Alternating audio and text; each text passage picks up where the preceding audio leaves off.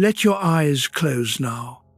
There is nothing left tonight that needs you awake. Somewhere in you there is a small, tired question, the kind that only comes out in the dark when the day has finally let go of your hands. The question is not loud. It has been waiting all day for the noise to stop. And now, in this quiet, it steps forward and it asks, very softly, if you had to live this life again, exactly as it has been, would you want to? Do not answer yet. We have all night. I want to tell you about a man who asked himself that question so seriously that it nearly broke him, and then it saved him. His name was Friedrich Nietzsche. He was a philosopher, though that word makes him sound larger and colder than he was. He was, for most of his life, a sick man in a rented room, a man with headaches so severe he could not read for days, a man who ate alone and walked alone and wrote in the margins of his own suffering. And out of that small, aching life, he pulled one of the strangest and most beautiful ideas anyone has ever offered to a person lying awake at night. He called it the eternal recurrence. We will come to it slowly, there is no hurry. But now, only this. Feel the weight of your body against whatever holds it. Feel how the bed, the chair, the floor is doing all the work now. You do not have to hold yourself up anymore. The mattress is holding you. The dark is holding you. Let your shoulders come down from wherever they have been living all day, up around your ears. Nietzsche spent his summers in a village high in the Swiss mountains, a place called Sils Maria, around 7,000 feet up, where the air is thin and clean and the lakes are the color of slate. He would walk for hours along the water. He was nearly blind by then, so he walked slowly, feeling the path more than seeing it, a notebook in his coat pocket, stopping to scribble a sentence and then walking on. He was not a famous man. Almost no one bought his books. He once joked, without much joy, that he wrote for readers who did not yet exist. And it was there, beside one of those lakes, in the August of 1881, that the thought came to him. He wrote afterward that it arrived while he stood near a great pyramid-shaped rock beside the water. He wrote 3 words to describe the height of it: 6,000 feet beyond man and time. Something happened to him at that rock that he would spend the rest of his working life trying to explain, and never quite could. We will stand at that rock later, you and I. Keep it somewhere in the back of your mind. The lake, the rock, the sick man stopping on the path. We will come back to it. But not yet. First, you need to know who he was, this man who is going to keep you company tonight, because the idea only makes sense once you know the life it grew out of. A comfortable man does not need to learn how to love his fate.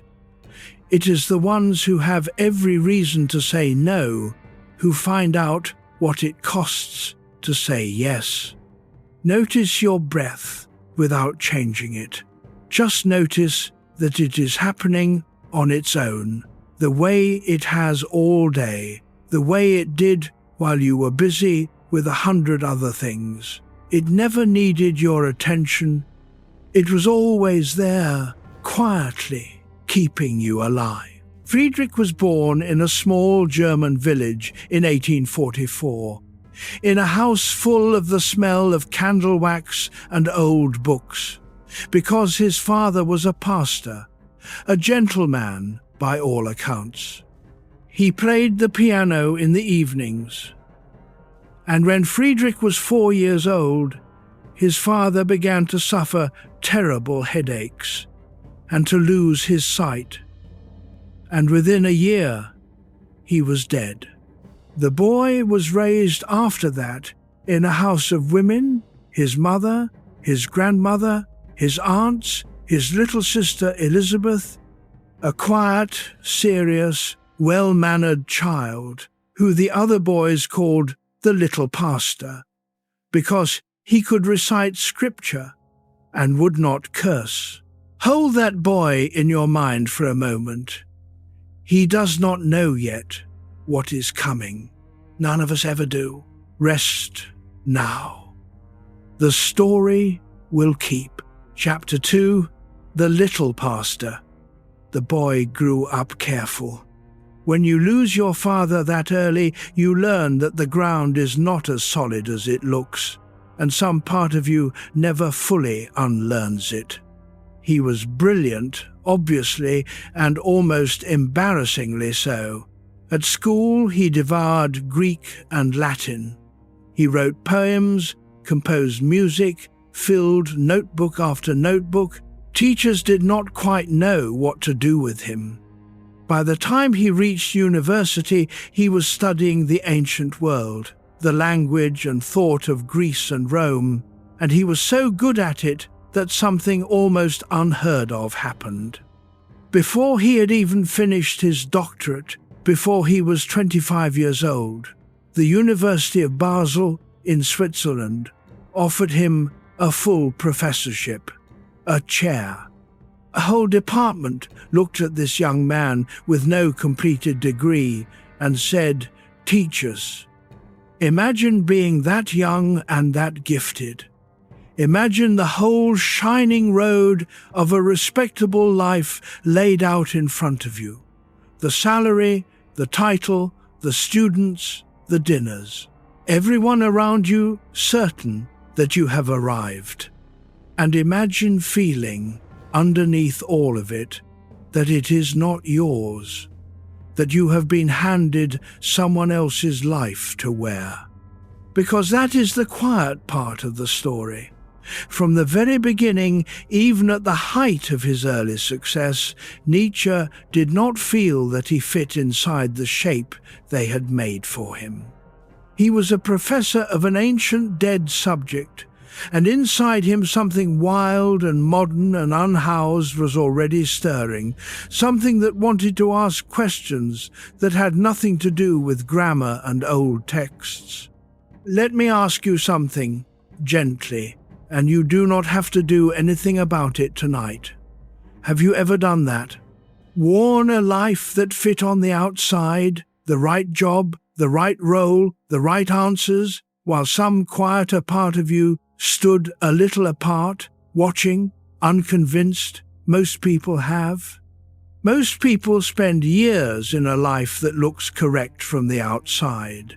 There is no shame in it. It is how we survive. I only mention it because Nietzsche knew that feeling from the inside, and much of what he wrote was written for the person who feels it and does not yet have words for it.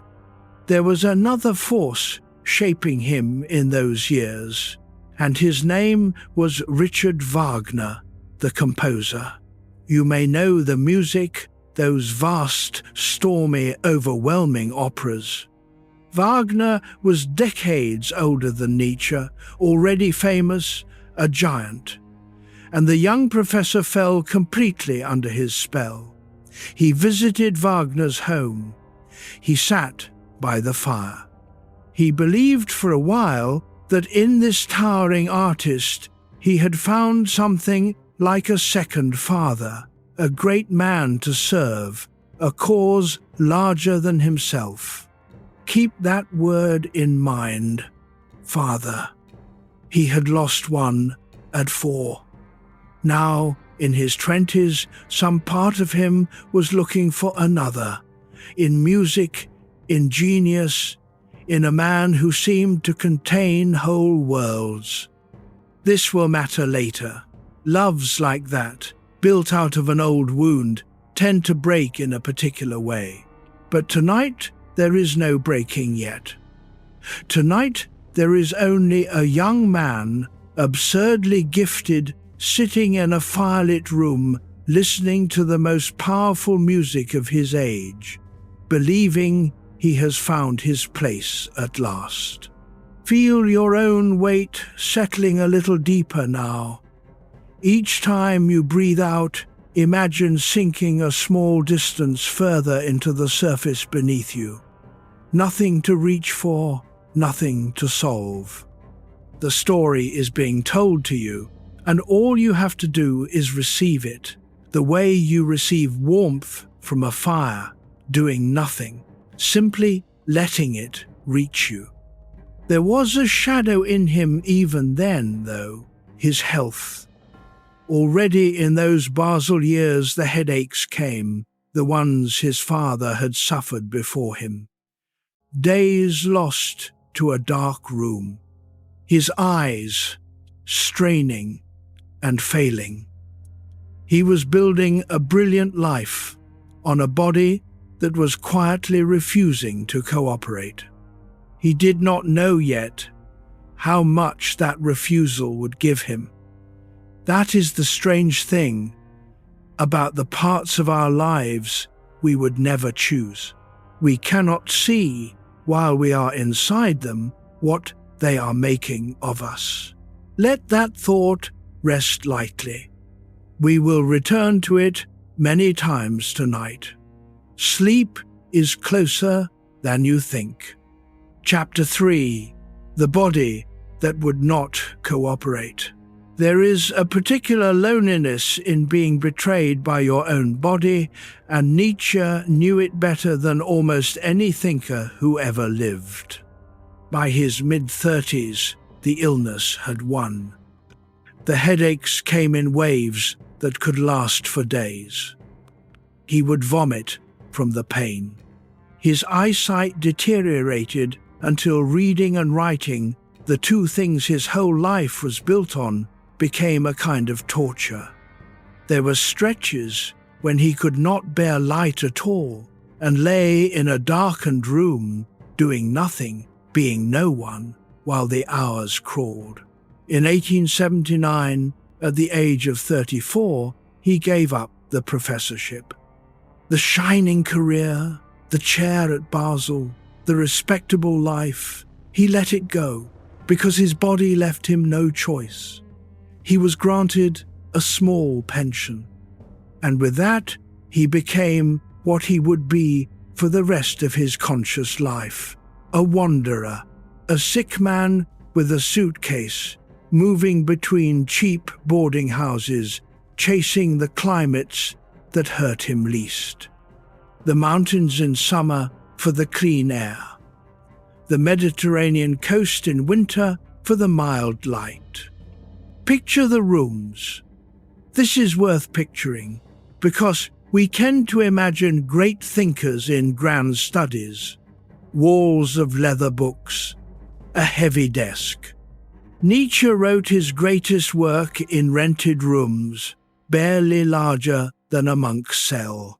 A narrow bed, a washstand, a small table by the window, a trunk.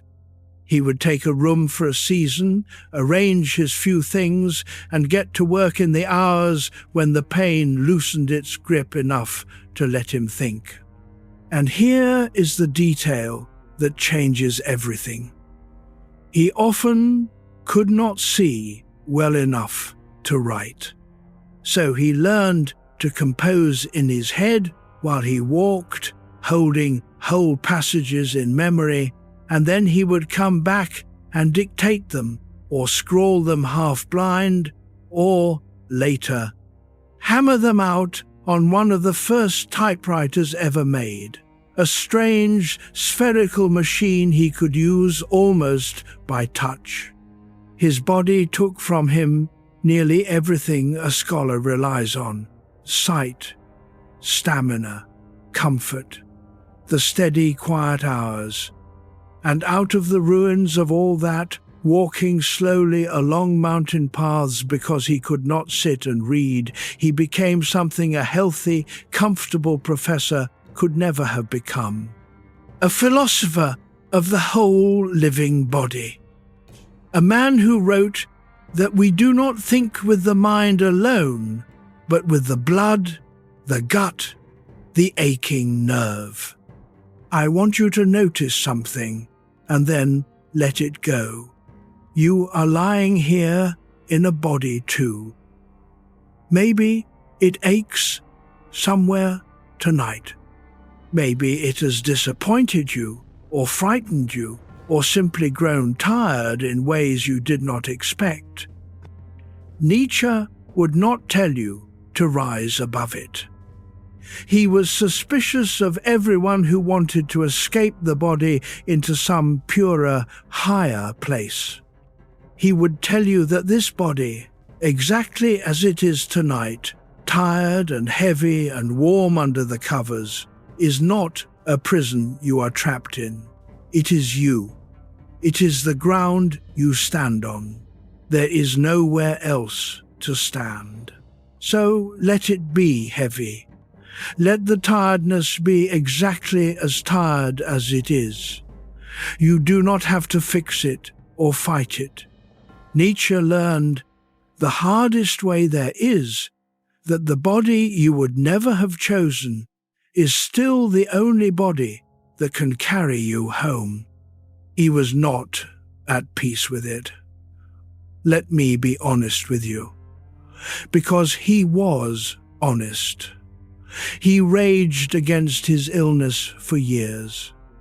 He called it his dog, a thing that followed him everywhere and would not be shaken off. He wished, often and bitterly, to be free of it. But slowly, over those wandering years, something turned inside him. He began to ask a dangerous question. The question that would lead him to that rock beside the lake. Not, how do I escape my suffering, but rather, what if I stopped needing to escape it at all? What if the way out was not up and away, but down and through, and finally, all the way in? That question is a seed. He planted it in those sick rooms without knowing what it would grow into. We will watch it grow tonight, slowly, the way real things grow, in the dark, while no one is watching. For now, only rest. Your body has carried you all the way to this moment. Let it put the weight down. Chapter 4, The Friendship That Broke. Every large life has a wound in it that never fully closes, and one of Nietzsche's was named Richard Wagner. I told you how the young professor fell under the composer's spell, how he found in Wagner something like a father and a cause. For a while it was one of the great friendships of the age. Nietzsche wrote his first book partly in Wagner's shadow, full of the older man's music and myth. He was welcomed into the household as a kind of favored son. He believed he was helping to build something that would remake the whole culture, a new art, grand enough to give life meaning again in a world that had lost its old certainties. And then it came apart, slowly, and then all at once. Part of it was the art itself. Wagner built a great festival theatre in a town called Bayreuth, and Nietzsche travelled there for the first festival, and what he saw sickened something in him. Not the music, exactly, the crowd, the spectacle, the wealthy patrons in their finery, treating this supposed rebirth of the human spirit as a fashionable event, a place to be seen. He had dreamed of something pure and dangerous, and he found a society gala. He left early, unwell, disillusioned in a way that went deeper than music. And part of it was Wagner himself. The great man was turning toward the very things Nietzsche was learning to distrust: nationalism. a cloying, sentimental religiosity. A last opera drenched in Christian symbols of pity and redemption. To Nietzsche, it felt like a betrayal, not of him, but of everything strong and honest and life-loving that he thought they had shared. The hero he had chosen was, he came to believe, kneeling down before exactly the comforts he should have stood against. So Nietzsche walked away, and it cost him terribly. He did not have many friends. He was too strange, too intense, too often ill, and he was about to become far stranger still. Wagner and his world had been warmth, belonging, a place at the table, and he gave it up because he could not in the end keep pretending to admire what he had come to see through. Here is the part worth carrying into sleep. Losing that friendship was one of the great griefs of his life, and it was also the making of him. As long as he was Wagner's disciple, he was borrowing someone else's greatness, standing in someone else's light. Only when he lost that shelter was he forced out into the open, alone, to find out what he actually thought in his own voice about everything. His best work, all of it, was written after the break. The wound and the freedom were the same event. You have probably lost something like that. Most people, by a certain age, have walked away from a person, a belief, a group, a version of the future that once meant everything. And it rarely feels, at the time, like anything but loss. We do not get to see, in the moment of leaving, what the leaving is going to free us to become. I am not going to tell you it was worth it. That is not mine to say about your losses or his. Nietzsche himself never fully decided. He wrote about Wagner with love and with fury for the rest of his life. Unable to let go, unable to go back, some wounds do not resolve. They just become part of the shape of a person. Let your mind soften around whatever it is holding tonight. You do not have to resolve anything either. Not the old friendship, not the old belief, not the road not taken. Tonight, none of it is asking to be solved. It is only asking to be set down for a few hours, so that you can rest, feel the air moving in and out of you, cool as it enters, a little warmer as it leaves. That small tide has been going all your life, through every friendship and every loss, faithful, quiet, never once asking whether the day was worth it. Let it carry you now. He was alone after Wagner, more alone than he had ever been, and it was in that deep solitude, in a rented room beside a cold lake, that the great thought was finally able to reach him. A thought that only comes to those who are quiet enough and lonely enough to hear it. We are almost at the rock. Rest a little more first. Chapter 5, 6,000 feet beyond man and time. Now we come to the lake. It is August 1881. Nietzsche is 36 years old. He is staying in the mountain village of Sils Maria, in a small room he rents from a family, a room he loves for its plainness and its silence. His health, for once, is bearable. The air is thin and clean, and every day he walks. On this day he is walking along the shore of a lake called Silva Plana, a long, still stretch of water ringed by dark pines and grey peaks. The path runs close to the water, and at a certain point there stands a great rock, roughly the shape of a pyramid, rising up beside the path. He stops there. He often stops there, and the thought arrives.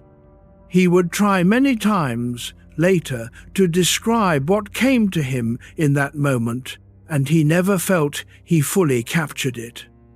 But the shape of it is this. Imagine, he wrote, that one night, in your loneliest loneliness, a demon were to slip into your room, and the demon says to you, "This life, as you have lived it and are living it now, you will have to live once more and countless times more, and there will be nothing new in it. Every pain and every joy, every thought and every sigh, everything unspeakably small and great in your life will return to you, all in the same sequence, the same order.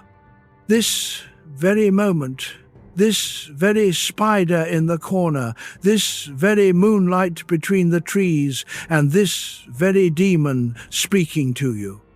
The eternal hourglass of existence turned over again and again, and you with it, a speck of dust turning. That is the eternal recurrence. Not as a scientific theory about the universe, though Nietzsche played with that too, as something far more intimate, as a test, as the heaviest weight a person can be asked to carry. Because here is the question the demon leaves you with. Would you throw yourself down and curse the demon who spoke this way?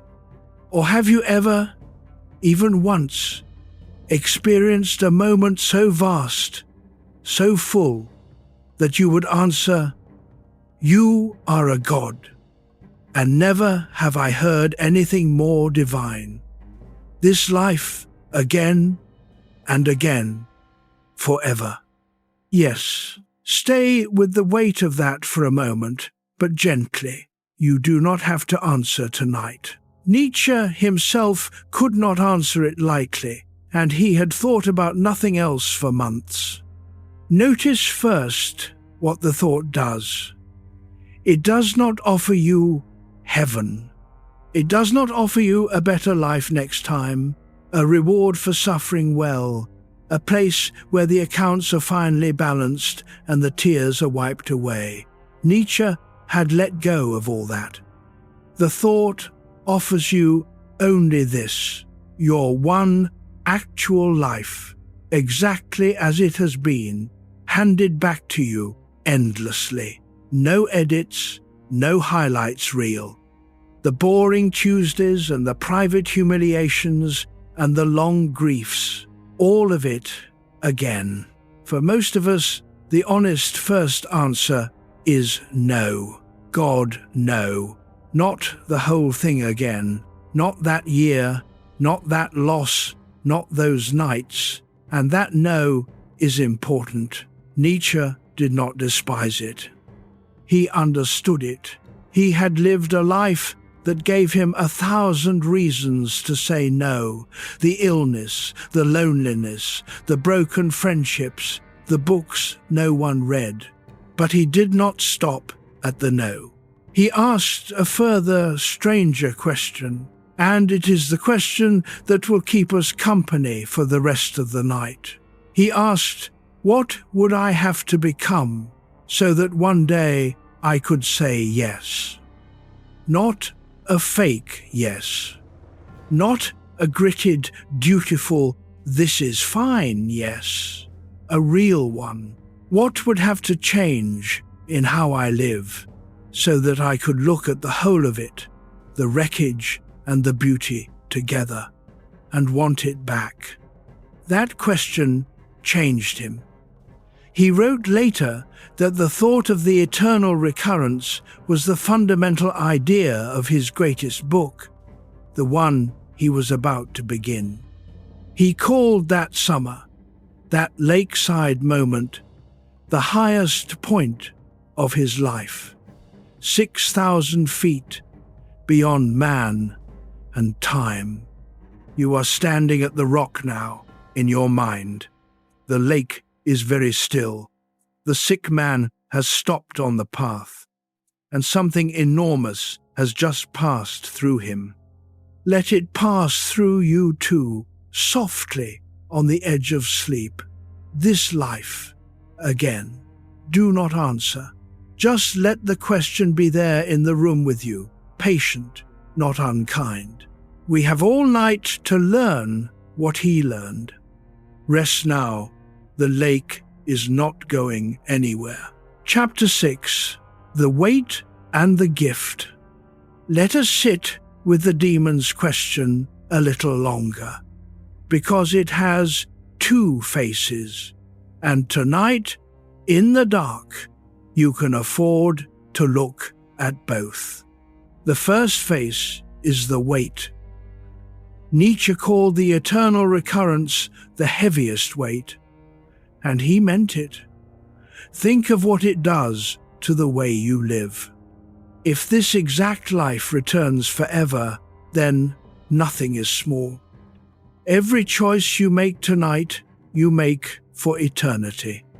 The way you spoke to someone today, the thing you did not say, the hour you spent, all of it is not a passing event that vanishes into the past.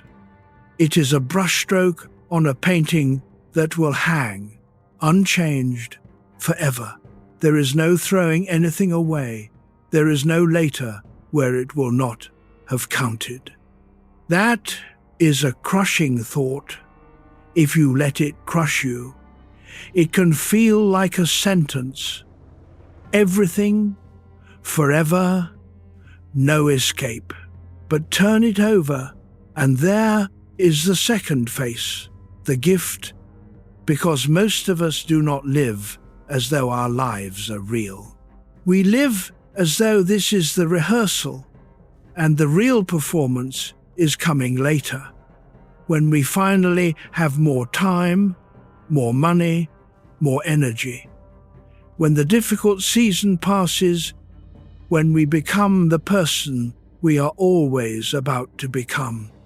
We treat the present as a waiting room, something to get through on the way to the life that counts. The eternal recurrence takes the waiting room away. It says, this is it. This is not the rehearsal.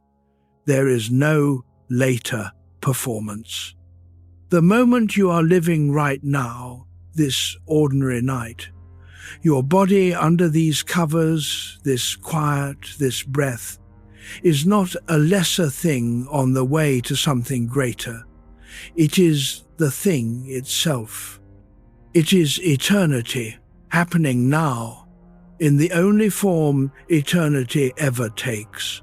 Do you feel the strange relief hidden inside the heavy thought? If this is all a waiting room, then this moment does not matter, and neither did any of the others, and your one life drains away in the anticipation of a life that never arrives. But if this moment returns forever, then this moment is holy. Then the cup of tea, the walk, the hand held, the quiet evening are not filler. They are the point. They were always the point. Nietzsche was reaching for a way to make people fall back in love with their actual lives. Not the improved life, not the life after the next change, not the life in the photographs. This one. The heavy thought and the gift are the same thought, seen from two sides. It weighs everything because everything matters. And everything matters because nothing is wasted. Nothing is mere preparation. Nothing is only a means to something else that counts more. There is an old idea he was quietly arguing with here. The idea that time is a line running from a beginning to an end, from a fall to a redemption. and that the meaning of your life is stored up at the far end to be collected later. Many wise traditions have taught something like that, and there is comfort in it. Nietzsche had lost the comfort. He could no longer believe the accounts would be settled somewhere else, later by someone else. So he had to find a way for a life to be worth living without that promise. And this was his answer. Make the meaning here. Make it now. Live so that you would want this moment again. You do not have to accept any of it as true. Remember, he did not offer the eternal recurrence as a fact about physics. He offered it as a way of weighing your life. A question to hold up against your days, like a lamp to see them more clearly. Would I want this again? And if the answer is no, then something is asking to change. Not the world. The way you are meeting it. Feel how far down you have already sunk into the bed. Feel how the room has grown a little softer at the edges. This moment, right here, the one you are in, drowsy and warm and unhurried, is exactly the kind of moment he was talking about. Small, passing, and, if he was right, worth having forever. Let that be enough tonight. You do not have to earn your rest. You do not have to deserve this hour. It is already yours. It is already returning. Sleep is very close. Let it come. Chapter 7. The Book That Came Like Weather. After the lake, something opened in him, and a book came out of it, faster and stranger than anything he had written before. He called it Thus Spoke Zarathustra. He wrote it in bursts, each part in about 10 days, as though he were not so much composing it as taking dictation from a storm. He described walking for 6-8 hours a day, in the mountains and along the sea, sentences pouring through him faster than his failing eyes could catch them. He wept as he wrote, he said. He felt lifted out of himself. For a man who had spent years in careful, scholarly prose, this was a different kind of creation entirely. It came like weather. The book is not an argument. It is more like a scripture for people who no longer have one. Its main character is a wise man named Zarathustra, borrowed from an ancient Persian prophet who comes down from his mountain cave after years of solitude to bring a gift to humanity, and finds that humanity mostly does not want it. He speaks in parables. He talks to animals, to the sun, to a crowd in a marketplace, to disciples who misunderstand him. And through him, Nietzsche says the things he could not say in ordinary sentences. At the very center of the book is our thought, the eternal recurrence. Zarathustra circles it, afraid of it, drawn to it, unable to speak it aloud for a long time. It is presented not as a clever idea, but as the hardest truth a person can face, and the greatest if they can bear it. The whole book is really the story of a man learning, slowly and with terror and joy, to say yes to the eternal return of his life. I want to plant something in your mind now, and then leave it alone for a long while. Years after he wrote this triumphant book, on a winter morning in the city of Turin, this same man will step out into a public square, and he will see a horse being beaten by its driver. And he will do something that will end his conscious life. He will run to the horse and throw his arms around its neck and weep and collapse, and he will never truly speak again. I tell you this now, near the beginning, so that you will hold both things at once through the night, the mountain and the marketplace. The man who learned to say the great yes to life, and the man who broke in a square over the suffering of an animal. We will come back to that morning, gently, near the end. For now, just let it rest in you, unexplained. The largest ideas and the tenderest hearts often live in the same person, and the world is not always kind to either.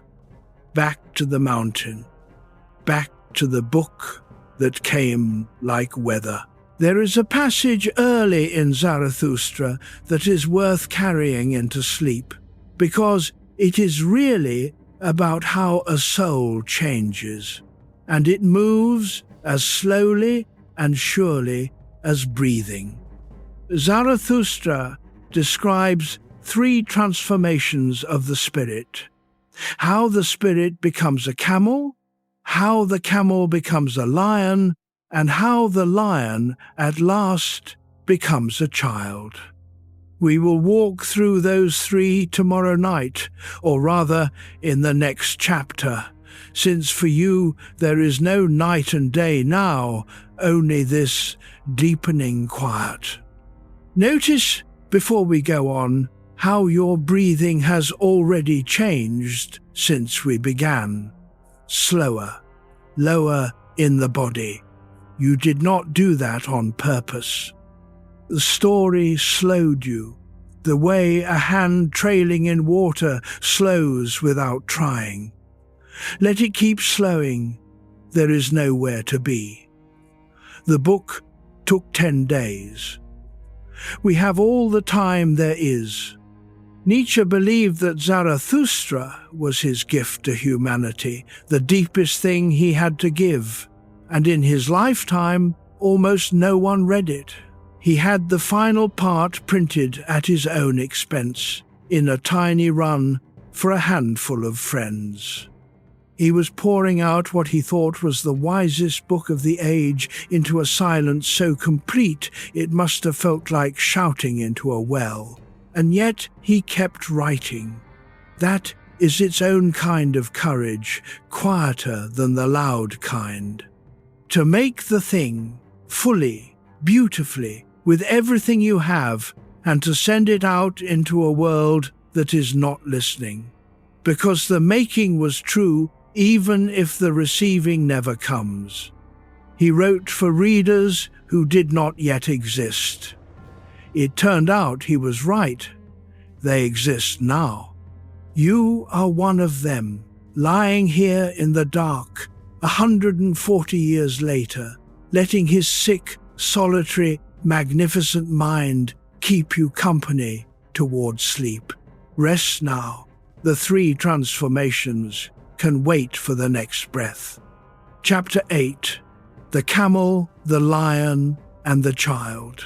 Zarathustra said that the spirit passes through 3 shapes on its way to freedom, and they make a gentle map of a whole human life. Let me walk you along it, slowly, the way you would walk a familiar path in the dark, trusting your feet. First, he said, the spirit becomes a camel. The camel is the one who kneels down and says, "Load me." It wants to carry weight. It seeks out the heavy things, the hard duties, the difficult tasks, and it says, "Put them on my back," and it rises and walks out into the desert. This is the spirit of reverence, of discipline, of doing what is asked. Think of your younger self, learning the rules, taking on the responsibilities, carrying the expectations of your family, your work, your world, bearing what you were given to bear. There is strength in the camel. There is nobility in it. We all begin here, kneeling to receive our load, and much of a life is spent this way, walking faithfully across the sand under a weight we did not choose. But the camel is not free. It carries what others have placed on it. And so, deep in the desert, at the loneliest point, Zarathustra says, the spirit changes. The camel becomes a lion. The lion does not want to carry anymore. The lion wants to be master of its own desert. And it meets a great dragon, and on every golden scale of the dragon is written a single word, thou shalt. Thousands of years of commandments glittering, and the dragon says, all value has already been created, and I am it, and there shall be no more I will, only thou shalt, and the lion must fight it. The lion cannot yet create new values. That is beyond even the lion. But the lion can do one holy thing. It can say no. It can roar its own sacred no against the whole weight of thou shalt. It can win for itself the freedom to say, I will. This is the hardest and most dangerous stage, and maybe you have lived it or are living it now. The stage where you stop simply carrying what you were handed and start asking, by what right? Where you say no to a duty, a belief, a role that everyone assured you was simply the way things are. It can be lonely and frightening, the lion's desert. You have won your freedom, but you do not yet know what to do with it. You have cleared the ground, but built nothing. Many people get stuck here, in the no, in the endless rebellion, roaring at the dragon forever. But there is a third change, and it is the most beautiful, and it is the one that matters most for tonight. The lion becomes a child. Why a child? Zarathustra asks. And he answers with words worth falling asleep to. The child is innocence and forgetting, a new beginning, a game, a wheel rolling out of itself, a first movement, a sacred yes. The lion could only say no to what was. The child can say yes to what is and begin. The child does not carry the past as a weight and does not rage against it as an enemy. The child plays. The child builds a whole world in the sand, wholly absorbed, and if the wave takes it, laughs and builds again. The child has forgotten the argument with the dragon. The child is simply, freely, wholeheartedly here. Do you see how far this reaches into our whole thought tonight? The eternal recurrence, this life, again and again, is a weight to the camel and a battle to the lion. But to the child, it is a game. Of course, again.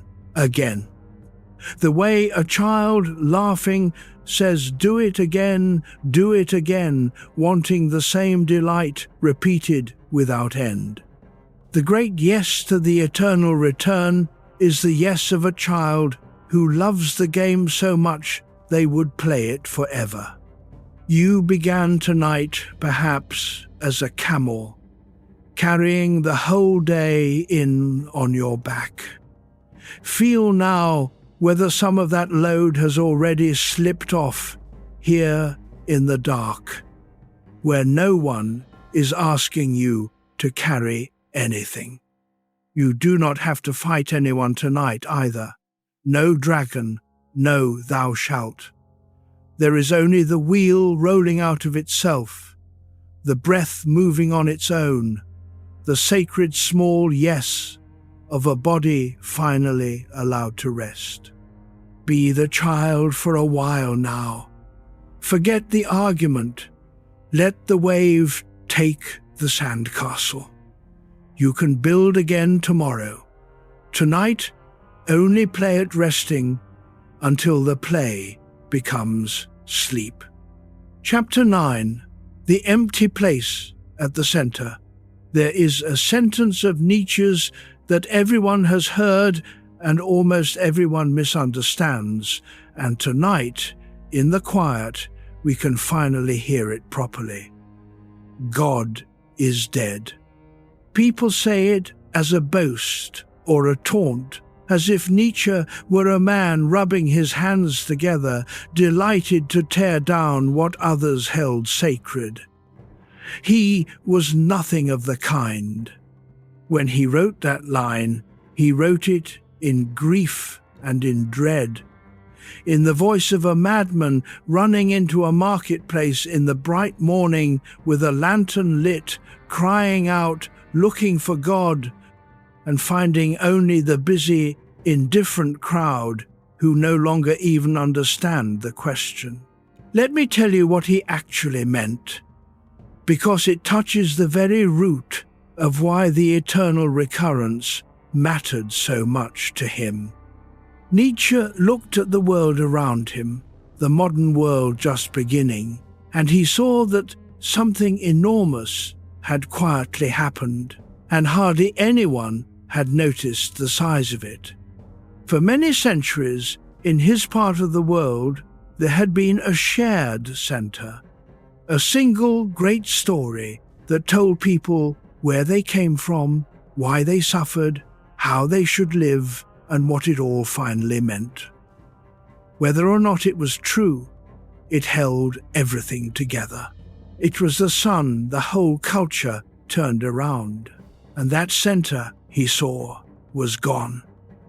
Not argued away in a day, but slowly hollowed out, until people still spoke the old words, but no longer really lived inside them.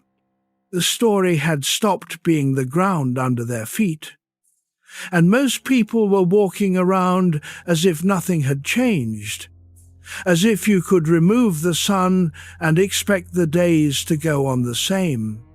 That is what the madman means when he cries out, "Who gave us the sponge to wipe away the whole horizon? What were we doing when we unchained the earth from its sun? Are we not straying as through an infinite nothing? This is not triumph. This is vertigo. This is a man feeling the ground tilt, feeling the temperature drop, and being terrified that no one else can feel it yet." Because here is the thing Nietzsche understood better than his cheerful imitators. If the center is gone, then all the meaning that used to flow from it is in question too. Why be kind? Why endure? Why get up in the morning? Why carry the camel's load? Or fight the lion's battle if there is no longer a great story that says it counts for anything? He saw coming a long, cold season of the human spirit, where people might drift into a kind of comfortable nothingness, no longer believing in anything enough to suffer for it or build anything with it. He had a word for that emptiness. He feared it more than he feared any devil. And this is exactly where the eternal recurrence comes to the rescue. Do you feel it? If there is no center out there, no great story handing down the meaning from above, then meaning has to be made here, by you, from the inside, in how you live your one returning life. The demon's question is what is left standing after the old sun goes out. Not did you obey the story, but did you love your life enough to want it again? That becomes the new test, the new weight, the new north, not given from outside, grown from within. I do not tell you this to trouble you tonight, quite the opposite, because you know something of that empty place at the center, most likely. Almost everyone alive now does, whether they name it or not. The sense that the old certainties have thinned, that you are more on your own than people used to be in finding out what your life is for. It can be a lonely feeling, in the small hours especially. Nietzsche's gift, the thing he spent his broken life reaching for, was a way to stand in that open, uncentered space and not freeze, not despair, not go numb, but to begin, like the child, to build, to become the source of your own yes. He did not think it would be easy. He thought it might be the hardest task humanity had ever faced. But he thought it was possible and beautiful, and that a person could learn to do it. You do not have to solve any of that tonight. The empty place at the center can stay empty for now, and you can rest at the edge of it, unafraid, because resting is its own quiet yes. Tomorrow is soon enough to begin building. Tonight, only the breath, only the dark, only the slow turning of the wheel. Let it turn, let yourself go. Chapter 10, Become Who You Are. There is a line Nietzsche returned to again and again, and he did not invent it. He found it in an ancient Greek poet named Pindar, who wrote, more than 2,000 years before, a strange and haunting instruction. Become such as you are, having learned what that is. Become who you are. Nietzsche loved that phrase so much he used it as the subtitle of his last book, the strange, luminous autobiography he wrote just before the end, called Ecce Homo, How One Becomes What One Is. Sit with the quiet paradox in it, the way you might turn a smooth stone in your hand in the dark. Become who you are. If you already are who you are, how could you have to become it? And if you have to become it, in what sense are you already it? Here is what he meant, I think, and it is one of the gentlest things in all his fierce writing. You are not a fixed thing you have to discover, like a name written on the inside of you that you only have to read. And you are not a blank you have to invent out of nothing, forcing yourself into some shape by sheer will. You are more like a seed. There is a particular tree that this seed can become, and only this tree, not an oak if you are a pine, not a willow if you are a birch. But the seed is not yet the tree. It has to grow into what it is.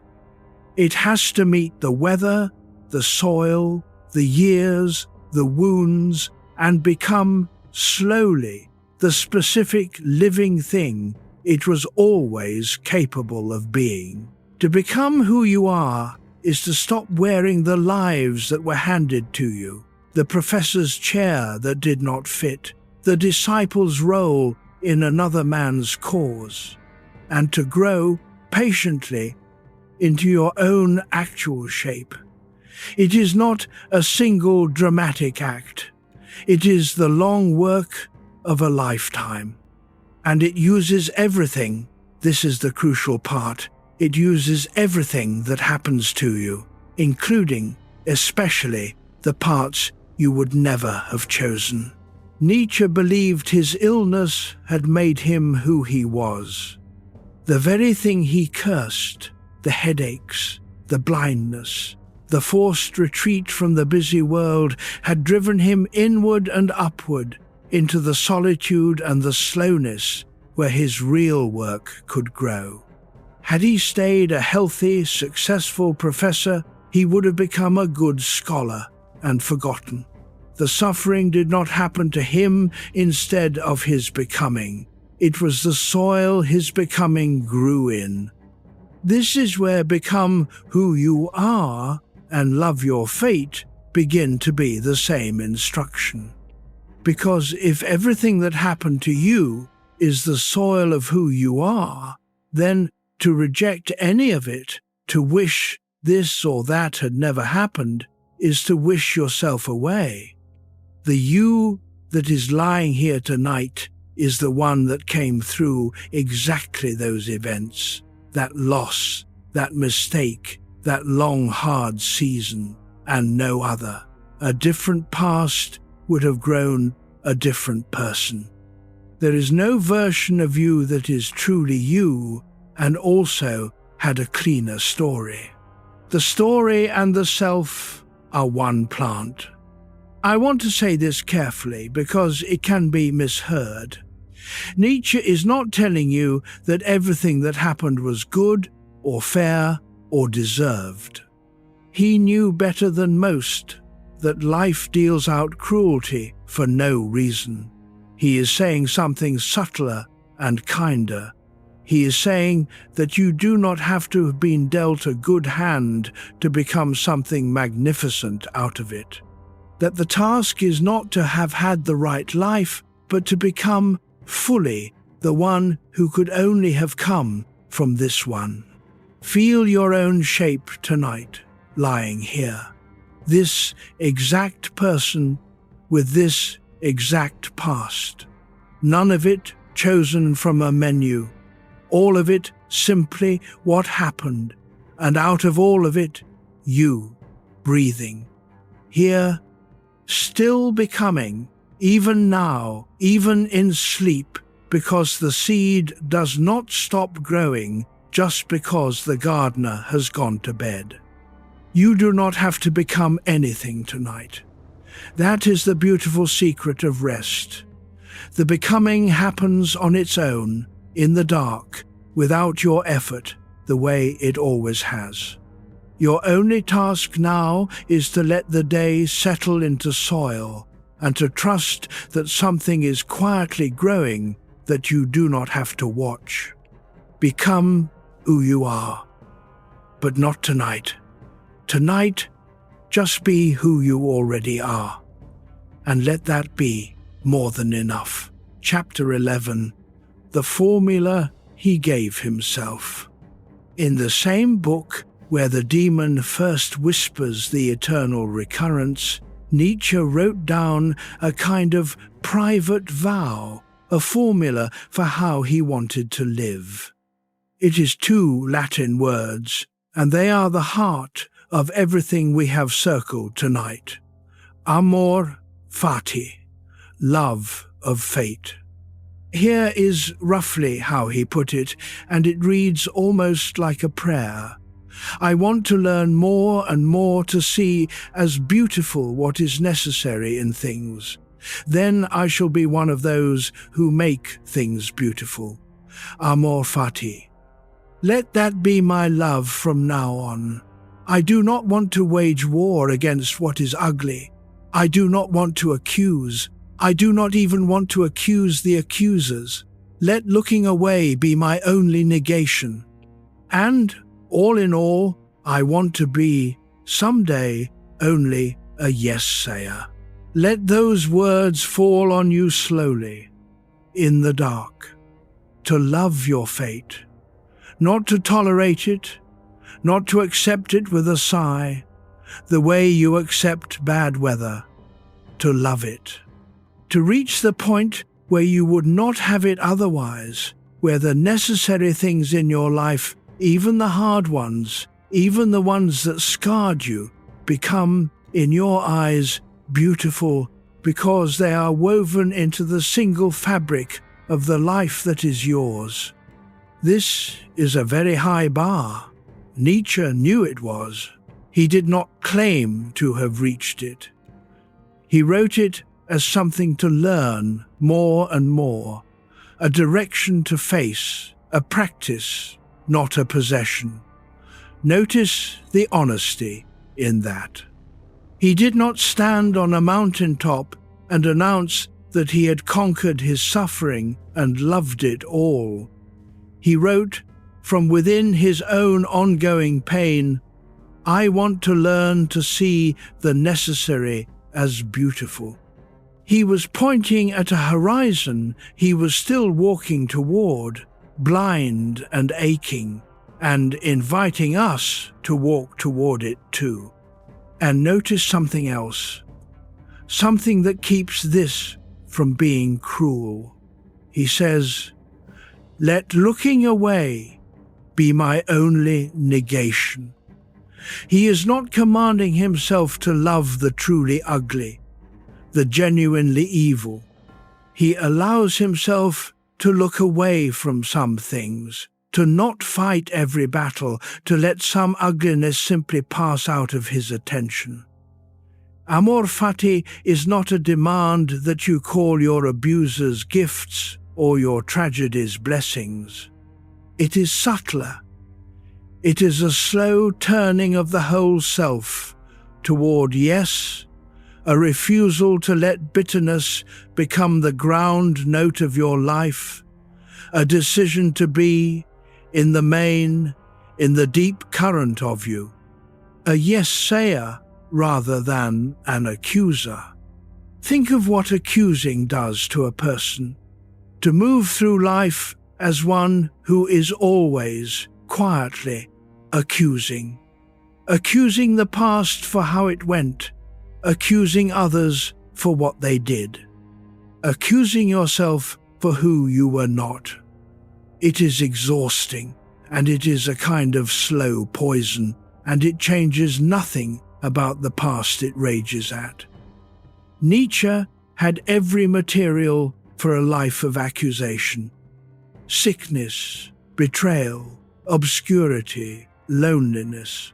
He watched himself sliding toward bitterness, and he chose, as an act of self-preservation and of strange courage, to aim himself the other way, toward the yes, toward love of even this. Here is how amor fati and the eternal recurrence are the same practice from two directions.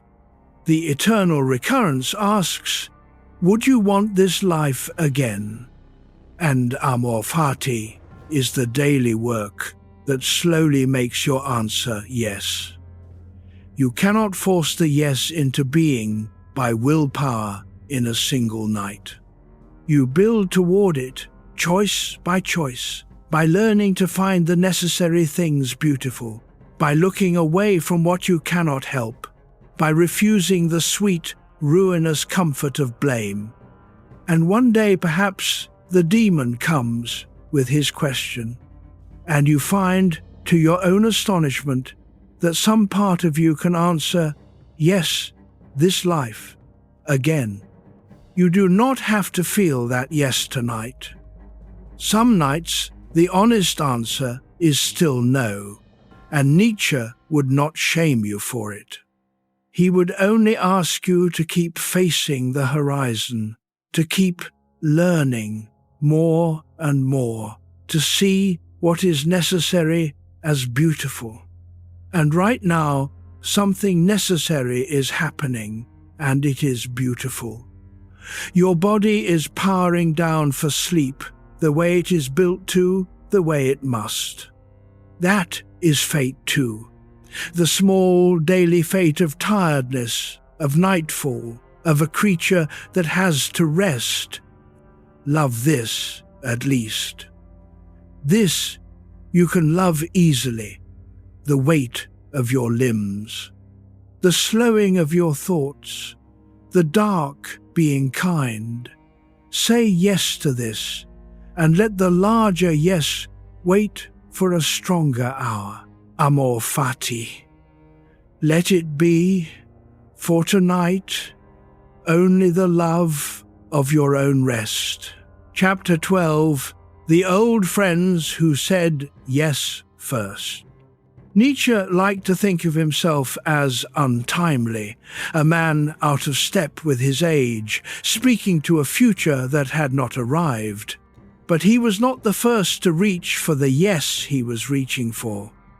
There were older voices, ancient ones, who had already stood in front of fate and bowed to it, and he knew them well, because he had spent his youth among them. Long before Nietzsche, in the Roman world, there lived men who called themselves Stoics, and at the center of their whole way of living was something very close to amor fati. There was Epictetus, who had been born a slave, whose leg was crippled, who owned almost nothing, and who taught that the one freedom no master could ever take from you was the freedom of how you meet what happens. Some things are up to us, he said, and some things are not. Our own judgments, our own responses are ours. The rest, the weather, the body, the deeds of others, the turning of fortune, is not. And peace comes from pouring your whole care into what is yours, and letting the rest be what it is. There was Marcus Aurelius, who was the opposite of a slave, an emperor of Rome, the most powerful man in the world, and who wrote a private notebook to himself at night in his tent on campaign that has survived for 18 centuries. In it he tells himself again and again to accept whatever the universe sends, the way a healthy body accepts food, the way a bright fire takes whatever is thrown on it and turns it all to flame and light. Love the thread that is spun for you, he wrote, whatever it is. That is amor fati, 1700 years early, from the pen of a tired emperor who would rather have been a philosopher. And older still, near the very beginning of Greek thought, there was Heraclitus, whom Nietzsche loved above almost all the ancients. Heraclitus, who said that everything flows, that you cannot step into the same river twice because fresh waters are forever flowing on, who said that the world was an ever-living fire, kindling and going out in measures, who saw that all things turn and return, strife and harmony, up and down, and that this endless turning was not a flaw in the world but its very life. When Nietzsche dreamed of the eternal recurrence, of the hourglass turning over forever, he was in some deep way coming home to Heraclitus, to the river that flows and is always itself. Even the Stoics had a version of the eternal return. They believed the whole cosmos would one day be gathered back into fire and then born again and unfold again, exactly the same. The same Socrates teaching the same students, the same you living the same life, world after world without end. Nietzsche knew this. He was not inventing something out of nothing on that lakeshore. He was catching in his own solitary way an echo that had been sounding in human minds for thousands of years. The suspicion that time might circle rather than run straight, and that wisdom might be a matter of learning to love the circle. Why does this matter? Here, on the edge of your sleep. Because it means you are not alone in the question the demon asked. You are in very old company. For as long as there have been people awake in the dark, wondering whether they could bear their own lives, there have been others who found a way to say yes. The crippled slave, the weary emperor, the riddling sage by his river. Nietzsche himself, sick in his rented room. And now you, wherever you are, whatever you are carrying, a long line of human beings across thousands of years, all learning the same slow art. How to stop fighting the thread that is spun for you. How to take what the fire is given and make it light. You do not have to master that art tonight. You only have to rest inside the long company of those who tried. Feel them there, faintly, all around you in the dark. The ones who came before, who lay awake with harder lives than yours and still, somehow, at last, said yes. You can lean on them tonight. Let them keep the watch. You are allowed to simply sleep, held inside a circle of the quietly wise, who are still, even now, turning like the river, saying yes. Rest. The old friends have you. The fire will keep. Chapter 13. The Rope Over the Abyss. In the opening pages of Zarathustra, there is an image that has stayed with readers for over a century, and it is a good one to hold while the mind grows soft. A man is walking across a rope stretched high above a crowd, a tightrope walker, and Zarathustra watches him. Zarathustra says that the human being is a rope tied between the animal and something beyond the human, a rope stretched over an abyss. What is great in a person, he says, is that they are a bridge and not an end, that they can be crossed over. We are not a finished thing. We are a crossing, a going over, a walk across a high, thin rope from what we were toward what we might become. Nietzsche had a name for what waits on the far side of the rope. He called it the Übermensch, which is usually translated as the Overman or the Superman, though both words have been so battered by misuse that they barely carry his meaning anymore. Forget the pictures they bring up. He did not mean a conqueror, a strong man, a master of others. He meant something almost the opposite. He meant a person who has learned to be the master of themselves.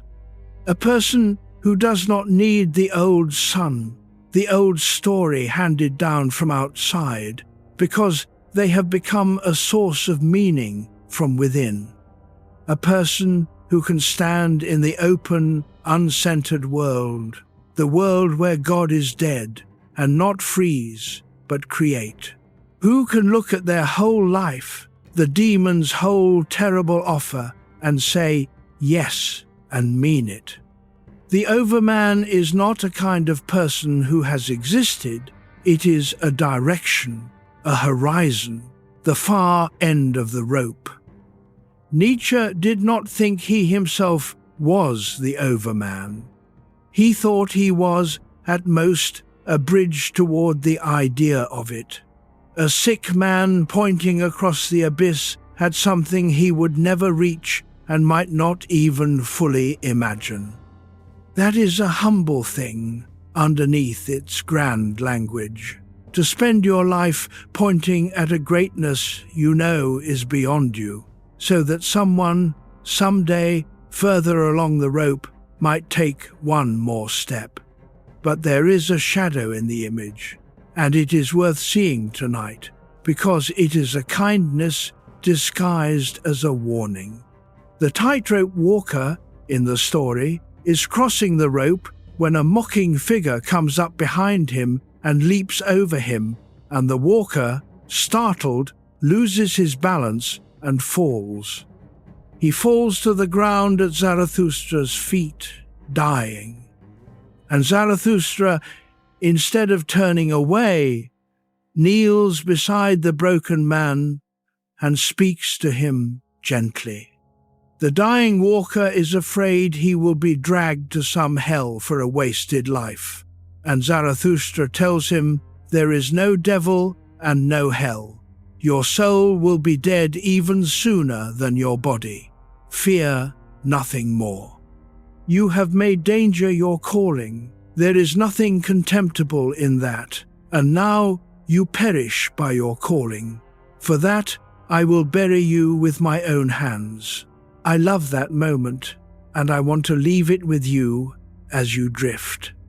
Because the whole grand philosophy of overcoming, of crossing the abyss, of becoming more, comes to rest in its very first story, in an act of simple tenderness toward a man who tried and fell and did not make it across.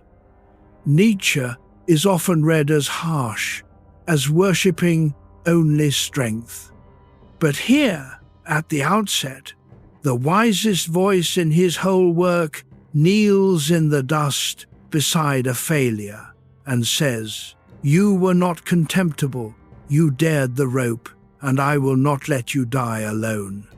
You are on the rope too, everyone is. Somewhere between what you were and what you might become, walking a thin line over a depth you cannot see the bottom of. Some days you go a few steps forward. Some days the mocker leaps over you and you wobble, and there is no shame in either. The greatness, Nietzsche says, is simply in the crossing, in being a bridge, in daring the rope at all. But not tonight. Tonight you can step off the rope. You can lie down on solid ground, in the dark, and let the abyss be somewhere far below and far away, no concern of yours until morning. The walk will still be there tomorrow. The far end is not going anywhere. Rope walkers need their sleep more than anyone. Let the rope go slack. Let the ground hold you. You have crossed enough today. Chapter 14. The Ones Who Blink. Zarathustra, in that same marketplace, tries to tell the crowd about the far end of the rope, about becoming more, about the overman, and the crowd only laughs. So he tries something else. He decides to frighten them by describing the opposite, the thing he fears most, and he calls it the last man. Listen to who the last man is, softly, and do not be alarmed. This is not about you tonight. This is only a warning Nietzsche left, and warnings are best heard from a place of safety, half asleep, where they can sink in without stinging. The last man is the human being who has given up on becoming anything at all, not out of despair, but out of comfort. The last man has invented a small, warm, manageable happiness, and asks for nothing beyond it. He is careful. He avoids all risk, all hardship, all heights and depths. He has a little pleasure for the day and a little pleasure for the night. He no longer knows how to dream, or to long, or to reach for anything difficult. He has become clever and comfortable and completely satisfied, and he no longer has any stars in him. We have invented happiness, say the last men, and they blink. That blink, Nietzsche chose that word with care. The last man blinks. There is something small and contented and slightly blank in it. A person who has traded every large thing, every ache, every quest, every risk of pain, for the safety of a life in which nothing much is ever felt too strongly.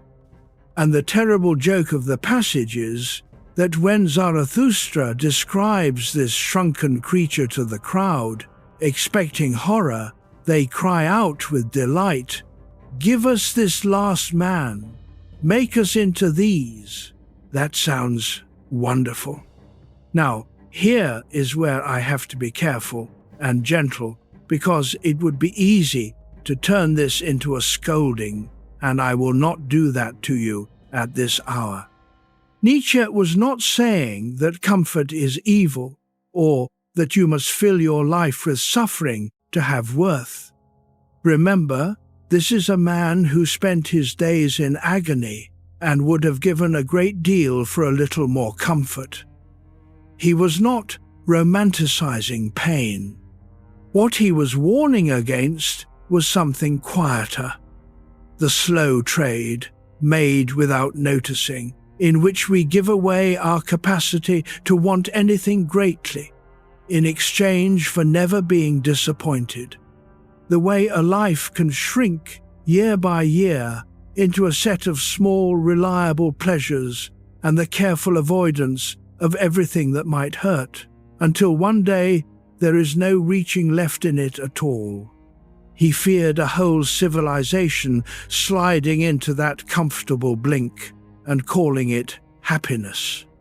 And this connects quietly to our whole thought tonight, because the eternal recurrence, the demon's question, is the exact opposite of the last man's blink. The last man never asks whether he would want his life again, because he has arranged his life precisely so as never to have to feel anything that strongly one way or the other. The demon's question is only dangerous and only glorious to someone who is still willing to want, still willing to risk the ache, still reaching across the rope. To love your fate, you first have to have a fate, to have dared something, to have let life mark you. The blink is a way of never being marked at all.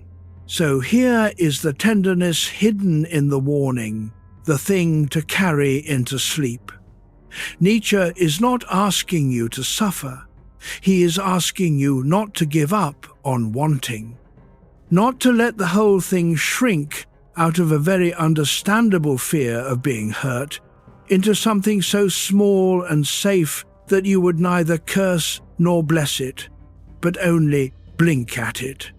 He wants you to keep something large alive in you, a longing, a star, a long. And you can keep that star and still rest. In fact, rest is how you keep it. The last man's blink is empty. Your rest tonight is full of the day you lived, the people you carry, the quiet reaching that has not left you. You are not blinking. You are closing your eyes on purpose, to gather your strength so that tomorrow you can want something again and reach for it across the thin, high rope. Let the wanting rest without dying. It will be there in the morning. Sleep now with a star still in you. Chapter 15. The force that wants to grow. There is another idea of Nietzsche's that has been badly misunderstood, and tonight we can gently set it right because it turns out to be about the same quiet longing we were just speaking of. He called it the will to power. The words sound harsh. Power. They make people imagine armies, tyrants, the crushing of the weak by the strong. And Nietzsche, it must be said, wrote in a fierce and sometimes reckless way that let itself be misread, and his sister would later twist his words toward things he would have despised. But if you follow what he actually meant, patiently, it is something much closer to the pulse of life itself than to any battlefield. Nietzsche looked at everything alive and asked, what is it fundamentally doing? And his answer was not, it is trying to survive. Mere survival, he thought, was too small to explain the sheer overflowing, striving, reaching quality of living things. A tree does not merely survive. It pushes upward, outward, cracking stone, throwing out more branches than it needs, reaching for more light. A child does not merely survive. It strives to stand, to speak, to climb, to master the next thing and the next, driven by a joy in growing that has nothing to do with staying safe. Life, he thought, does not want only to persist. It wants to expand, to overcome resistance, to become more than it was. That reaching, that overcoming, that will to grow is what he called the will to power. Understood this way, the will to power is in you right now, and it has nothing to do with dominating anyone. It is in the part of you that wants to understand something you do not yet understand. That wants to become better at the thing you care about. That is restless in a life too small for it. That reaches across the rope toward what you might become. The will to power is the force that made a half-blind, chronically ill man in a rented room write book after book that no one read. Because the reaching itself, the overcoming of his own limits, was life at its fullest for him. It was not power over others. It was power over himself. The steady overcoming of the person he had been by the person he was becoming. Nietzsche's highest praise was always for self-overcoming. The one who commands themselves.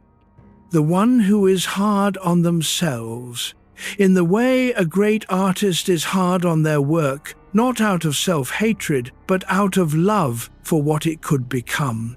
That, he thought, was the noblest form the will to power could take. Not the conqueror who subdues a nation, but the person who quietly, patiently, day after day, becomes the master of their own chaos and shapes themselves into something. Feel how this connects to loving your fate. To overcome yourself, you need material to work with, and the material is your actual life, the whole given lump of it, the gifts and the wounds.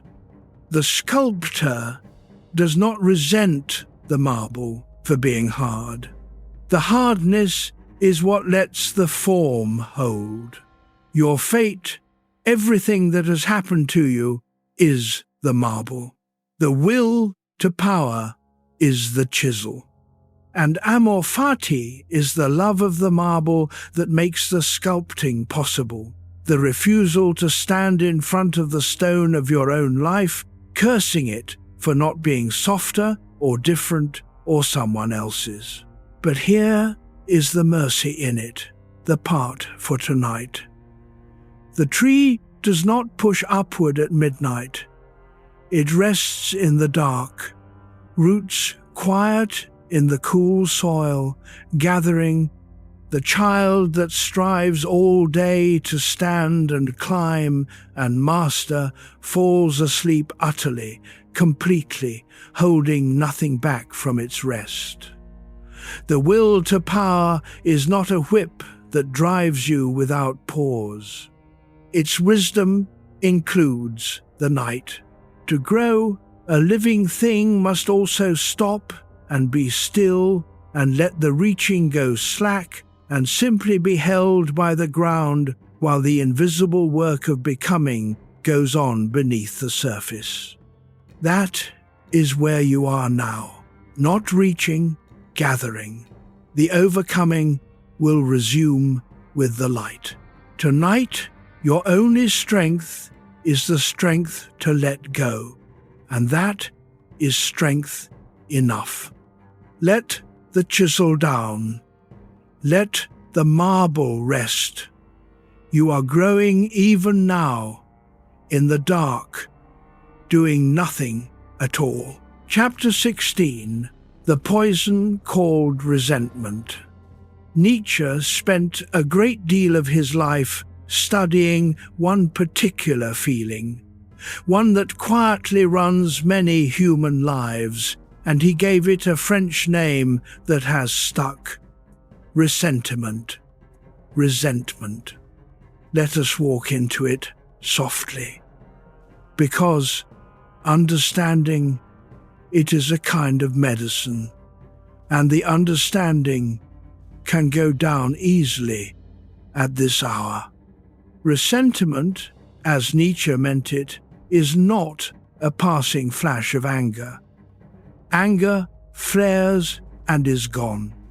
Resentment is what happens when a hurt cannot act, cannot discharge, and so it turns inward and settles and becomes a permanent way of seeing. It is the grudge that has moved in and started paying rent.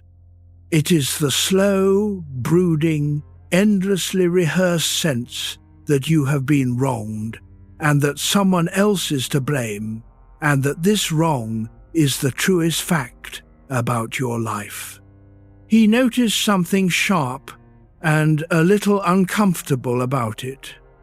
Resentment, he said, is strangely creative. It does not just feel bad. It builds a whole picture of the world to justify itself. The person poisoned by resentment slowly comes to see their own smallness as virtue and the other's largeness as sin. They call their inability to act patience. They call their fear humility.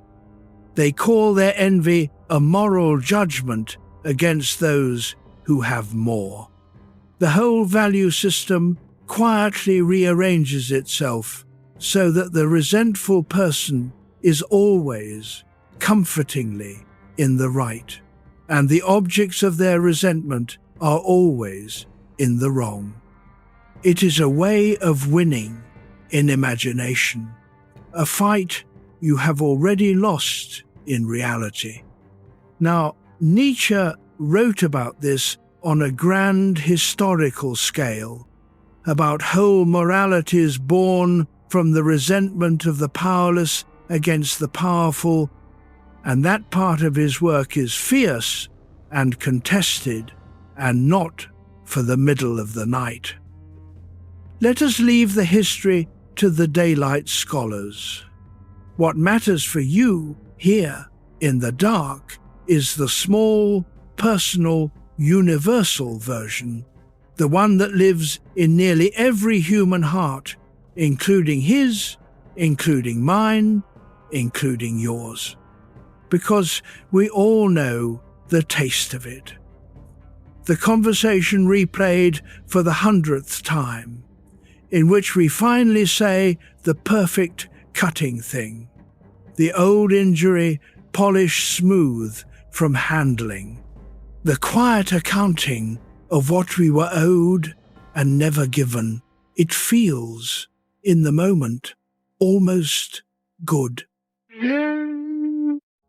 There is a bitter warmth in being the wronged one, in having someone to blame, in the story where our disappointments are all someone else's fault. Resentment is a comfort.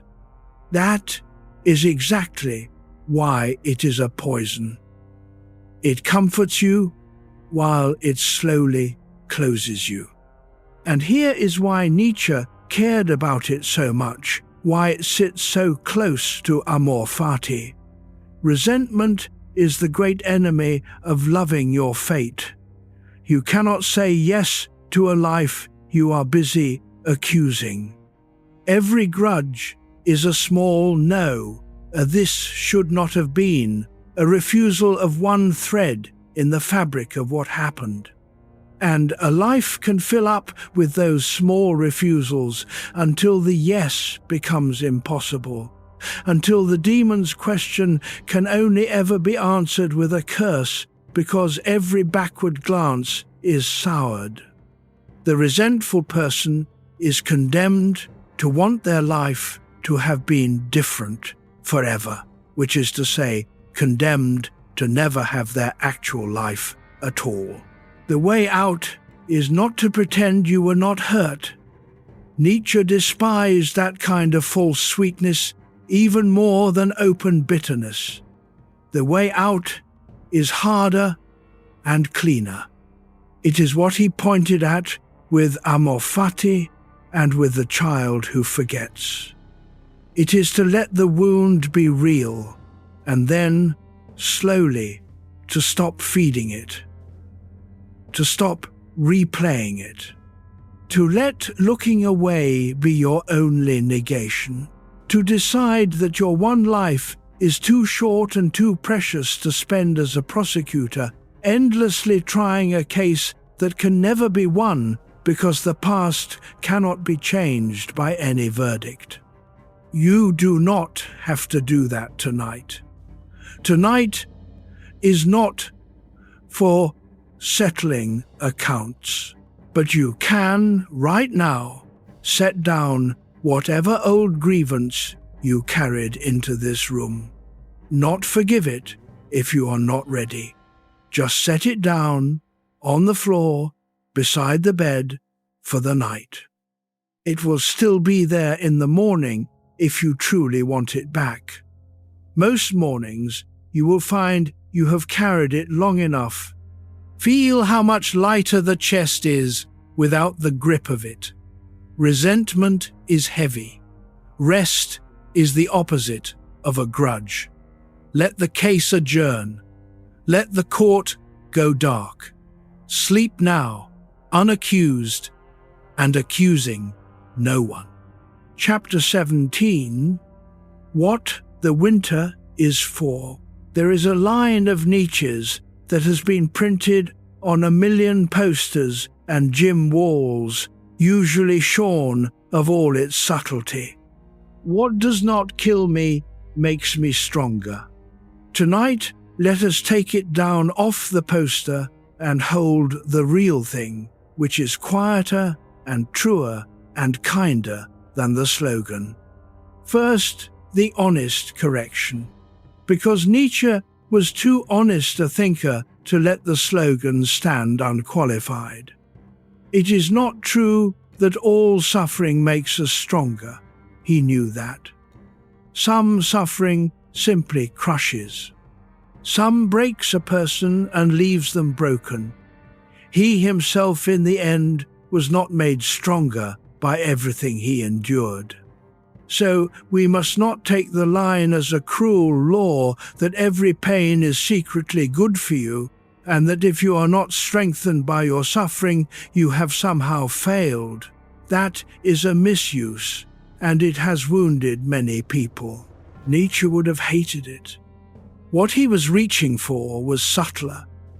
He was pointing at a truth that comes from having survived certain hard seasons. And looking back, that some of what we are, some of the depth and understanding and strength we carry, could only have come through difficulty, that there are things a person learns in the dark that they could never have learned in the light. That a life entirely without hardship, if such a thing were possible, would be a shallow life, a life that never had to grow roots deep enough to find water in a drought. He was, remember, a man of the mountains, and he thought in the images of seasons and altitude. He knew that certain plants only grow above a certain harsh line, where the weak and the soft cannot survive, and that these hardy alpine flowers have a particular concentrated beauty precisely because of what they endure. He knew that a fruit tree needs the cold of winter, the killing frost, in order to bloom and bear in spring, that without the hard dormant season there is no fruit. Winter is not the enemy of the harvest. Winter is part of how the harvest is made. This is what he meant, I think, when he spoke of suffering. Not that you should seek it, not that it is always good, not that you must be grateful for every wound, but that the winters of a life, the hard, cold, dormant, painful seasons, are not simply time stolen from you, wasted, to be resented and wished away. They may be doing something. They may be the season in which roots go deeper, in which something is being prepared in the dark that could not be prepared in easier weather. You cannot always see it while the winter is on you. You often cannot see it for years. But looking back from a later spring, a person can sometimes say, I would not be who I am without that cold. Bring this close to your own life for just a moment, gently.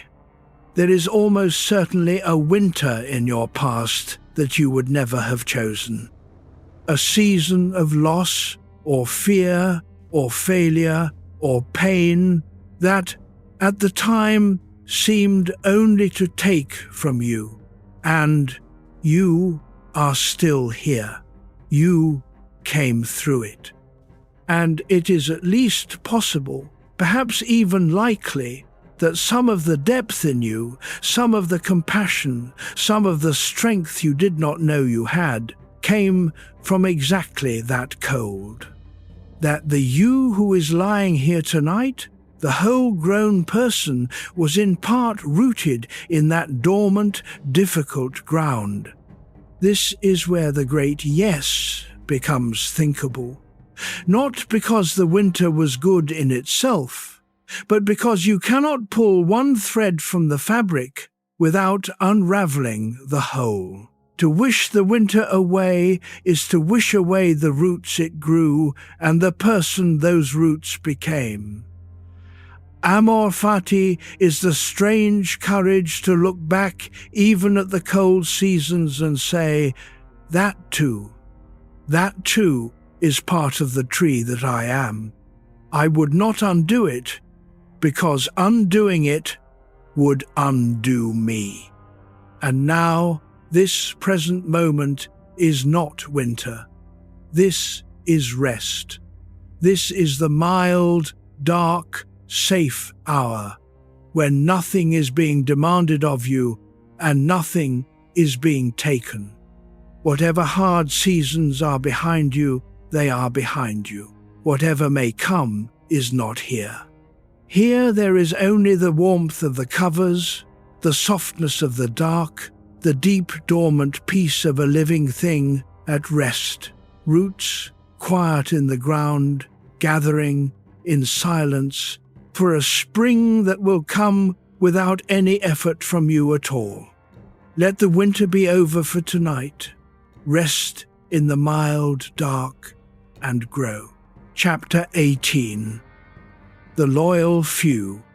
For all his talk of solitude and all the loneliness that was forced on him, Nietzsche was not entirely alone in the world, and the few who stayed loyal to him are worth remembering tonight because they show us the other half of a life well lived. Not only the great yes to fate, but the small, faithful human warmth that makes any yes possible at all. There was a man named Franz Overbeck, a theologian, a colleague from the Basel years, quiet and steady, the opposite of Nietzsche in temperament. While Nietzsche's ideas grew wilder and more dangerous, while other friends fell away frightened or offended, Overbeck stayed. He wrote letters. He managed practical things Nietzsche could not manage himself. He asked for nothing. He simply remained, year after year, a fixed point of loyalty in a life that had very few. And when the final catastrophe came, in Turin, it was Overbeck who dropped everything and travelled across the mountains to find his broken friend and bring him home. Some friendships are measured not by how brightly they burn, but by whether they are there on the worst day. Overbeck was there on the worst day. There was a young musician named Peter Gast, whose real name was Heinrich Koselitz, who served Nietzsche with extraordinary devotion, copying out his nearly illegible manuscripts, correcting proofs. Being an audience of one for the books the world ignored, Nietzsche gave him the grander name Peter Gast, almost as a gift, and Gast repaid it with years of patient, unglamorous help. Without him, some of Nietzsche's work might never have become readable at all. He was the hands and eyes that a half-blind philosopher needed, quietly lent for love. And there were others who drifted in and out, and one who wounded him deeply, a brilliant young woman named Lou Salome, whom Nietzsche loved and hoped to marry and lost, in a painful tangle that left him more alone than before. We will not linger there tonight. Only note that even in his loneliness, he reached for connection, hoped for it, suffered for it. He was not a cold man who chose solitude as a superior state. He was a warm man who mostly could not get the closeness he longed for, and who made, out of that lack, a philosophy of solitude, the way a person makes a shelter out of whatever the storm leaves them. There is an important distinction hidden here, and it is worth carrying into sleep: the difference between solitude and isolation. Isolation is being cut off and aching for connection you cannot reach. Solitude is being alone and finding in it a certain depth, a room of your own where the noise of others cannot follow, where your truest thoughts can finally surface. Nietzsche knew both. Much of his life was isolation, painful and unchosen. But he learned to transform stretches of it into solitude, into the fertile aloneness where his work grew. He walked his mountain paths alone, but not always lonely. Sometimes the aloneness was full. You are alone right now, in a sense.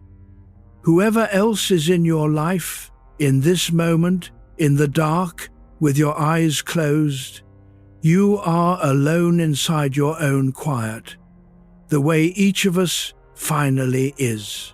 And that aloneness does not have to be isolation. It can be solitude, the good kind, the deep kind, the kind that is not a lack but a fullness. This dark room is a room of your own. Nothing is required of you here. No one is watching. You are, for these hours, entirely and safely alone with yourself, and that is not a punishment. It is one of the few true rests a person gets. And yet you are also held faintly by the loyal few of your own life, the Overbecks and the Gasts, the ones who would come across the mountains for you on the worst day, whether you can feel them tonight or not. Everyone has at least someone, somewhere, some thread of loyalty, even if it is thin, even if it is far. Let yourself feel held by that thread tonight, and held by the dark, and held by the whole long line of the quietly faithful who have kept watch over each other since the beginning. You are alone, and you are not abandoned. Both are true. Rest inside both. Sleep now in your own good solitude, remembered and held. Chapter 19. The Dancing Star. We have spent some dark and heavy chapters together on suffering and resentment and the empty place at the center, and that is fitting, because Nietzsche walked through all of it. but it would be a lie to leave you with only the heaviness. Because the strangest and most surprising thing about this man is how much he loved lightness, how much he prized laughter and cheerfulness and dancing. He gave one of his books a title that captures it: The Gay Science, the Joyful Knowledge. The idea that the deepest wisdom might not be solemn at all, but light on its feet. There is a line from Zarathustra that says it in a single image: I say to you, one must still have chaos in oneself to give birth to a dancing star. Turn that over slowly. Chaos in yourself. The mess, the contradiction, the turbulence, the parts that do not fit, the storms. Most philosophies want to tidy all that away, to bring you to a calm, ordered, settled state. Nietzsche says something braver. He says, the chaos is not the problem. The chaos is the raw material. You must still have chaos in yourself, some wildness, some unresolved storm, because that is what a dancing star is born from. A perfectly ordered, tidied, settled soul has nothing left to create with.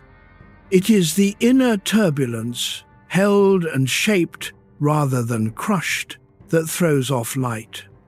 This tells you something about how Nietzsche wanted us to carry all the heavy things we have spoken of, not grimly, not with clenched teeth. He distrusted the heavy, solemn, grinding kind of seriousness, the kind that takes itself so importantly it can no longer laugh. He called that the spirit of gravity, and he treated it almost as an enemy, a demon that weighs a person down until they can no longer move lightly through their own life. The antidote to the spirit of gravity was not more seriousness. It was dance, laughter, a certain lightness, even in the face of the abyss. Picture the difference. Two people carry the same hard truth, that life is difficult, that the old certainties are gone, that suffering comes to everyone. One carries it like a stone tied to the neck, sinking, growing more bitter and burdened by the year. The other carries it the way a dancer carries their own weight, using it, moving with it, turning the very heaviness into something that can leap. Same truth, same weight, utterly different way of bearing it. Nietzsche wanted to teach us the second way, not to deny the weight, but to dance with it. And here is the tenderness in it for a tired person at the end of a long day. He is not asking you to be relentlessly cheerful, to fake a brightness you do not feel. The gay science is not forced positivity. It is deeper than that. It is the capacity, underneath everything, to keep a certain lightness alive. A refusal to let life make you entirely heavy, entirely solemn, entirely grey. It is the child again, from the three transformations, the one who plays, who laughs, who builds the castle, knowing the wave will take it and builds anyway, delighted. Nietzsche believed that a person who had truly said yes to their life, who had learned amor fati all the way down, would not be a grim, gritted-teeth, stoic, enduring existence. They would be light. They would laugh easily. They would move through even hard days with a kind of grace, because they had stopped fighting the ground they stood on. The great yes, fully lived, does not look like strain. It looks like dancing. You cannot dance while exhausted, and I am not asking you to. But you can feel, even now, the difference between carrying your life like a stone and carrying it like a dancer at rest between movements. Tonight, you are the dancer between movements, off stage, in the dark, letting every muscle go loose, the performance over, the weight set down, nothing to hold, nothing to prove. And somewhere in the loose, warm dark of you, quietly, the chaos is still there, the storms and the contradictions and the unresolved things, and that is not a flaw to fix tonight. It is the very stuff from which someday, when you are rested, a dancing star might be born. Let the chaos be. Let it swirl gently, unshaped, harmless, in the dark. You do not have to make a star of it tonight. Tonight, you only have to rest lightly, the spirit of gravity loosening its grip, your whole self growing soft and unweighted, until you are almost floating in the dark, held by nothing, needing nothing. Rest lightly now. Even the star can wait for morning. Chapter 20, Without Music. Nietzsche once wrote a line that people who love him carry around like a small, warm coal. Without music, life would be a mistake. He meant it, and it tells you something essential about him that all the fierce philosophy can hide. Before he was a philosopher, and underneath being one, he was a musician. He played the piano from childhood and played it well, improvising for hours, losing himself. He composed. His whole first great idea, the one in his very first book, was about music, about how the deepest art, the art of tragedy, was born from a spirit of music, from rhythm and intoxication, and the dissolving of the lonely self into something larger. When he fell under Wagner's spell, it was music that cast it. And even after everything broke, even in his sickest and most solitary years, he would sit at whatever poor piano he could find in whatever boarding house and play, and something in him that words could not reach would be soothed and stirred and set free. He thought music was wiser than argument. He thought it reached down past the parts of us that reason with words, into the older, deeper bodily layers, the parts that keep rhythm, that sway, that are moved before they understand why. He mistrusted any philosophy that could not, in some sense, be danced to. He wanted thought that moved like music moves, that had tempo and lift and lightness, that spoke to the whole living animal and not only to the cold, calculating mind. When he wrote at his best, in Zarathustra, he was not really writing arguments at all. He was writing something closer to song.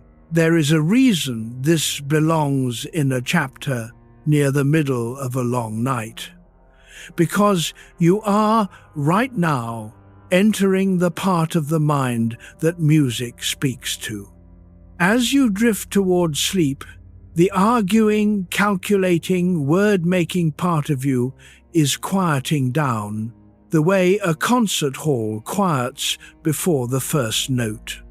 And underneath it, the older, rhythmic, wordless part is still awake, the part that has kept the rhythm of your breath and your heart all your life without a single word.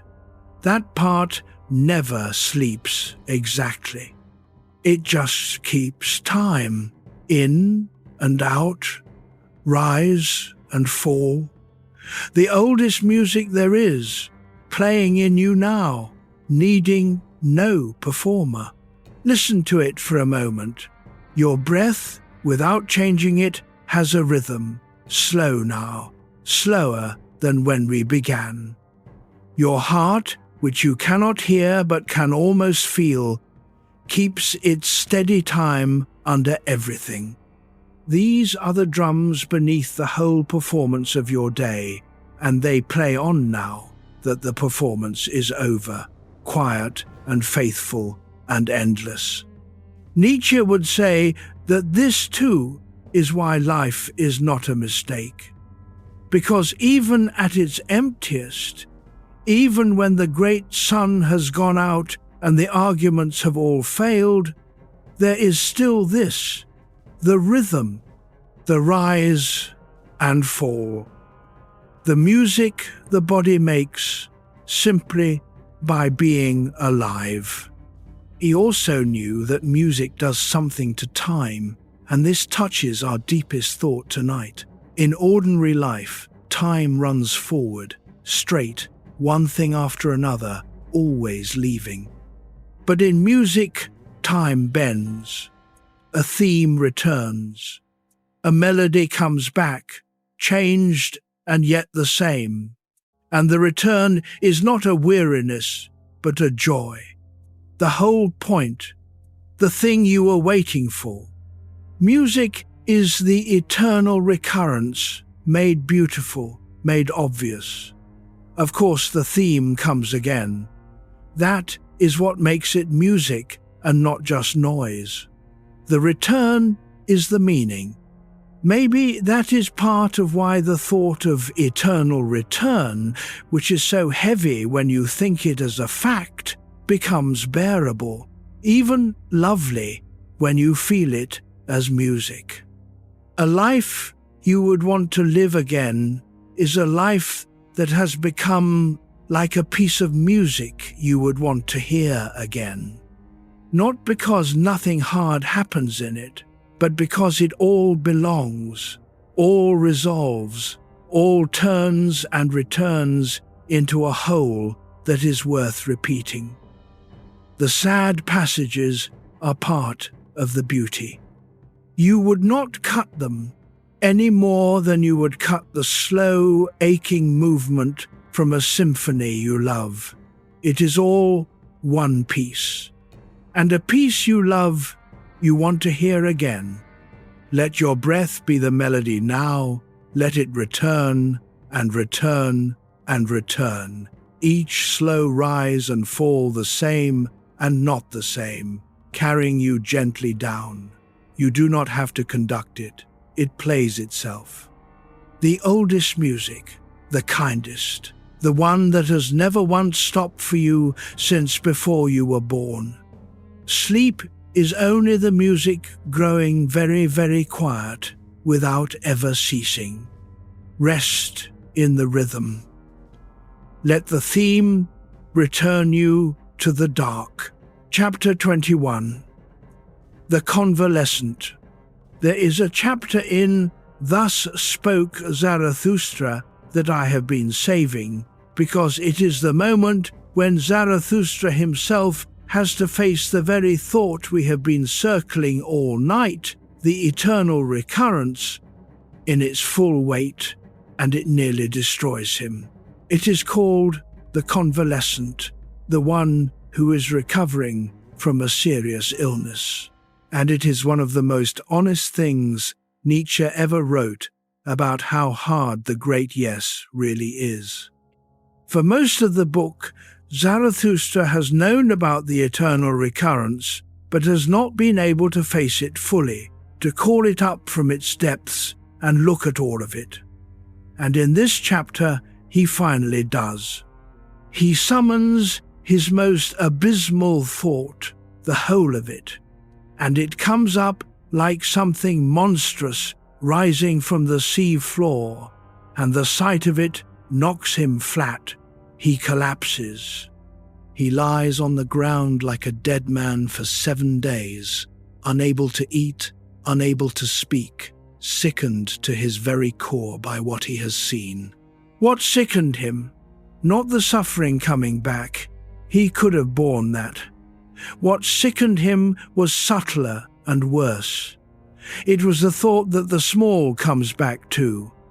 the petty, the mean, the mediocre, the wasted. That in the eternal return it is not only the great moments that repeat, the peaks, the loves, the triumphs, it is all of it. The tedious and the trivial and the small and the low, forever exactly as they were. The pettiness of people, including his own, the boredom, the days that meant nothing. Everything, endlessly, with nothing weeded out. That was the thought that laid him low. Not that life is hard, but that so much of it is small, and that the smallness too is eternal. I think this is the most honest moment in the whole philosophy, and I have kept it for the deep middle of the night on purpose, because it is where the thought stops being a poster and becomes real. It is easy to say you would want the beautiful moments back forever. Of course you would. The hard part, the part that made even Zarathustra sick for 7 days, is the rest of it, the ordinary Tuesdays, the years you can barely remember, the times you were not your best self, the sheer amount of any life that is simply small. Would you want all of that again too? Because the demon does not let you keep only the highlights. It is the whole thing or nothing. And here is what happens next, and it is why the chapter is called The Convalescent, the one who is healing. Zarathustra does not answer the thought by arguing with it. He cannot outthink it. Instead, slowly, over the 7 days, he recovers. His animals, an eagle and a serpent who keep him company, tend to him. And when he begins to return to himself, they do not lecture him. They sing to him. They tell him gently that he is the teacher of the eternal return, that this is his fate and his gift, and they sing the great cycle back to him, not as a horror, but as a song. And Zarathustra, still weak, listens, and something in him begins to turn. He begins, from his sickbed, to move from being crushed by the thought toward being able, one day, to bless it. The healing does not come from finding an argument that makes the smallness acceptable.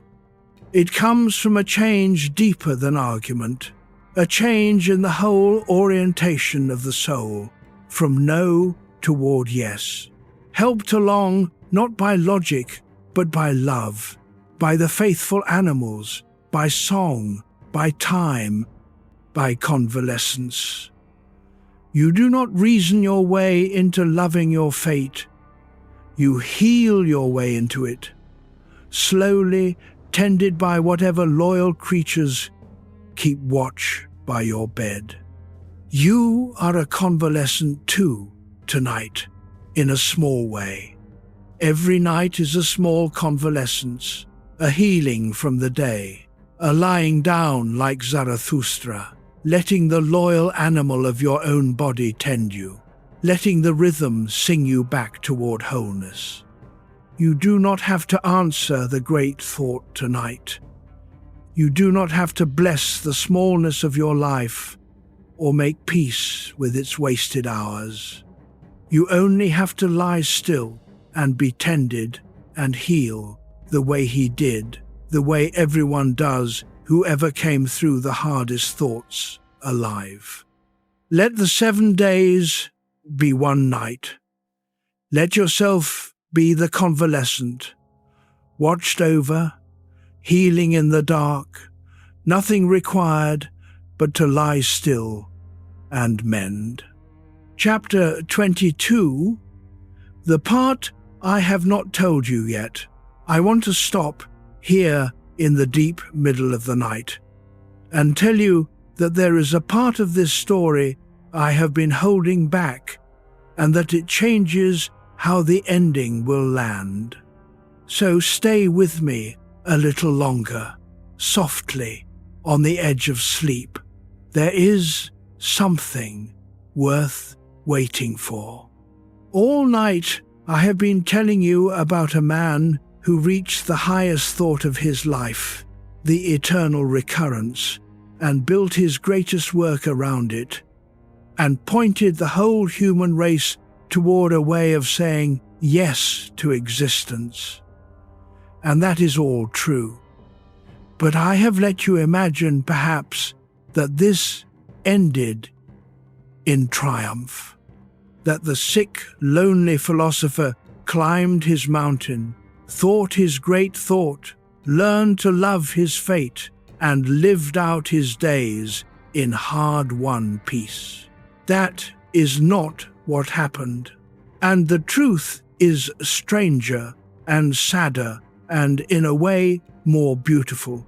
And I have kept it back, because you needed the whole thought first before you could hold what became of the man who thought it. Here is what I have not told you. In the last years before the end, Nietzsche's books were still selling almost nothing. He was more alone than ever.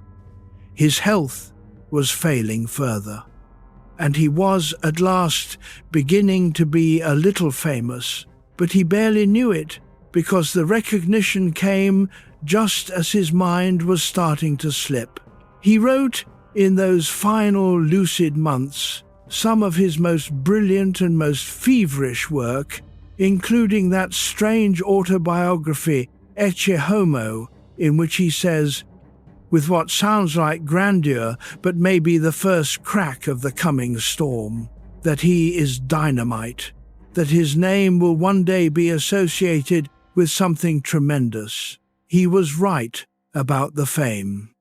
He would become one of the most influential thinkers of the next century, but he would not be there to see it.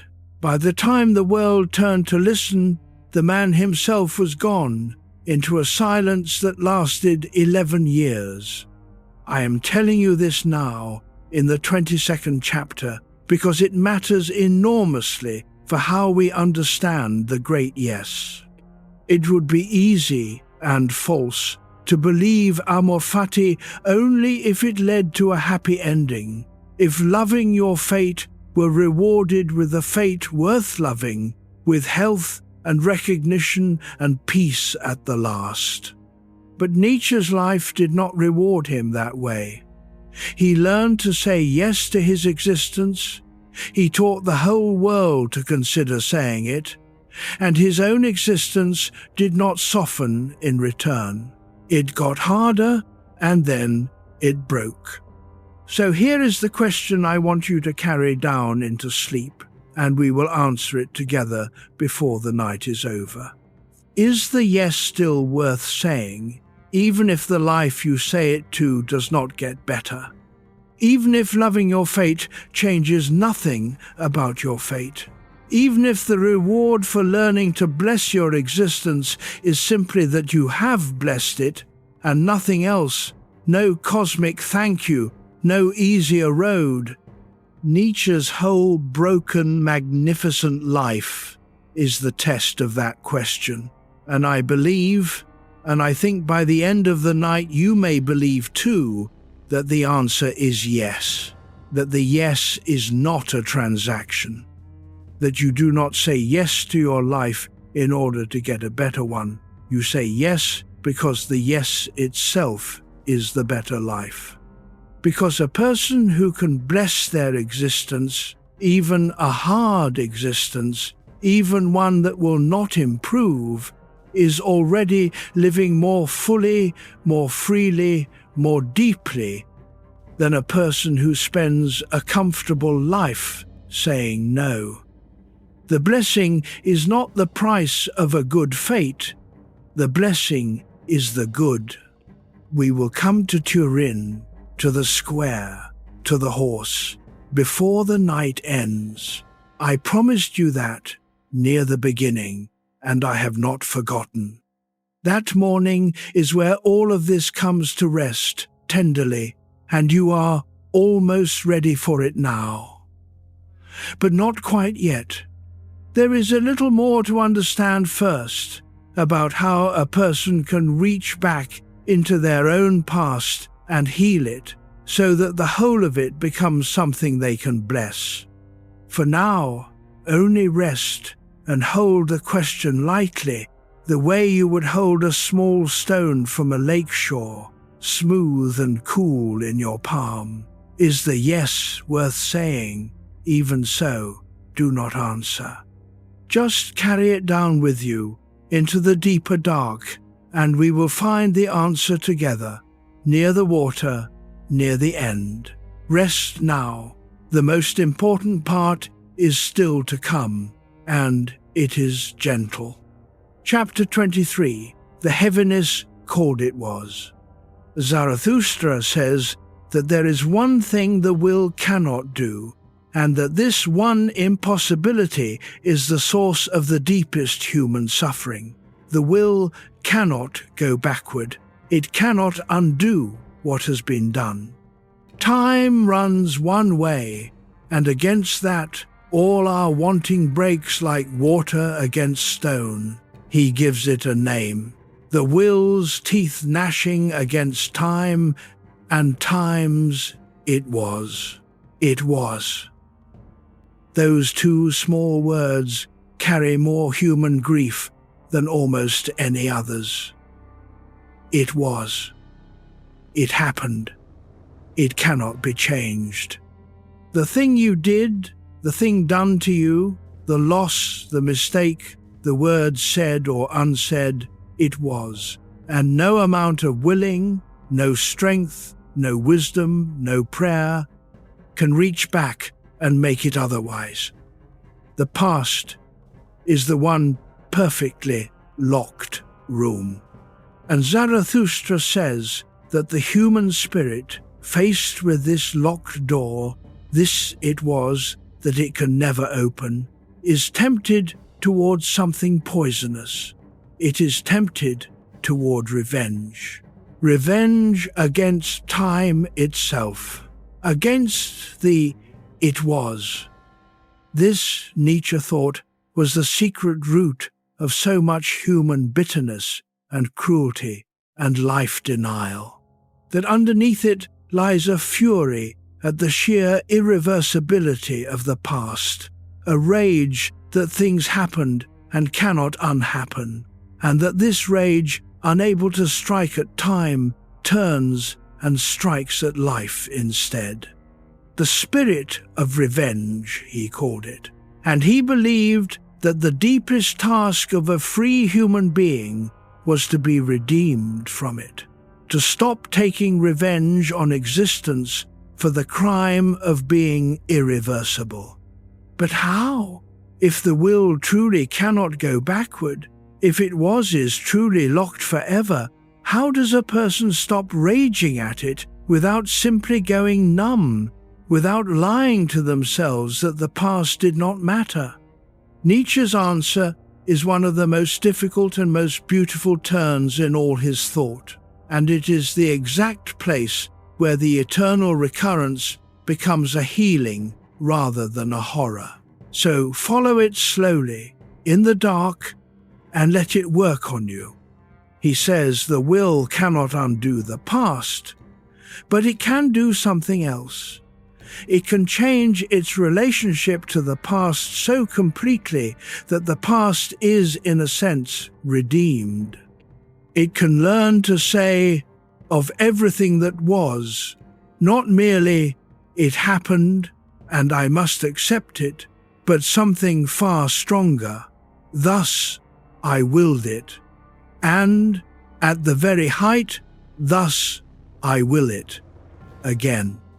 To reach back over your whole life and, instead of raging that it was, to claim it, to will it, to say, this is mine, I take it, I would have it so, I would have it again.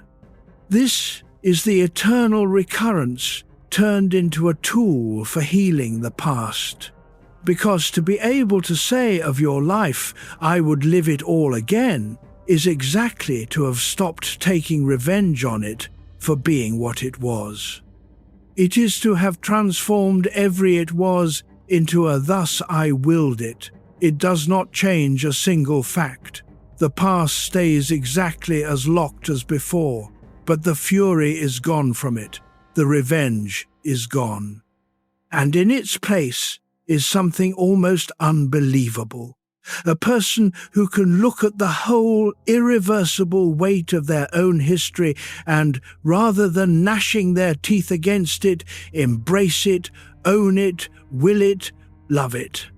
That is the freedom Nietzsche was reaching for, and it is not a small or easy freedom.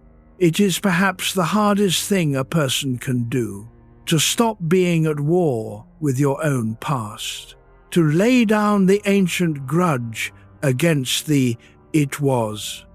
Not by pretending it did not hurt, not by calling the wound a gift, but by reaching a place so deep in the yes that even the wounds are claimed as your own, part of the one life you would choose again. You cannot do that whole work tonight. It is the work of years, maybe of a whole life. But you can begin right now, in the smallest way, by laying down for one night your war with one "it was." Not forever, just for tonight. Just let one locked room stay locked without you standing outside it, raging at the door. Turn away from it, into the dark, into the rest, and let the past be past, and let yourself, just for these hours, stop taking revenge on your own life. The door will still be locked in the morning, but you will have slept. And sometimes, after sleep, the rage is a little quieter, and the "thus I willed it" a little more possible than it was the night before. Rest now. Let the "it was" be. Turn toward the dark, and lay the old war down. Chapter 24.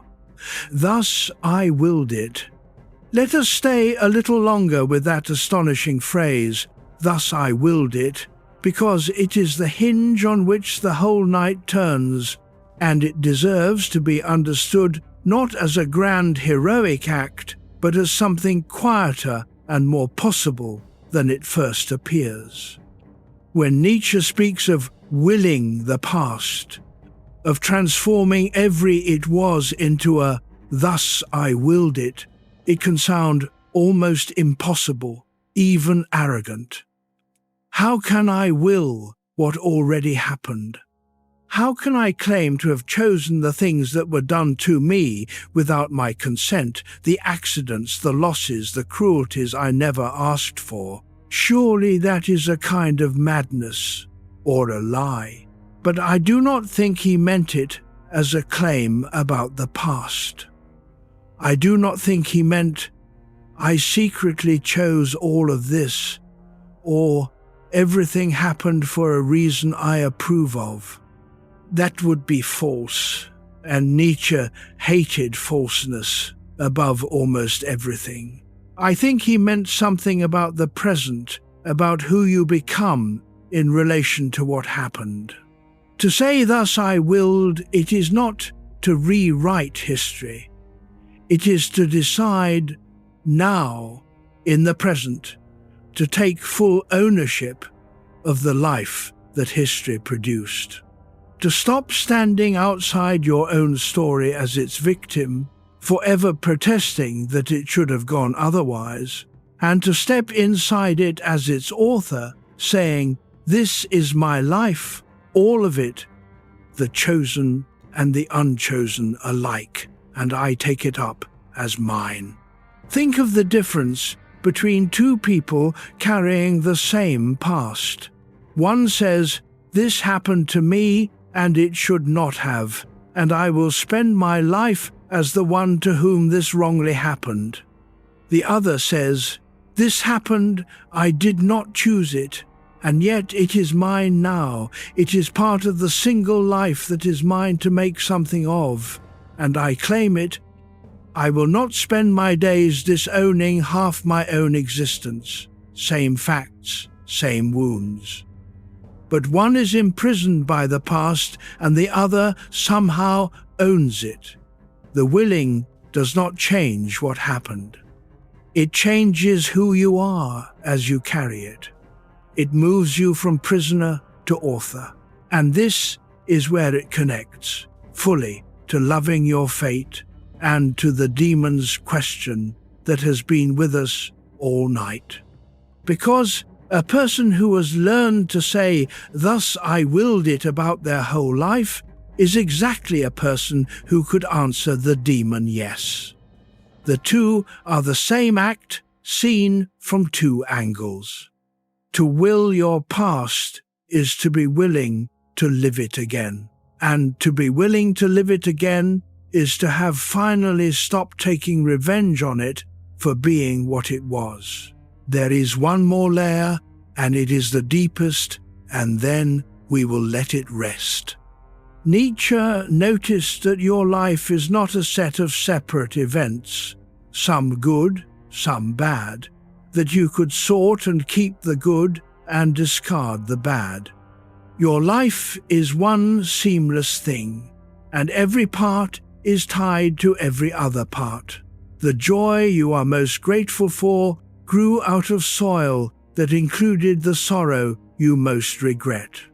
Remove the sorrow and you remove the joy, because they are not two things but one connected whole.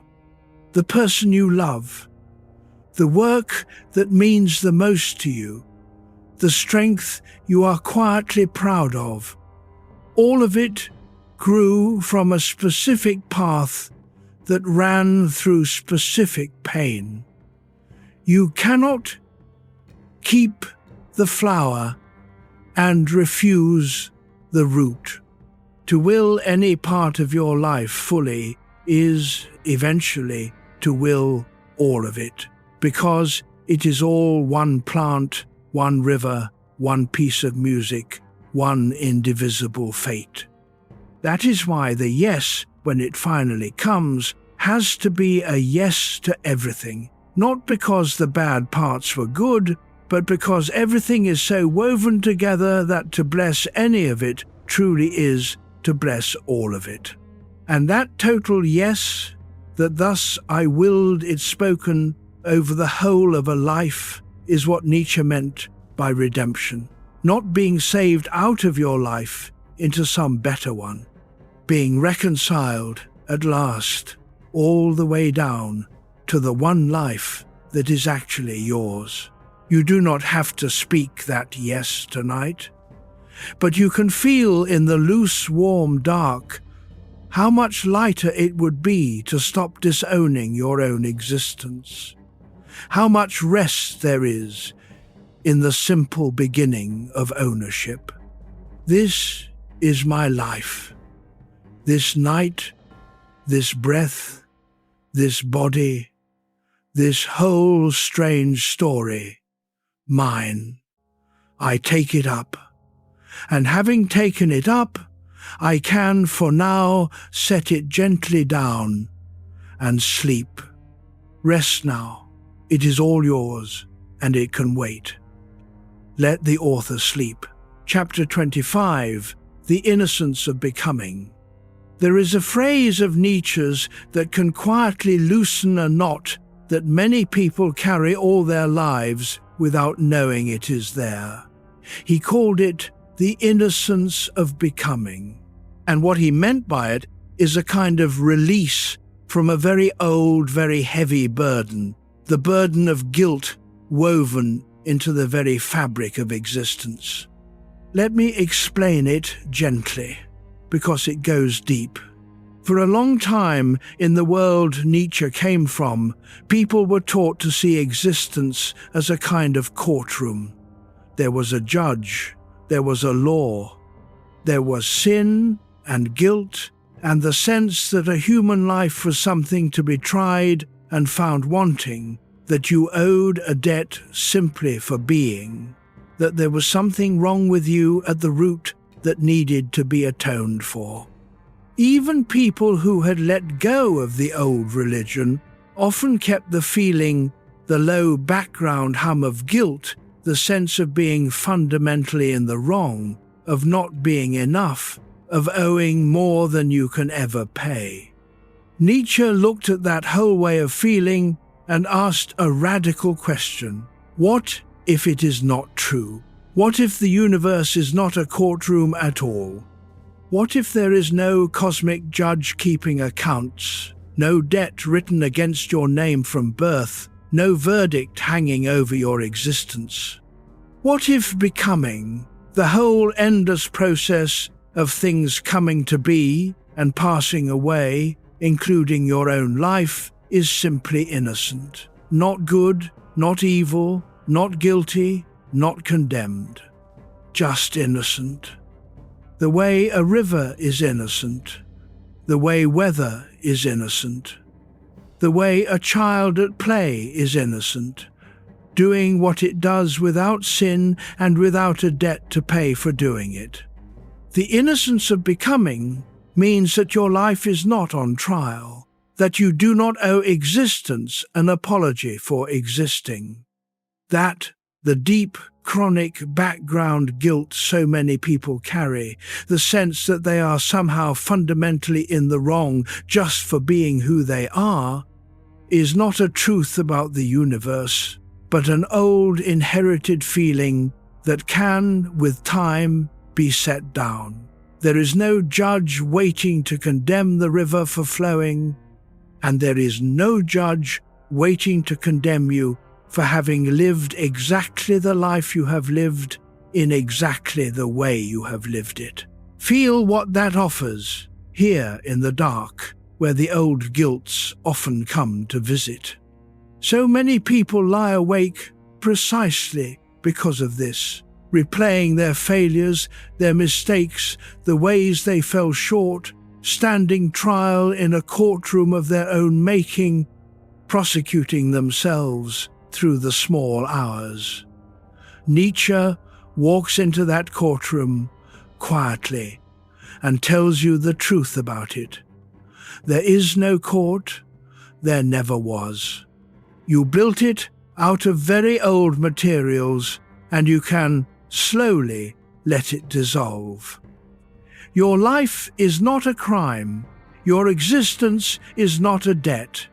Becoming is innocent, and you are part of becoming, and so you too are innocent in the deepest sense of the crime of being yourself.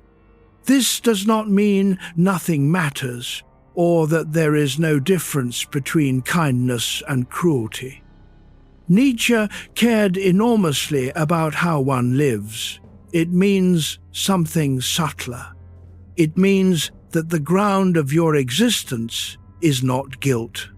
That underneath everything, before any judgment, your life is simply an innocent happening, like everything else that lives, a wave rising and falling in the great sea of becoming, owing nothing, condemned by no one, free.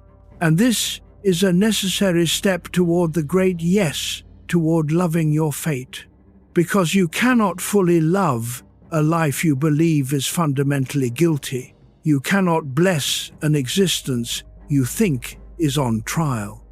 The demon's question, would you live it again, is impossible to answer with a true yes, as long as some part of you believes your life is a crime you are still being tried for. The innocence of becoming clears the courtroom so that the yes finally has room to be spoken.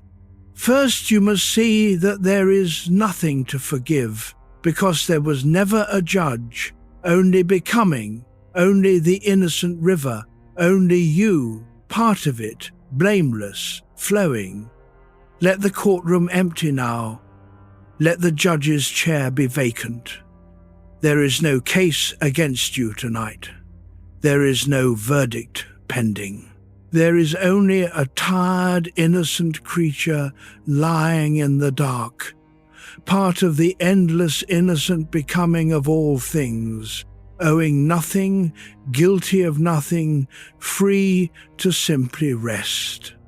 Set down the old guilt with the old grudge. Neither belongs in this room tonight. You are innocent, the way the river is innocent. Flow gently into sleep. Chapter 26, Giving Style to Your Life. In The Gay Science, Nietzsche wrote a sentence that reads almost like a piece of practical advice, and it is one of the most useful things he ever said for a person trying to make peace with their own life.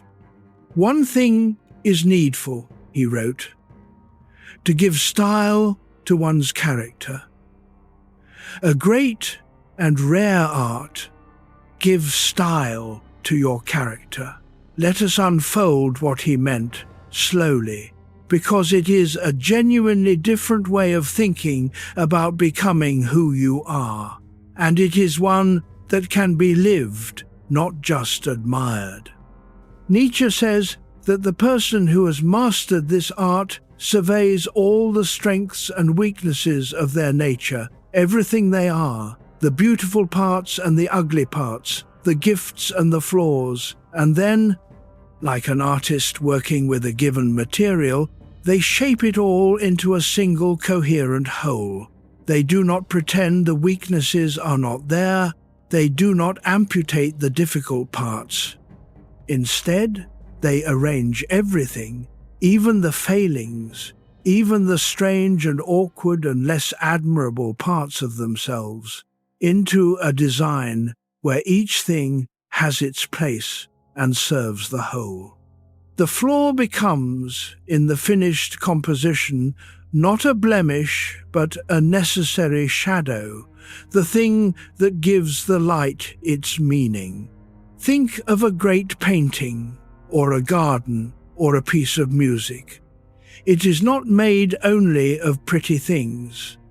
There are dark passages, dissonances, twisted shapes, empty spaces, and in a work of art, these are not defects, they are essential. Remove them, and the whole thing collapses into something bland and lifeless. The artist does not fight the difficult elements. The artist places them so that they belong, so that they contribute, so that the finished thing has depth and tension and life precisely because it contains its shadows and not only its light. Nietzsche is saying you can do this with your own character, your whole self, exactly as it is with its particular mixture of strengths and weaknesses, is your given material. You did not choose the raw material, but you can, over time, with patience and a kind of loving craftsmanship, give it style, arrange it, find the place where even your flaws belong. Shape your one nature into a coherent whole that you can survey at the end of a day or the end of a life with something like the satisfaction of an artist looking at a finished work, thinking, yes, it holds together, it is whole, it is mine. It could not have been otherwise without ceasing to be itself. This is such a kinder task than the one most people set themselves. Most people try to eliminate their flaws, to become a person with no weaknesses, no shadows, no difficult parts, and they fail, always, because it cannot be done, and the failing makes them ashamed, and the shame makes them harder on themselves, and around it goes.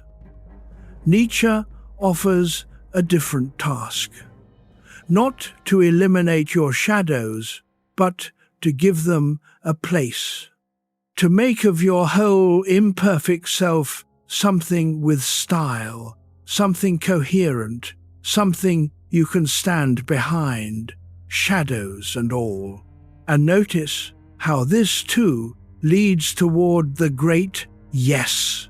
A person who has given style to their character, who has made of their whole nature a coherent work they can survey with satisfaction, is a person who could answer the demon yes, because they are not at war with themselves. They have stopped wishing they were made of different material. They have taken the exact self they were given and made something of it, something whole, and they would not trade it, flaws and all. Because the flaws are part of the design now, part of the style, part of the one composition that is theirs. You are the material and the artist both. And tonight, the art is not being made. Tonight, the studio is dark, and the artist is resting, and that is part of the art too. The pauses, the nights, the times of not working that any real creation needs. You do not have to shape anything now. You only have to lie here, the whole given material of you at rest, whole, held, and trust that the shaping will go on, slowly, over the years, in the good and patient way that all real art is made. Let the studio go dark. Let the artist sleep beside the unfinished, beautiful, shadowed work that is your own one life. It is coming along. It has style already, more than you know. Rest now, and let it be. Chapter 27, The Great Health. Nietzsche, who was sick nearly every day of his adult life, coined a phrase that seems at first like a cruel joke coming from him. He called it the Great Health.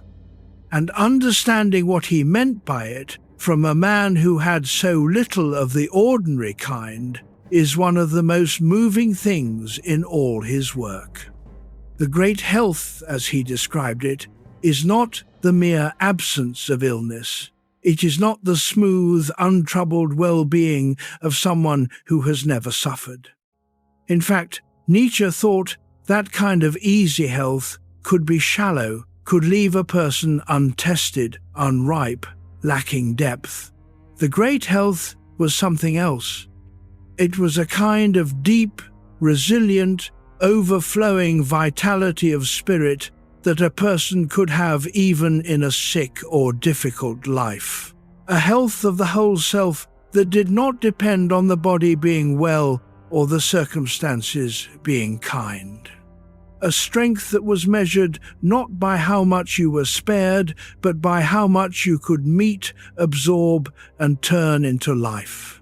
He said, the great health is one you not only have, but keep acquiring, and must keep acquiring, because you keep giving it up, spending it, sacrificing it. It is not a possession you lock away. It is a living capacity you renew again and again by using it, by facing hard things and coming through them, by taking whatever existence sends and metabolizing it into more life.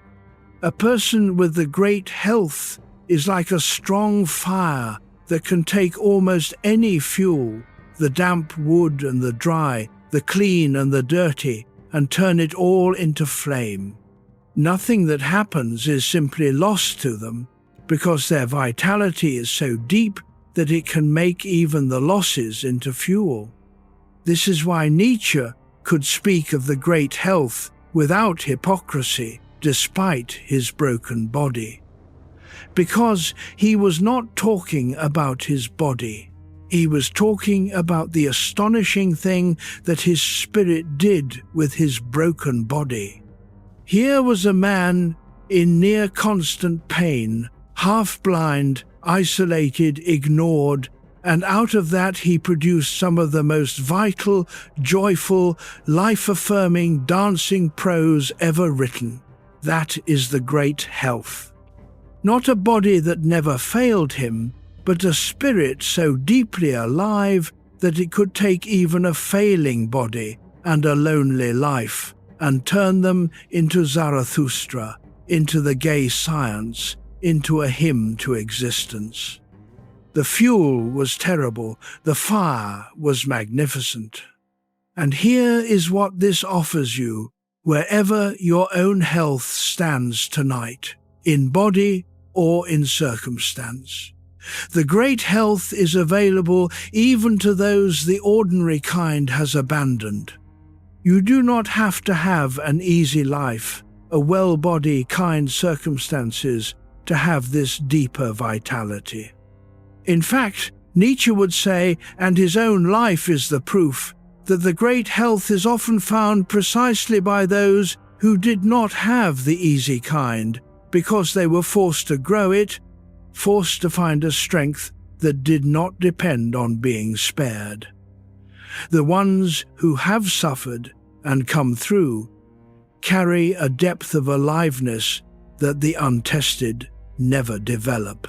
So, if your life has not been easy, if your body has failed you, if your circumstances have been hard, Nietzsche does not offer you pity, and he does not offer you the false hope that it will all get better. He offers you something better than both.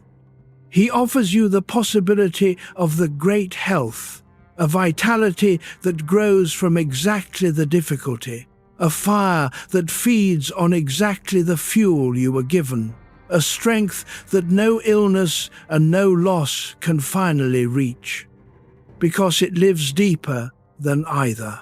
That deep vitality is in you right now, quiet under the tiredness. The tiredness is only on the surface, the body's honest need for rest. Underneath it, the great health, the deep aliveness that has carried you through every hard season so far is intact, patient, gathering. You do not lose it by resting, you renew it by resting. Sleep is how the great fire banks its coals for the morning, glowing low and deep in the dark, losing nothing, ready to rise again into full flame when it is needed. Let the fire bank low now. Let the coals glow deep and quiet in the dark. The great health does not need you awake to keep it. It keeps itself, and it keeps you all the way through the night. Rest now, deeply well, beneath all tiredness. Chapter 28, The Demon at Your Own Bedside. I want to do something now that we have not quite done all night.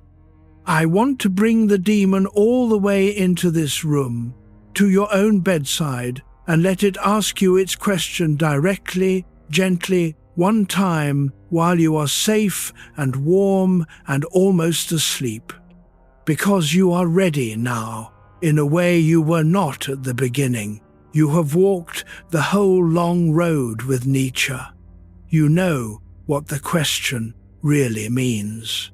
And you can meet it now, not with fear, but with something closer to tenderness. So imagine it, not a monster. Nietzsche's demon was never really a monster. Imagine only a quiet presence, sitting at the edge of your bed in the dark, patient, not unkind, the way a very old friend might sit with you at the end of a long day. And it says to you, softly, the thing it said to Nietzsche in his loneliest loneliness. This life, this exact life, you have lived and are living now. You will live it again, and countless times again, every detail, this night, this breath, this quiet, this me, speaking to you, all of it, returning forever.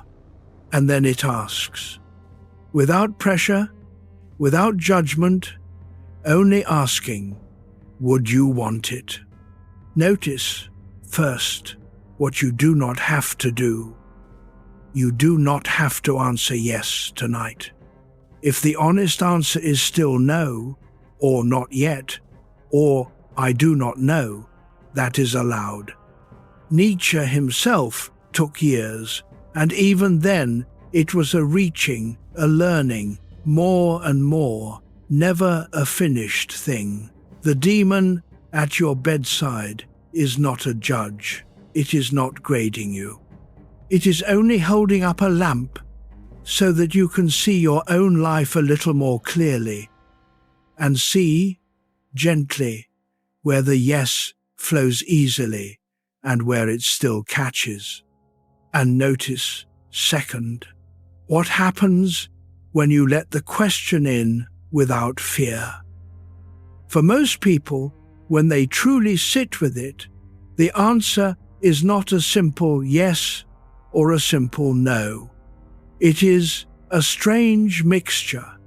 There are parts of your life, when you think of them, where the yes comes instantly, effortlessly. A person you love, a moment of unexpected grace. A quiet, ordinary evening, like this one, warm and safe. Yes, those, again, gladly. And there are other parts where the yes catches in the throat, where everything in you still says no, not that, please, not that again. And between them, the vast ordinary middle, the forgettable days, the small things, all of it also asking to be blessed or refused. The demon's gift is not to force the yes. It is to show you clearly the actual shape of your relationship to your own life, where you have already made peace, and where the war is still going on. And that clarity, that gentle map of your own heart, is itself a beginning, because now you know where the work is.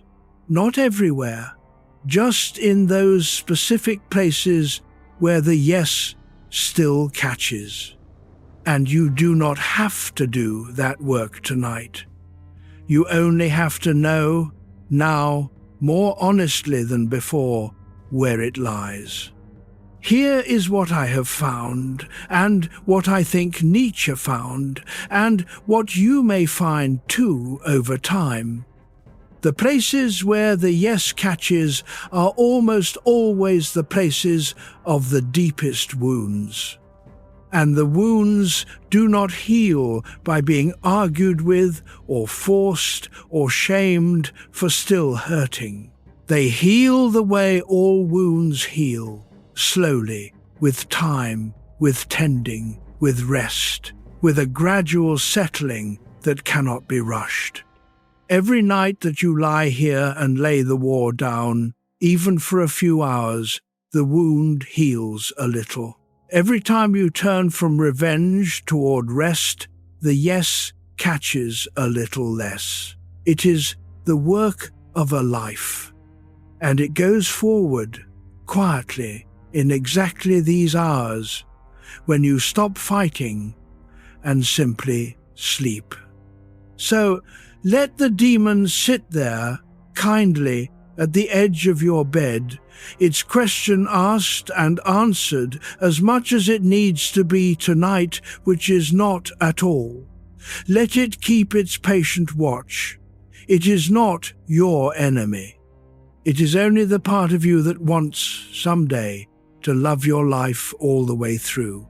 And that part can keep watch while the rest of you rests. The lamp is lit. You have seen enough for one night. Let the demon lower the lamp and let the dark come back, soft and whole and sleep. Chapter 29. How the yes becomes possible. We have circled the great yes all night, from many directions, and now, in this chapter, I want to gather it together and tell you as plainly as I can how Nietzsche believed a person could actually come to say it. Not the theory of it, the living of it. Because it is not magic, and it is not a single heroic act of will, and it is not reserved for geniuses on mountaintops. It is something a person builds, slowly, out of ordinary days. The first thing to understand is that the yes is not spoken all at once. You do not sit down one afternoon and decide to love your entire fate, and then, having decided, love it. That is not how it works, and Nietzsche knew it was not, which is why he always spoke of amor fati as something to learn more and more. The great yes is not a decision, it is a slow accumulation. It is built out of thousands of small yeses said to small things day after day, until the capacity for the large yes has quietly grown strong enough to bear the weight of a whole life. So it begins small. It begins with the yes you can actually say tonight. Yes to this breath. Yes to the weight of your body in the bed. Yes to the simple fact of being alive in this quiet dark. These are easy yeses, and Nietzsche would not despise them for being easy. He would say, start there. Start with what you can already bless. The warmth, the rest, the small good things of an ordinary night. Say yes to those fully, and you are already practicing the muscle that will one day be strong enough for more.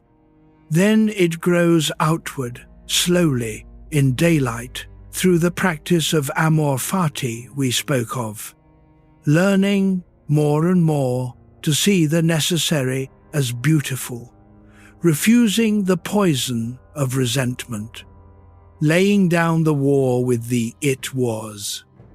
Giving style to your character.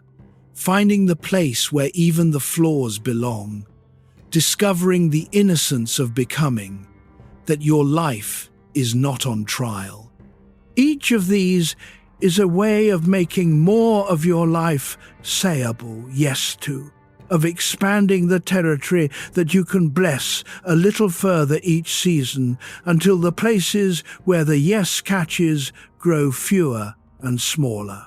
And here is the turn, the thing that makes it finally possible, the thing that answers the demon at last.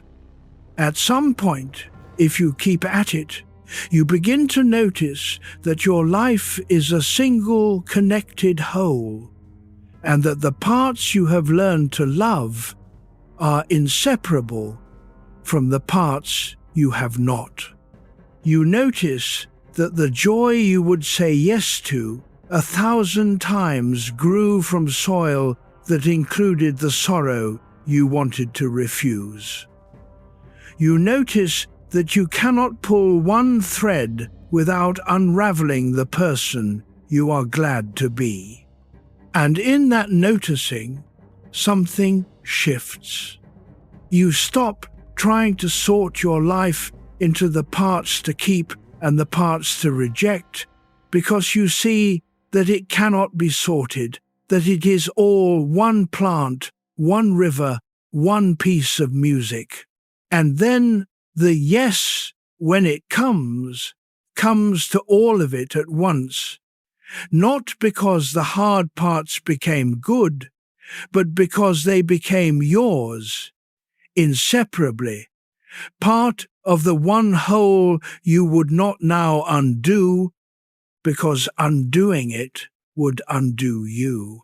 That is how the yes becomes possible, not by force, not by lying, not in a day, but by starting with the small yeses you can already say, and practicing season by season the slow art of loving your fate, until one night, perhaps a night much like this one, the demon asks its question, and you find, to your quiet astonishment, that the answer has grown, without your quite noticing, into something you can honestly speak. Yes. This life. Even this. Again. You are further along that road than you think.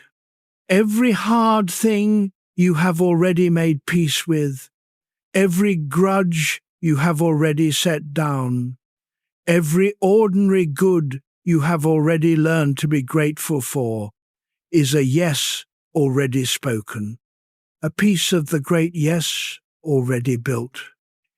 It is growing in you, quietly, and it grows a little more every night that you rest instead of rage. Every night that you say yes, even wordlessly, to the simple grace of lying down in the dark and letting the day go. So say the small yes now, the only one that matters tonight. Yes to this rest, yes to this breath, yes to laying it all down. That yes is enough. It is the seed of every larger yes there is. Let it be spoken softly, with your whole tired body, and sleep. Yes, rest now. Yes. Chapter 30. I have a precursor. One day, reading in his solitude, Nietzsche came across a philosopher who had lived 2 centuries before him, a quiet lens grinder in Holland named Baruch Spinoza.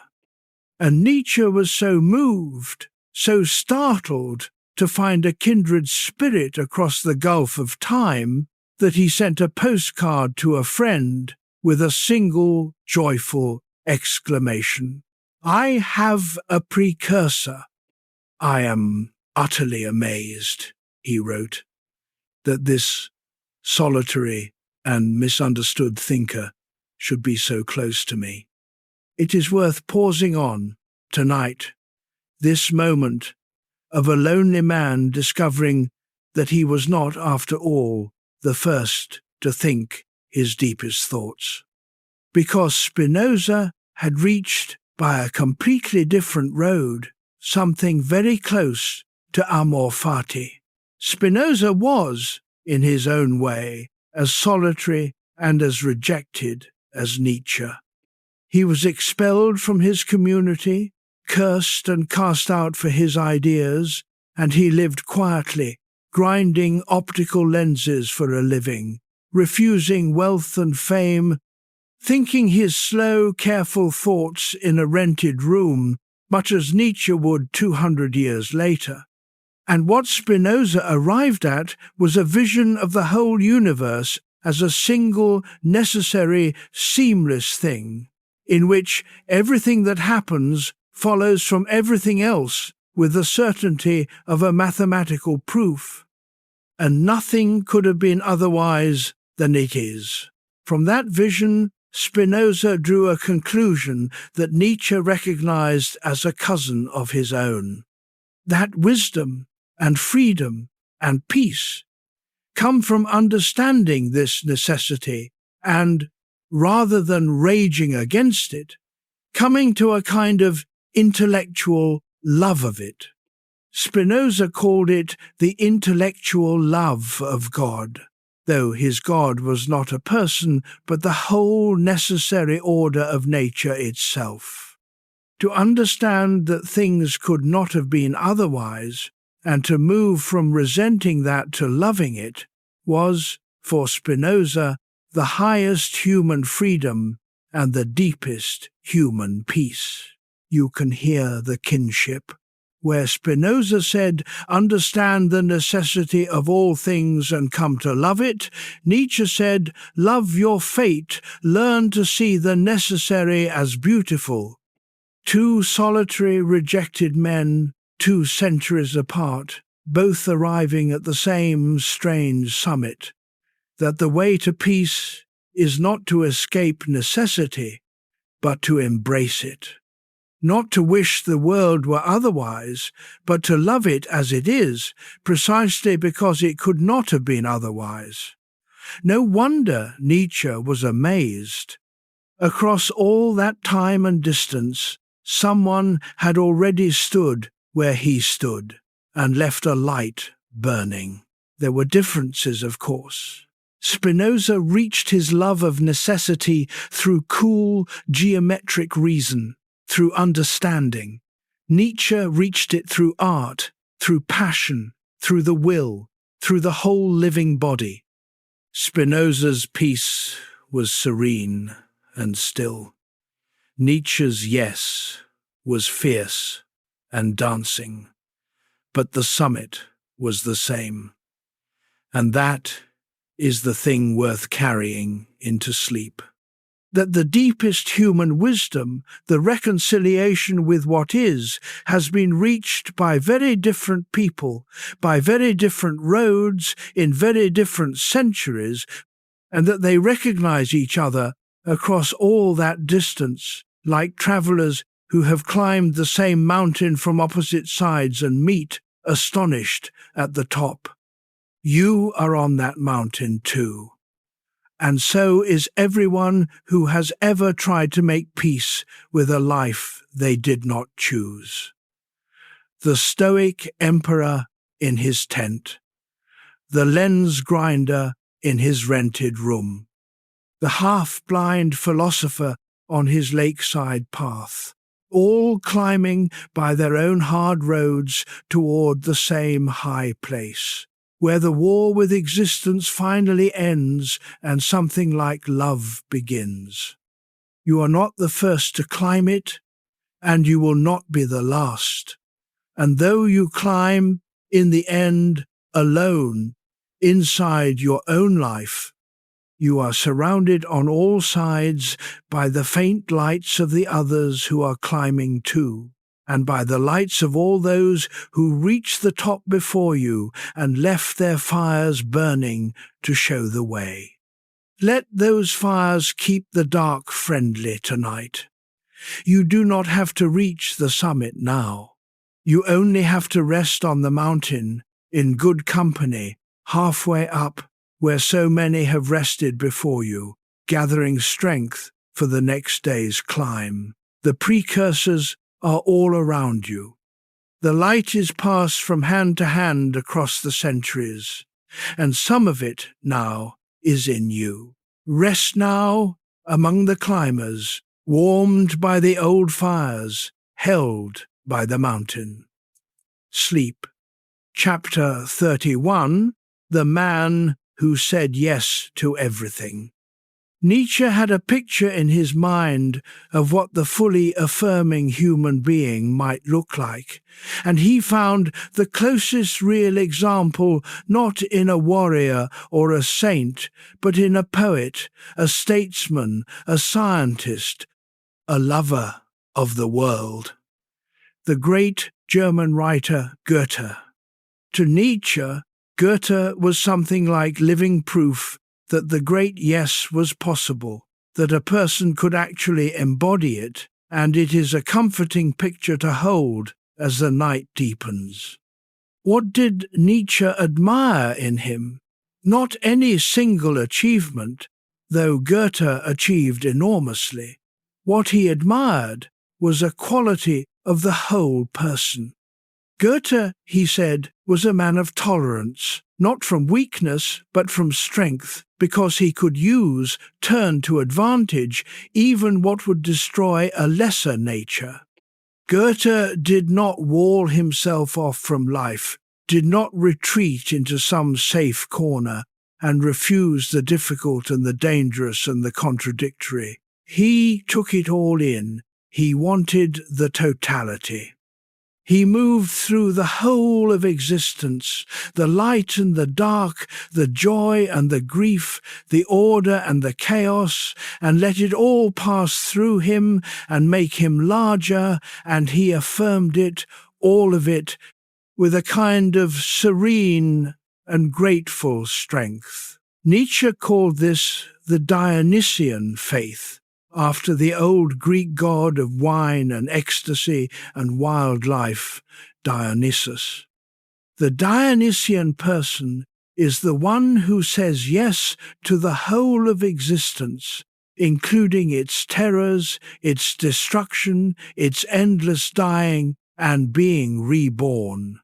Not a yes that pretends the terrors away, but a yes that includes them, that finds even the dark parts of the great cycle to be part of something the person can love and affirm.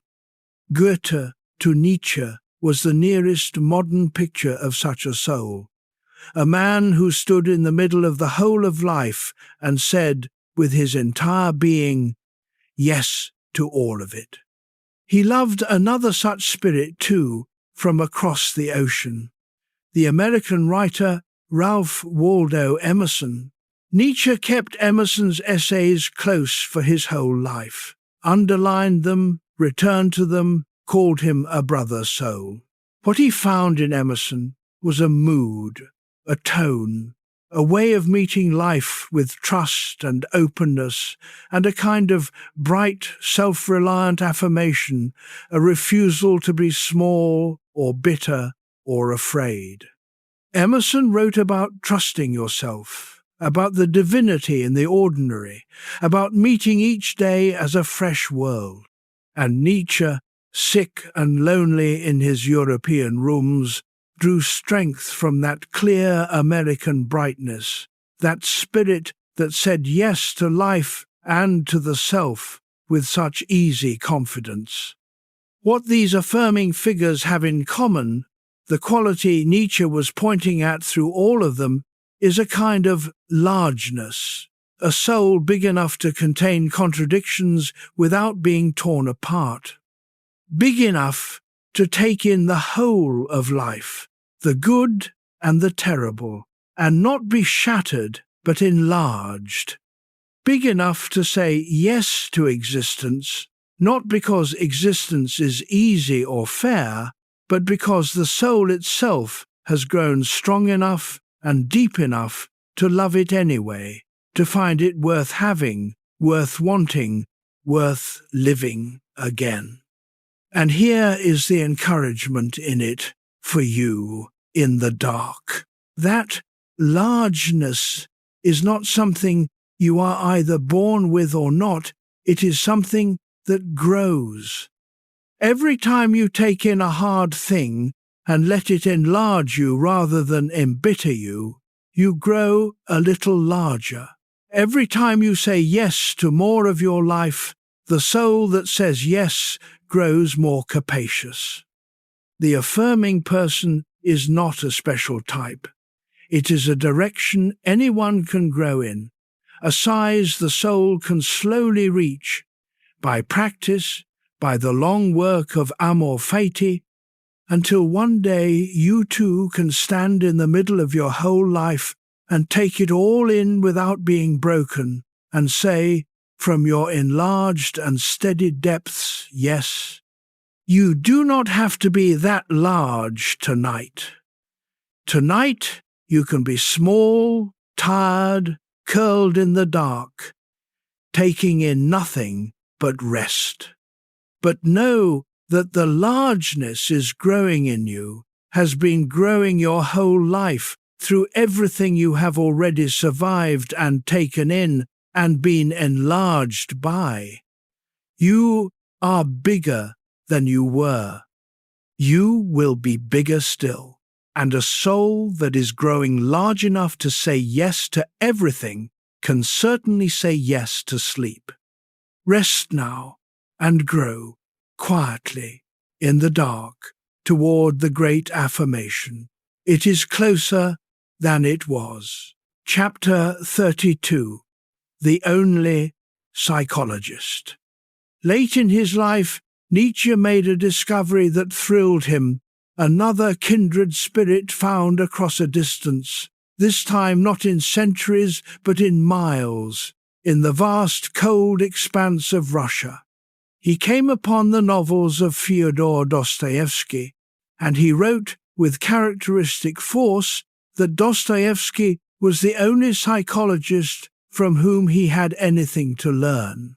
High praise from a man who trusted almost no one. What did Nietzsche find in those Russian novels that lit him up so? He found a writer who was not afraid to go down into the darkest, strangest, most contradictory basements of the human soul, and simply look, honestly, without flinching and without moralizing prematurely. Dostoevsky wrote characters who were murderers and saints, sometimes in the same person.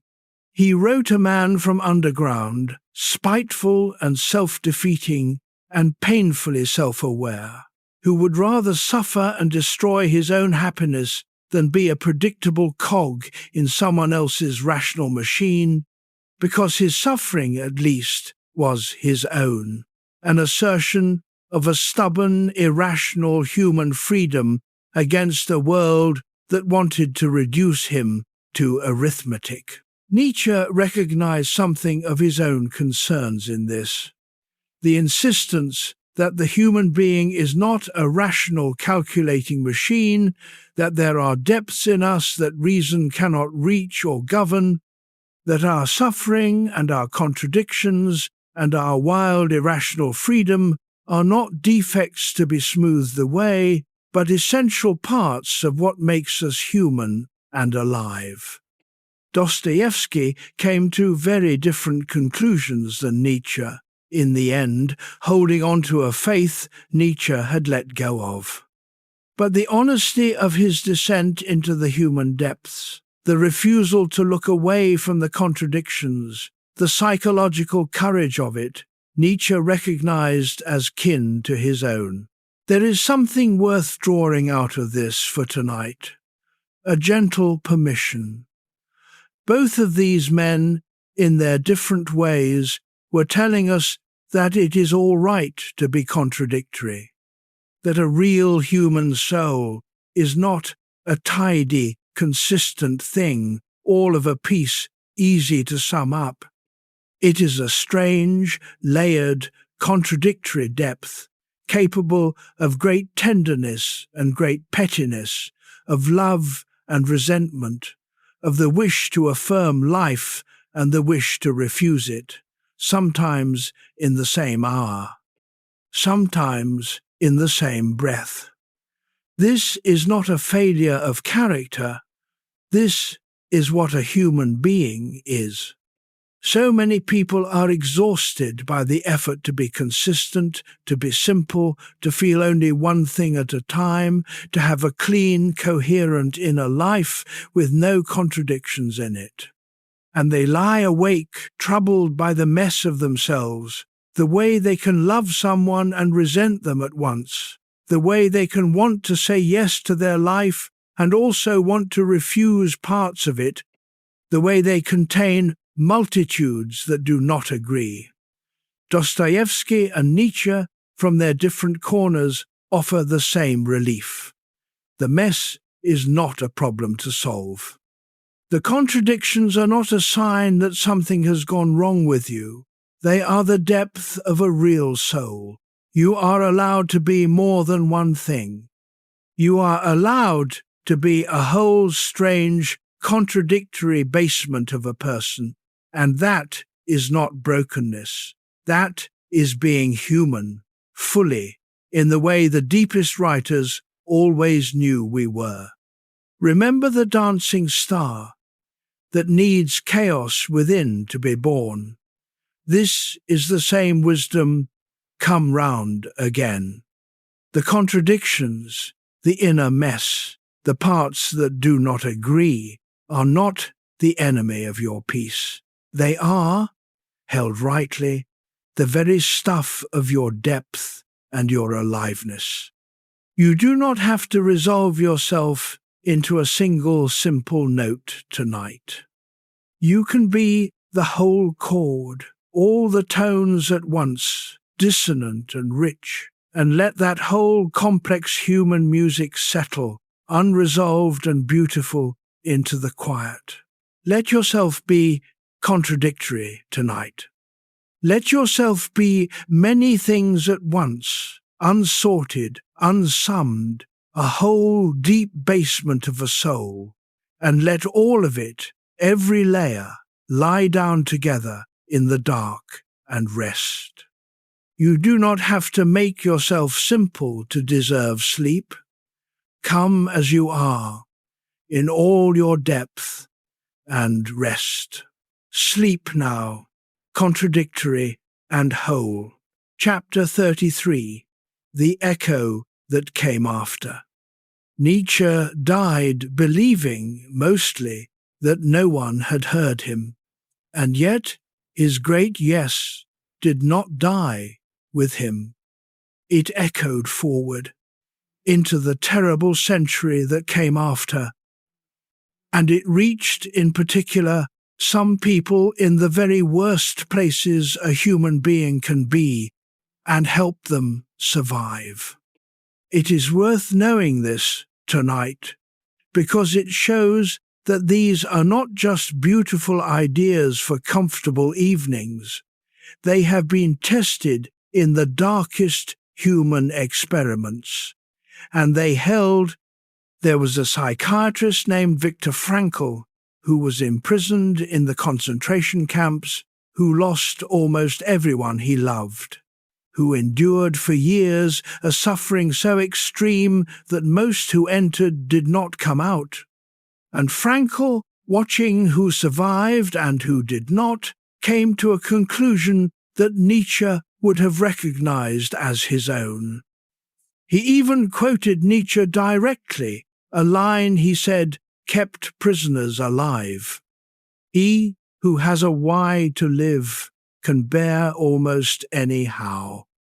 Frankl found that the prisoners who could still find some meaning, some reason, some yes underneath even that horror, were the ones whose spirits could endure what the body was barely surviving.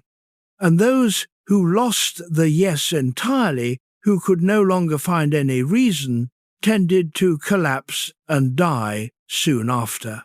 Frankl built a whole way of healing out of this, out of the discovery that a human being can find meaning even in unavoidable suffering, that the last of the human freedoms, the one that cannot be taken even in a death camp, is the freedom to choose your attitude toward what happens to you. That is amor fati, tested in the furnace and holding. That is Nietzsche's insistence that how you meet your fate is finally up to you, confirmed in the most extreme conditions a human being has ever faced. Frankl did not have an easy fate, but he found that even there, even in the worst place, a person could still somehow say a kind of yes to life in spite of everything. He even titled one of his reflections with that exact phrase, "Yes to life in spite of everything." And there was another voice, a Frenchman named Albert Camus, who took up the ancient Greek image of Sisyphus, the man condemned by the gods to roll a boulder up a hill forever, only to watch it roll back down, and to begin again endlessly for all eternity. It is the eternal recurrence in its cruelest form, pure repetition, pure futility, the same pointless labor forever. And Camus, staring at this image of a life with no escape and no final meaning, arrived at a startling conclusion. One must imagine Sisyphus happy that in the very act of embracing his fate, of owning his endless task, of becoming fully present to his one absurd, repeated labor, Sisyphus could be free, could even be happy, could rob the gods of their punishment by ceasing to wish it were otherwise. The struggle itself, Camus wrote, is enough to fill a man's heart. Do you hear the great yes echoing down through them all? From Nietzsche on his lakeside path, to Frankl in the camp, to Camus contemplating the man with the boulder. the same discovery made again and again, in easier times and in unbearable ones. That a human being is not finally at the mercy of their fate, because they hold the power to say yes to it, to own it, to find in it a meaning or a defiance or a strange joy that no circumstance can take away. That this yes is available even at the bottom, even in the worst place, even to the man rolling the boulder forever, especially there, perhaps. It is the freedom that remains when every other freedom is gone. You are not in the worst place tonight. You are warm and safe and held at the end of an ordinary day. If the great yes could be found in the camps, if Sisyphus could be imagined happy at his endless task, then surely the yes is within reach here, in this gentle dark, where nothing is being asked of you but rest. Your fate tonight is only to sleep, and that is an easy fate to love. Say yes to it, the small yes, the easy one, and know that it is the same yes in seed that has kept human beings alive in the darkest places there are. Rest now in the long echo of all who said yes before you in far harder nights than this. Their yes is with you.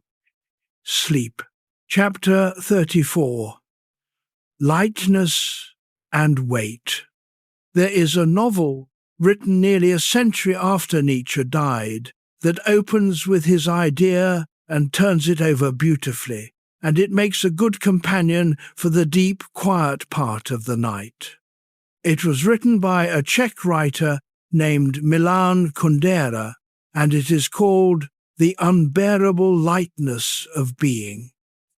And its very first pages are a meditation on the eternal recurrence. Kundera begins by considering Nietzsche's thought, and he draws out a strange paradox hidden inside it, one we have not quite touched yet. He asks, what does eternal return actually mean for the weight of our lives? And he suggests that if everything recurs eternally, then every act carries an unbearable weight because it lasts forever. It is fixed into the eternal fabric. It can never be undone or lightened. That is the heaviness we spoke of at the very beginning. The heaviest weight. But then Kundera turns it over and asks about the opposite. What if there is no eternal return? What if each thing happens only once and then is gone forever, never to repeat? He has a phrase for this, borrowed from a German saying, Einmal ist keinmal. Once is never. What happens only once might as well not have happened at all. If your life occurs a single time and then vanishes without a trace, never to return, then it has a terrible lightness to it, a weightlessness, as if it barely happened, as if nothing you did quite counted, because it is all swept away into a past that will never come again and will soon be forgotten, as if it never was. And here is the paradox Kundera leaves us with, the one worth turning over slowly in the dark. Which is better, the unbearable weight of eternal return, where everything you do lasts forever and therefore matters absolutely, or the unbearable lightness of a single passing life, where everything happens only once and then is gone, weightless, as if it never was? Is it the weight we should fear, or the lightness? Most of us, most of the time, live inside the lightness without quite noticing. We treat our days as if they do not fully count, as if this is not quite the real thing, as if it will not matter much in the end. And there is a kind of relief in that lightness.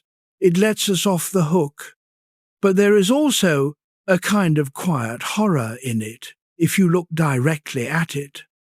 That your one life, everything you love, everything you have done and been, will happen only once, and then vanish, light as a feather, gone. That einmal ist keinmal, that once is never. Nietzsche's eternal recurrence, whatever else it is a cure for that particular horror. It says, no, your life is not weightless. It is not a thing that happens once and vanishes as if it never was. It returns, it lasts, it matters, absolutely, eternally. The weight it gives your life is heavy, yes, but the weight is also a kind of dignity, a kind of reality, a rescue from the unbearable lightness of a life that would otherwise slip away as if it had never been. To live as if this moment returns forever is to give this moment the full weight of the real, to rescue it from the nothingness of once and gone. And so we return to the strange gift hidden in the heavy thought. The weight is not only a burden, it is also what makes your life real, solid, worth something, saved from vanishing. Kundera never quite decides which is better, the weight or the lightness, and maybe there is no deciding. But he makes us feel deeply that the choice matters, that how we hold the passing of our one life, whether we let it be weightless or grant it the full weight of the eternal, changes everything about how we live it. Tonight, though, you can set the whole question down, because tonight is a moment worth granting full weight to, and it needs nothing from you but presence.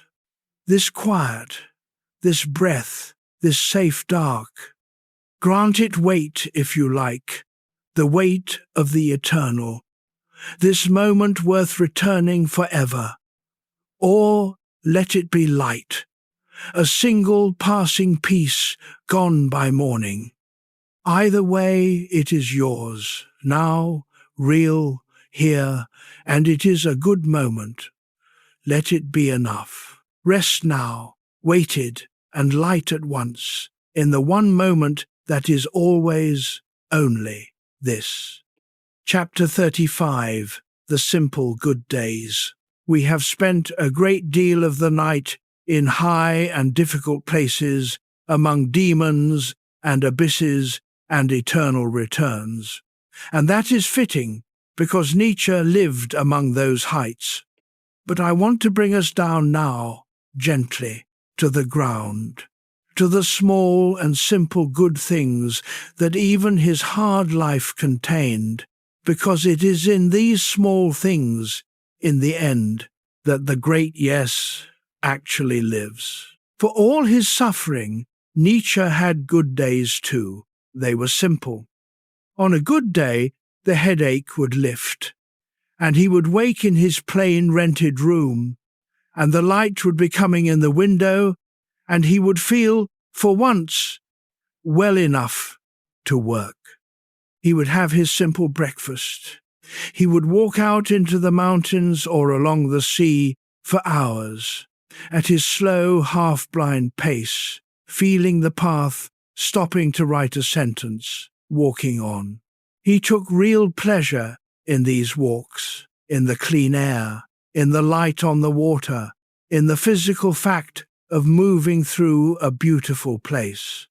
He loved certain foods, simply prepared.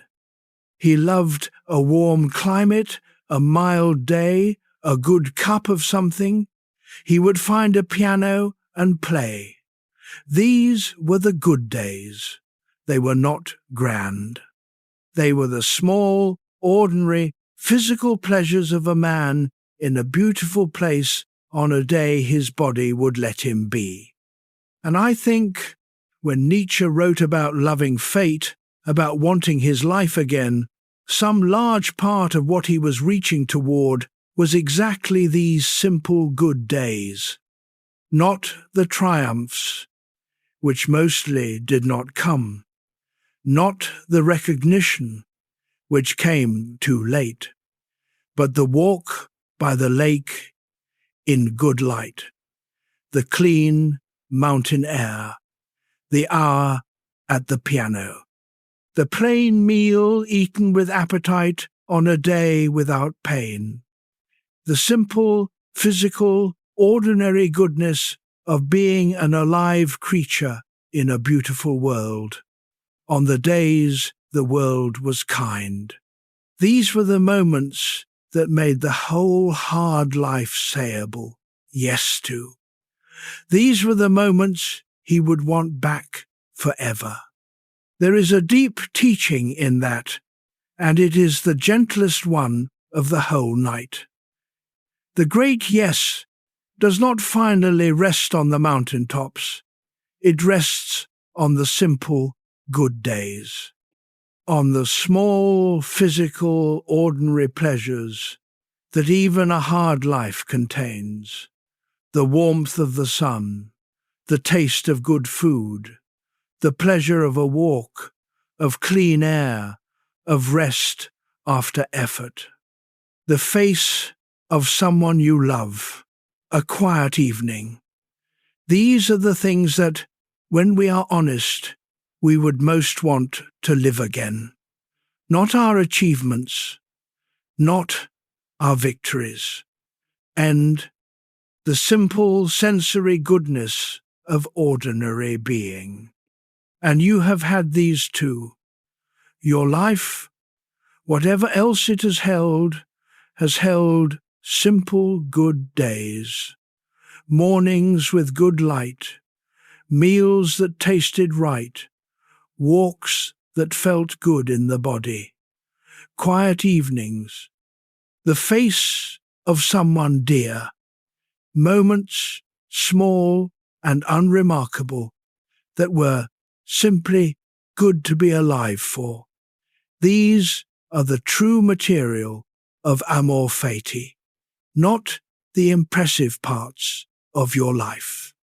The sweet, ordinary parts, the parts that ask no justification, that you would simply want again, gladly, without a second thought. So let us do the simplest possible practice now, the one at the very root of the great yes.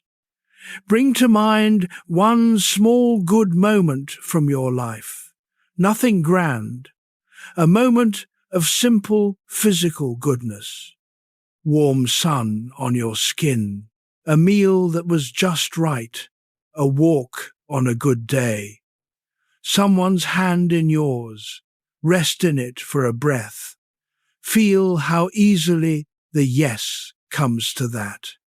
How you would take that moment again, gladly, forever. That easy yes to that small good thing is the whole of amor fati in miniature.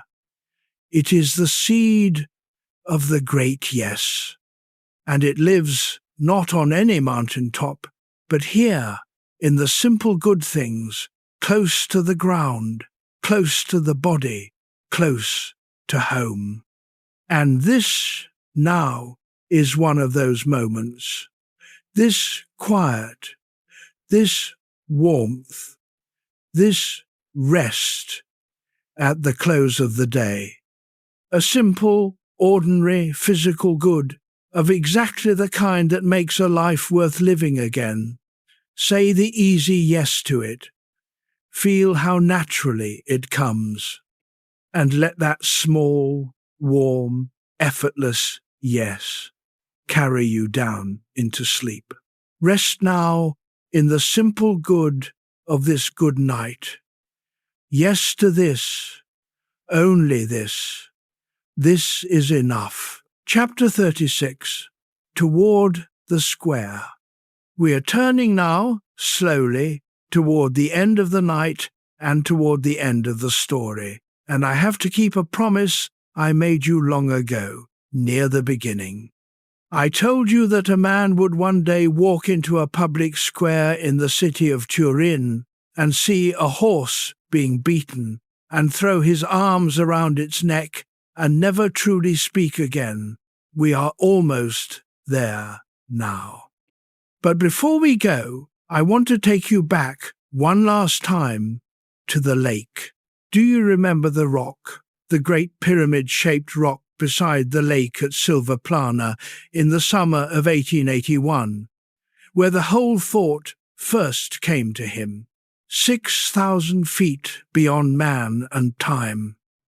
I told you we would stand there again near the end, and we would understand better what happened there.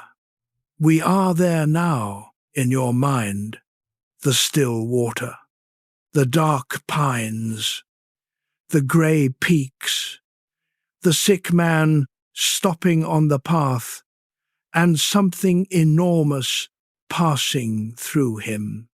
Here is what I think happened at that rock, now that we have walked the whole long road and can see it more clearly. A man who had lost almost everything, his father, his health, his career, his great friendship, his faith, his companionship, his readers, a man who had every reason in the world to curse his existence and refuse it, stood beside a cold lake and was given, or found, or was struck by the hardest possible test of whether life could still be loved. This life, again, forever, exactly as it has been. And instead of it crushing him, instead of it being the final unbearable weight that broke a man already carrying too much, it became, somehow, the doorway to his deepest joy. He called that summer the highest point of his life. The moment the heaviest thought arrived was the moment he came most alive. That is the mystery at the center of Nietzsche, and at the center of this whole night, that the heaviest weight and the greatest liberation were the same event. That the thought which should have finished a suffering man instead set him free, not free from his suffering. His suffering continued and worsened and finally overwhelmed him, but free in his suffering, free to love a life that would not love him back, free to say yes to an existence that gave him almost nothing but the strength to say yes to it. That freedom is what he found at the rock, and it is real. It survived him. It is here, in this room, tonight. Keep the lake with you as we go on toward the square, because the two places belong together, and the story only makes sense if you hold both. The rock by the lake, where he found the great yes, and the square in Turin, where the man who found it finally broke. We will not understand the second place without the first. And we will find, when we reach the square, that even there, even in the breaking, there is something that is not defeat, something tender, something that is, in its own heartbreaking way, one last yes. But not yet. There is a little more first, and it is soft, and you are very tired now, and that is exactly right.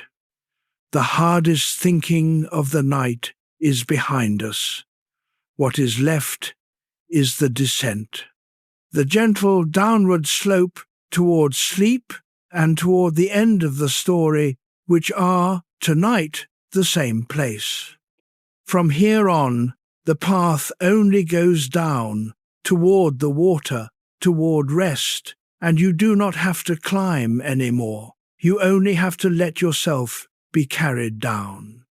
Feel how far down you already are, how heavy and warm the body has become, how slow the breath. We stood together at the rock, 6,000 feet up, and now we are descending slowly through the pines, toward the still water, toward the quiet, toward the end of the night. Let each breath be a step downward. Let the descent carry you. There is nothing left to understand tonight. There is only the path down, and the water, and the rest that is waiting there. Come down with me now, slowly, toward the lake, toward sleep. We are almost home. Chapter 37, The Bright Last Autumn.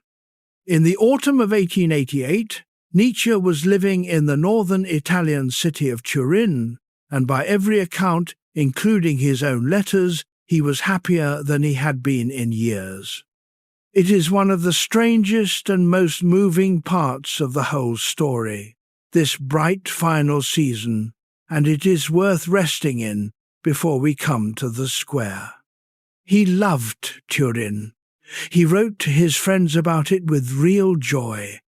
He loved the wide arcaded streets where you could walk for miles under cover, out of the weather.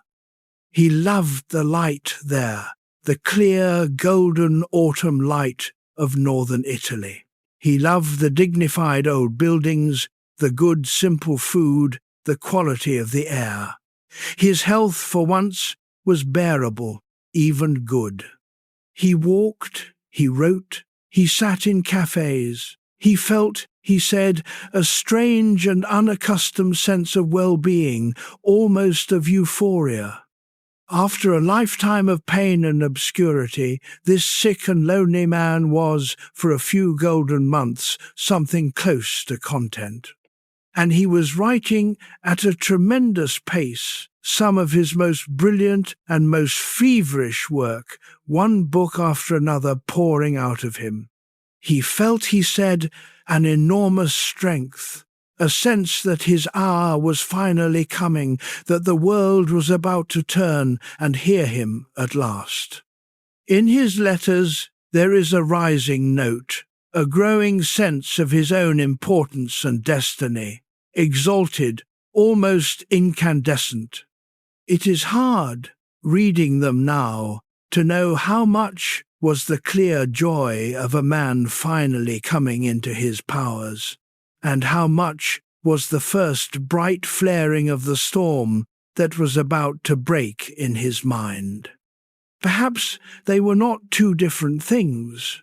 Perhaps the light and the coming darkness were, as they so often were with him, the same event. There is something almost unbearably tender about this bright last autumn, when you know what is coming.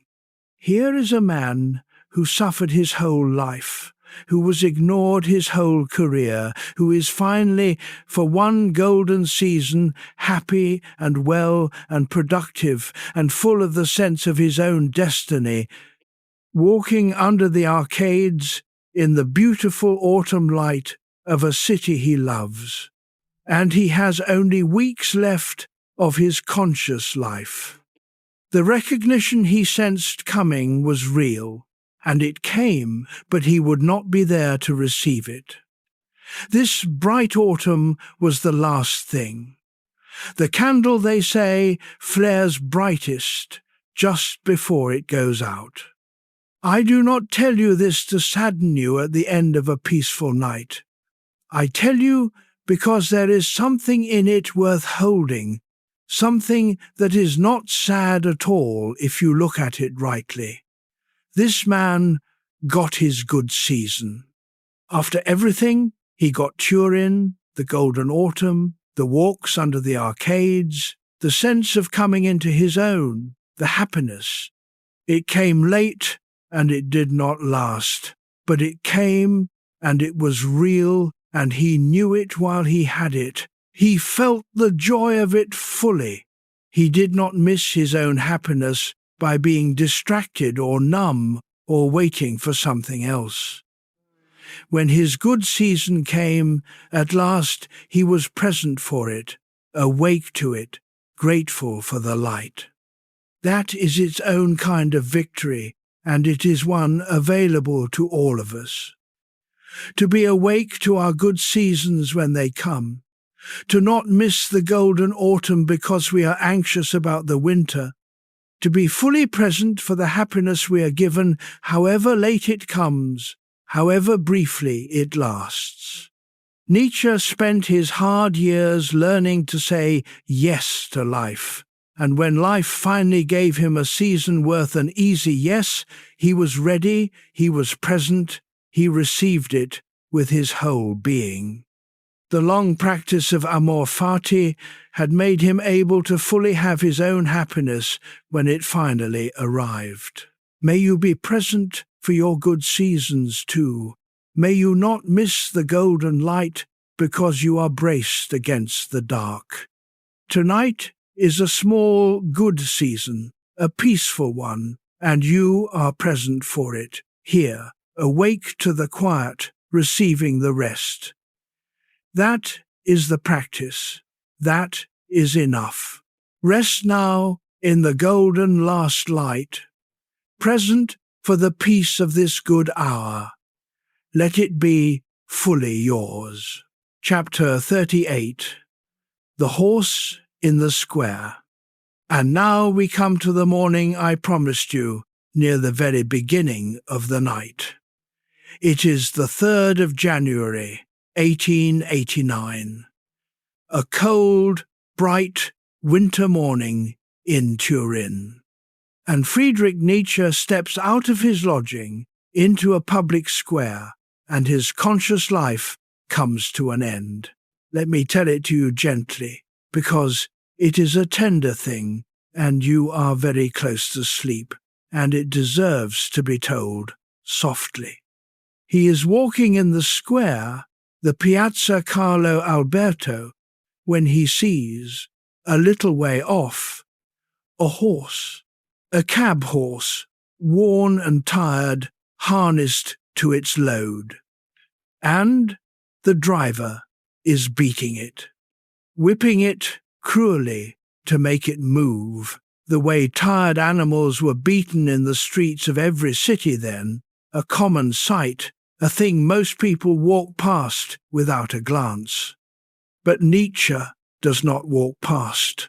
Something in him breaks open at the sight. This man, the philosopher of strength, of the will to power, of the great yes of hardness, this man who had written so fiercely against pity, runs across the square toward the suffering animal, and he throws his arms around the horse's neck. He embraces it, he presses his face against it, and he begins to weep, to sob, holding the beaten horse as if to shield it, as if to take its suffering into himself. And then his legs give way, and he collapses there in the square, his arms still around the animal, and he does not get up. They carry him back to his room. And the man who wrote Zarathustra never truly returns. He will live another 11 years, but the mind that made those books is gone. That morning, in the square, holding the horse, is the last act of his conscious life. Sit with it softly. Do not let it frighten you. There is heartbreak in it, but there is something else too. Something I want you to see, because it is the deepest and most human note in the whole story. Here is a man who spent his life building a philosophy of strength, who argued against pity, who tried to teach a hardness that could bear anything, who reached for a yes so total it could embrace all the suffering in the world without flinching. And in the end, what undid him, what broke him open, was not weakness, it was love. It was an overflow of compassion so great He could not contain it, could not hold it, poured out onto a beaten animal in a public square. The philosopher of the great yes did not die refusing to feel the world's pain. He died feeling it too much. He died with his arms around a suffering creature, weeping for it, unable to bear its beating, giving it, in the only way left to him, his whole broken tenderness. I find that unbearably beautiful.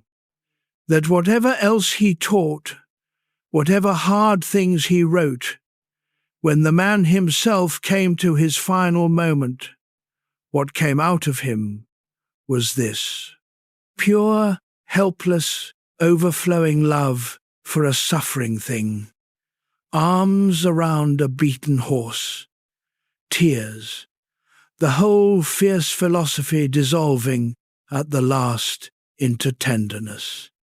As if underneath all the hardness he ever preached, there was always this, a heart so tender it could not, in the end, survive the cruelty of the world it loved. Maybe that is the last yes. Not a yes spoken from strength on a mountaintop, but a yes made of tears in a cold square, arms around a suffering animal. A yes that says, I will not walk past your pain. I will hold you.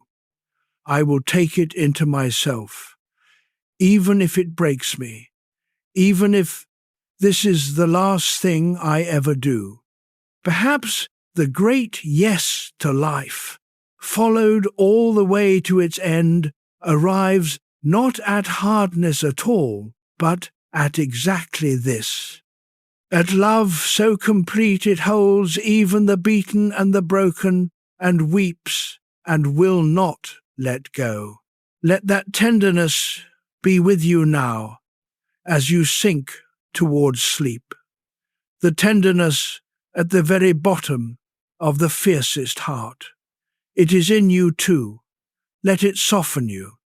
Let it hold you the way he held the horse, with a love that asks nothing and refuses nothing and simply will not walk past.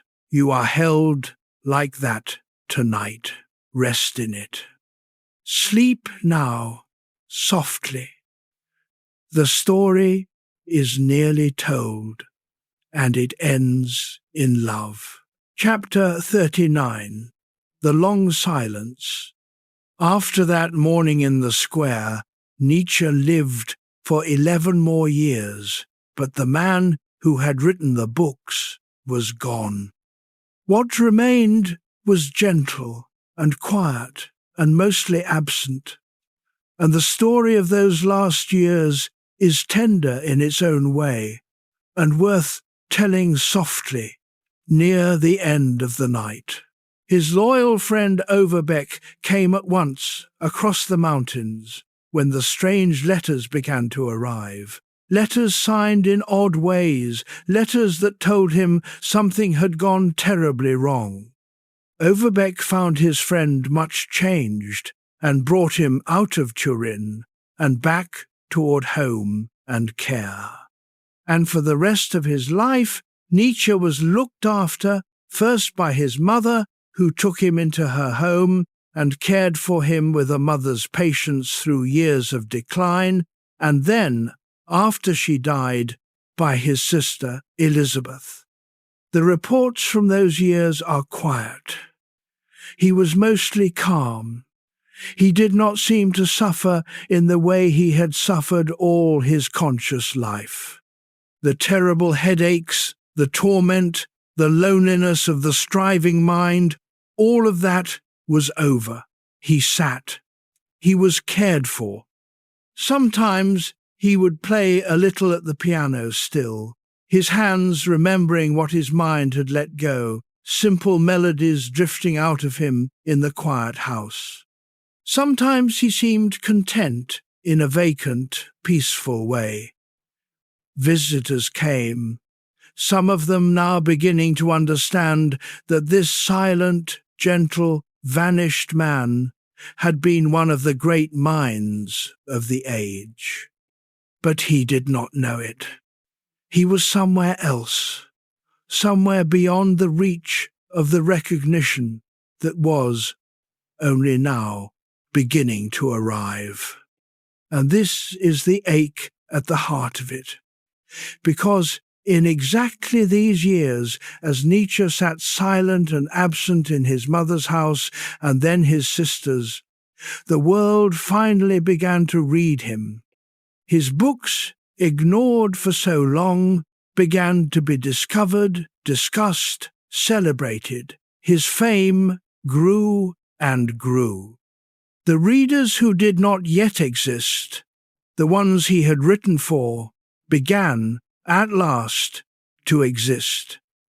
He had been right. His hour did come.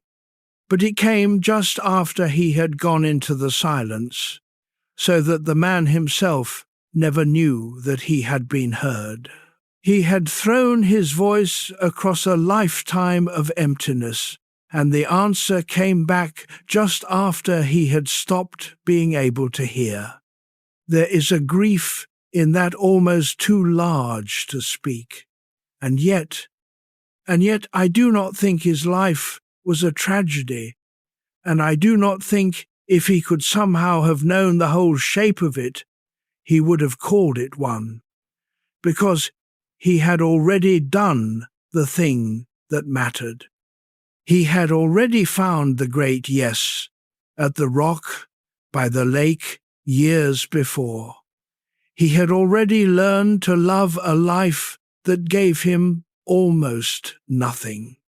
He had already blessed his existence, not because it rewarded him, but because he had grown able to bless it. The recognition, when it came, was not the point. He had found the point long before, in a rented room on a mountain path beside a cold lake. He had wanted his life again while he was still living it, hard and lonely and unrewarded as it was. That was the victory. And that victory was complete, long before the silence came, and the silence could not touch it. So the long silence is sad, but it is not a defeat. It is only the quiet after a life that had already, in its own terms, succeeded. At the one thing Nietzsche most wanted to succeed at, which was learning to say yes. He said it, he meant it. He said it years before anyone was listening to a life that had every reason to say no. And nothing that came after, not the silence, not the misunderstanding, not the long absence, could unsay it. The yes was already spoken into the emptiness, and it was true, and it lasted, and it reaches us here, tonight, still true, still lasting. Let the long silence be gentle now. There is peace in it, the peace of a striving finally at rest, a hard mind finally quiet, a man finally beyond his pain, cared for at home, drifting in simple melodies in a quiet house. That peace, too, is part of the story. And it is a peace you are entering now, a gentle quieting, a laying down of all striving, a drift toward the simple and the wordless. Rest now in the long, soft silence after all the striving. It is a kind of peace. Let it be yours tonight. Chapter 40. The Readers Who Did Not Yet Exist. I want to close a circle now, one I opened near the very beginning of the night, because it is the gentlest and most surprising thing in the whole story, and it is about you. Do you remember, in the first chapter, I told you that Nietzsche once said without much joy, that he wrote for readers who did not yet exist. He was a man shouting into a well. His books sold almost nothing. His deepest work he printed at his own expense for a handful of friends. He believed, and had every reason to believe, that he was pouring out the wisdom of his life into a silence so complete it must have felt like it would never end. He wrote, anyway, fully, beautifully, with everything he had, for people who were not there, for readers who did not yet exist. And here is the circle closing. Those readers exist now. They have existed for over a century, and they multiply with every year. His books, which almost no one bought in his lifetime, are among the most read, most translated, most argued over books in the world. His ideas shaped the century that followed him, and are shaping this one. The lonely man in the rented room, writing into the void, turns out to have been one of the most heard voices in the history of human thought. He was not shouting into a well, he was shouting into the future, and the future answered. And you are the answer. You, lying here in the dark over 130 years later, in a place he never imagined, in a night he never saw, letting his sick, solitary, magnificent mind keep you company towards sleep. You are one of the readers who did not yet exist. You are the proof that the shout into the well was not wasted. When he wrote, alone and unheard, that a person could learn to love their fate, to say yes to a hard life, to want it all again, he was writing, though he could not know it, for you, for this exact moment. For the person you are tonight, carrying whatever you carry, and needing, as he needed, to find a way to make peace with the one life that is yours. There is something in this that reaches beyond Nietzsche, something worth holding as you drift. It is that nothing true and beautiful that a person makes is ever really wasted, even if it seems at the time to fall into total silence. The kindness you showed that no one noticed. The good work you did that no one praised. The love you gave that was not returned. The truth you spoke into a room that did not seem to be listening. None of it is lost. It goes out into the world, into the future, into other lives, in ways you cannot see and will never fully know. You are always, in some sense, writing for readers who do not yet exist. And they exist. They will exist. What you send out in your own quiet well of a life reaches them, in time, the way Nietzsche's shout reached you. So whatever you have poured out that seemed to vanish, whatever good you have done that seemed to disappear into silence, let this comfort you tonight. It did not vanish. It is traveling. It will arrive. The silence is not the end of the story. The silence is only the long gap between the shout and the answer answer always comes somewhere to someone in a night you will never see. You have received an answer tonight from a man who died in silence over a century ago, and you will send answers of your own forward to people not yet born in ways you cannot imagine. That is how it works. That is how the light is passed. Hand to hand, across the silence, across the centuries, from the ones who did not know if anyone would ever hear, to the ones who receive it in the dark and are comforted, and pass it on. Rest now. You are the answer to an old man's lonely hope, and you are the beginning of answers not yet given. The light is in you. Let it rest and glow and wait for morning. Chapter 41, Coming Down the Mountain. Now we begin, truly, to come down. All night we climbed.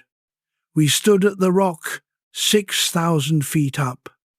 We walked the high, thin rope over the abyss. We faced the demon and its heaviest question. We went into the darkest basements of the soul and up onto the coldest mountaintops of thought. That was the climbing, and now it is over. Now there is only the coming down, slow and soft and easy toward the water, toward sleep. You do not have to hold any of it anymore.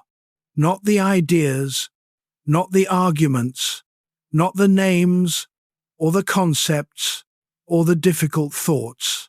You can let all of it go now. It has done its work in you already, quietly. The way a day's walking works on the body, whether or not you remember each step. The understanding has settled somewhere below your thinking, where it will keep, and you do not have to carry it consciously anymore. Let it sink. Let it rest in you, wordless. Let me gather the whole night into a few simple things, and then even these you can let go of, one by one, as you sink. That your life is not a rehearsal. This is it.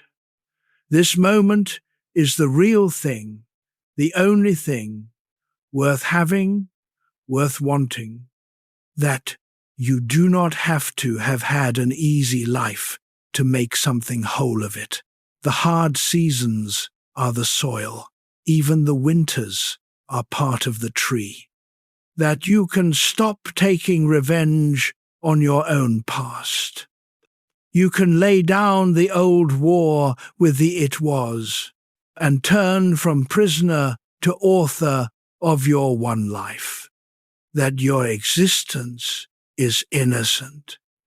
There is no court, there is no debt, you owe no apology for being.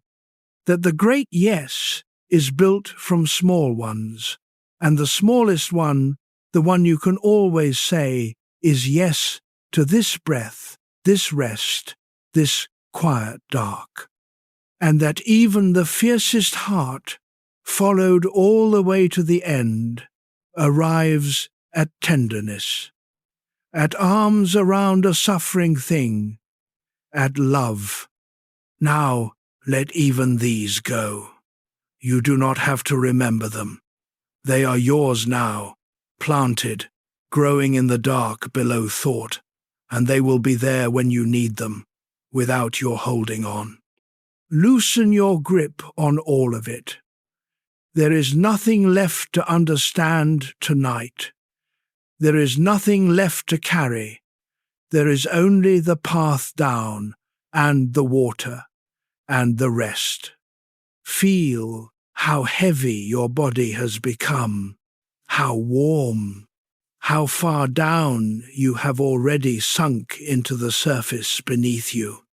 Every breath now is a step further down the mountain, deeper into the dark, closer to the still water at the bottom where sleep is waiting. You do not have to walk, you are being carried. The path carries you down, the dark carries you down, the slow tide of your own breath carries you down, and down, and down. The pines are dark around you. The air is soft and cool. The lake is very close now, and very still, and it is the color of sleep. There is nowhere else to be. There is nothing else to do. There is only this gentle descent, this letting go, this coming down at last from the high, hard places into the deep, soft dark where you are held and safe and finished with the day. Come down. Let yourself come all the way down. The climbing is over. The rest is here. Let the mountain give you back to the ground, and the ground hold you, and the dark close softly over you like still water. Down, and down, and down. Almost there now. Almost home. Rest. Chapter 42. One thing left to give you. You are nearly asleep now, and that is exactly as it should be, and I will not call you back up. But there is one last thing I want to leave with you, softly, before the story ends and the night closes over. One thing to carry down into sleep and to keep.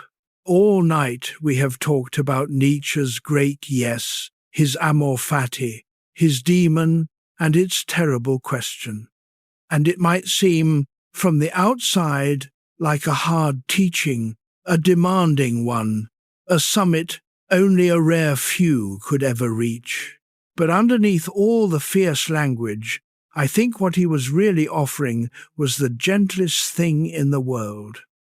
He was offering a way to come home to your own life, to stop standing outside it, wishing it were different, refusing it, accusing it, taking revenge on it for not being the life you imagined, and to come inside it at last and take it up and call it yours and even, in time, love it.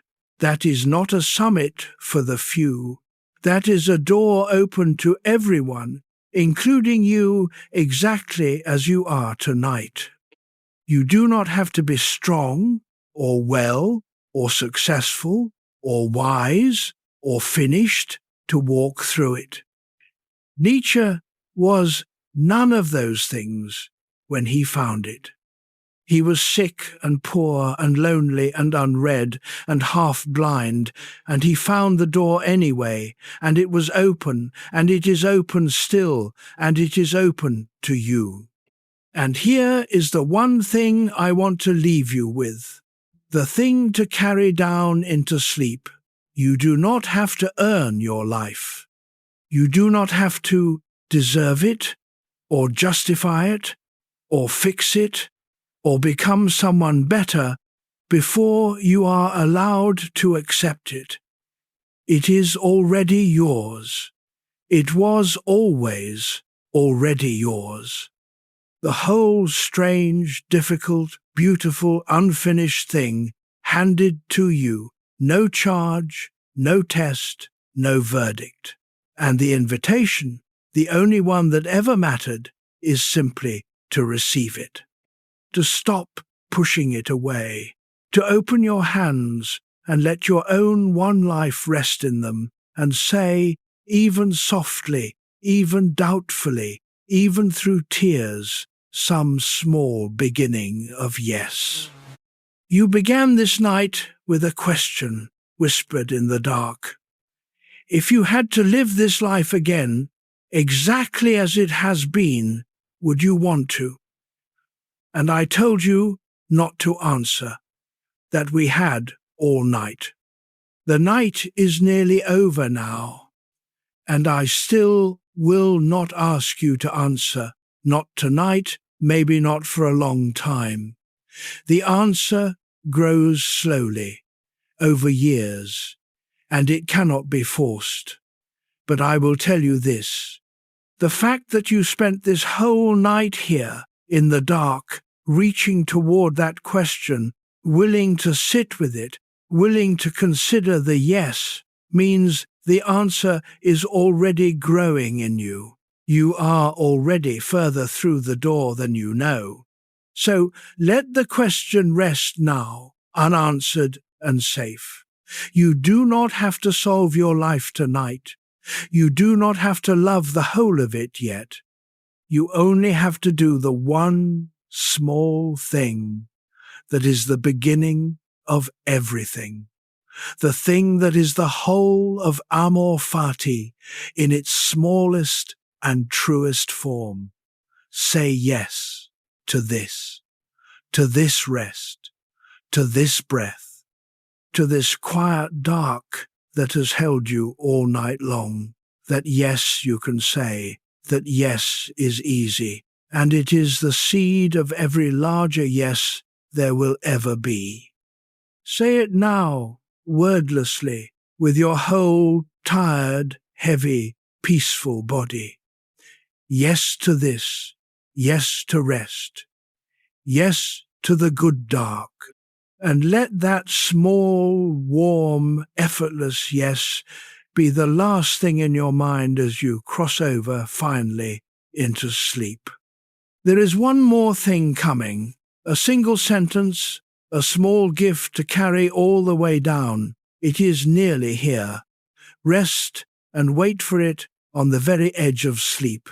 Rest now, almost there. Yes. Chapter 43, The Still Water. We are at the lake now, at the bottom of the whole long night. The still water is right in front of you, dark and smooth and patient, the color of sleep. Do you remember how we began? The loneliest hour, a small, tired question in the dark, and a man on a mountain path beside this same water, nearly blind, stopping to feel the way. We have come all the way around, you and I. We started at the loneliest hour, and we have arrived at the stillest water. And they turn out to be the same place, only the loneliness is gone now, dissolved somewhere along the path, and what is left is only the stillness and the peace and the dark that holds you. The lake does not move. There is no wind. The pines stand dark and quiet around the water. The peaks above are lost in the night, and the water lies there, perfectly still, holding the darkness the way it would hold the stars if there were stars, the way it holds everything that comes to rest beside it, without effort, without judgment, simply holding. You are as still as the water now. Your body has come completely to rest. There is no tension left to release, because you have released it breath by breath, all the way down the mountain.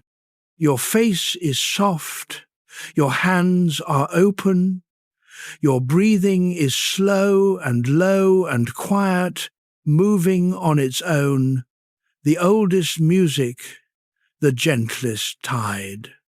The man on the path found something here, beside this water, that changed his life. He found that he could love it, all of it, the whole hard road that had brought him to this shore.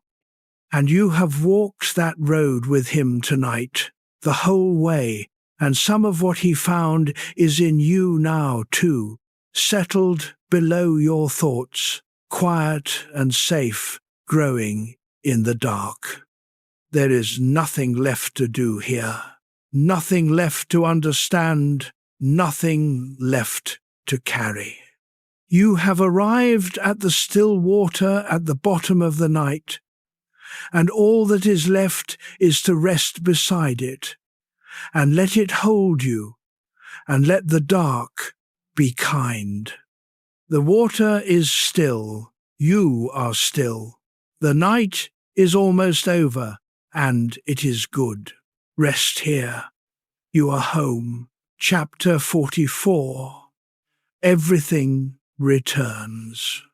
Here, at the still water, the great heavy thought of the whole night becomes light at last. The eternal recurrence. Everything returns. Feel it now not as a weight, but as the gentlest promise there is. Everything returns.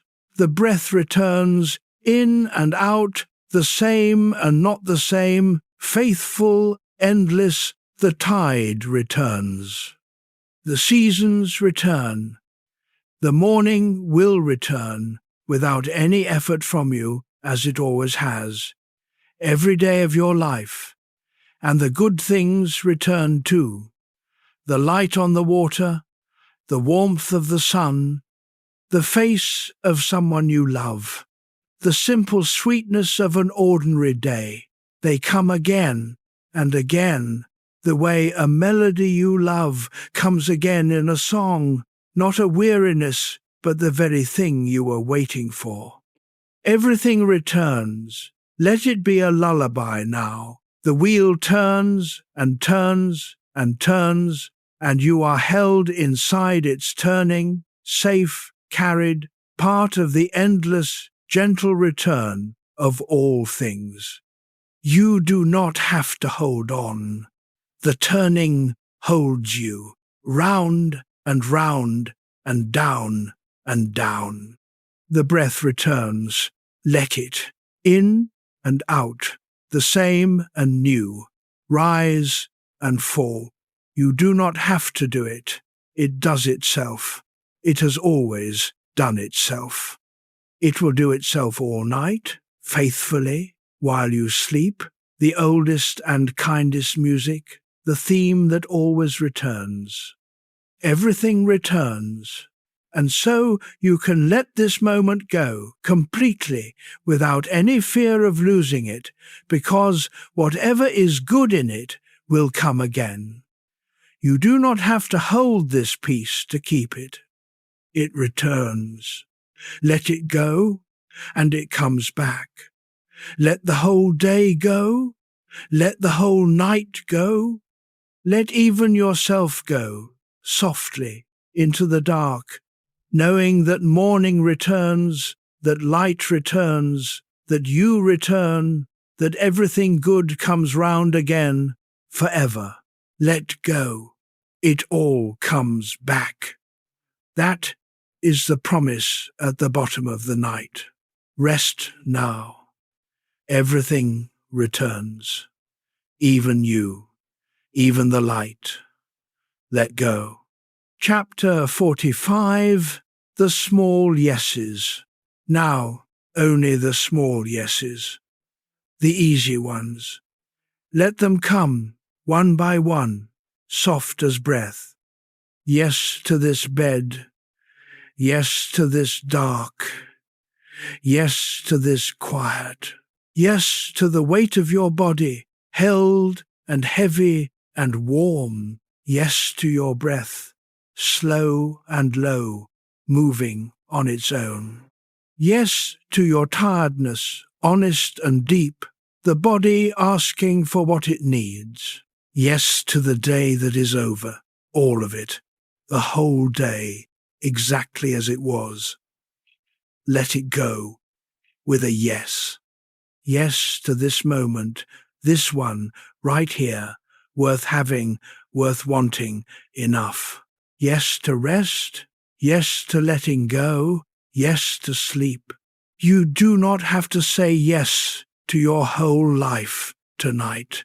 Only these, only the small ones, only the easy ones. And each small yes is the great yes, in seed, the whole of it, folded small and warm and close. Yes to this breath, and this one, and this one. Let the yeses come slower now, and softer and further apart, until they are only breath, only rest, only the wordless yes of a body finally, completely at peace. Yes, rest. Yes, chapter 46, The Gift at the Bottom of the Night. I promised you one last thing to carry down, a single sentence, a small gift to keep. Here it is. Let it fall on you softly, and then let even it go. You do not make peace with your life by mending everything that broke in it. You make peace in the quiet moment you find you could live it all again, exactly as it was, and mean the yes. Let that rest in you. You do not have to believe it tonight. You do not have to feel it yet.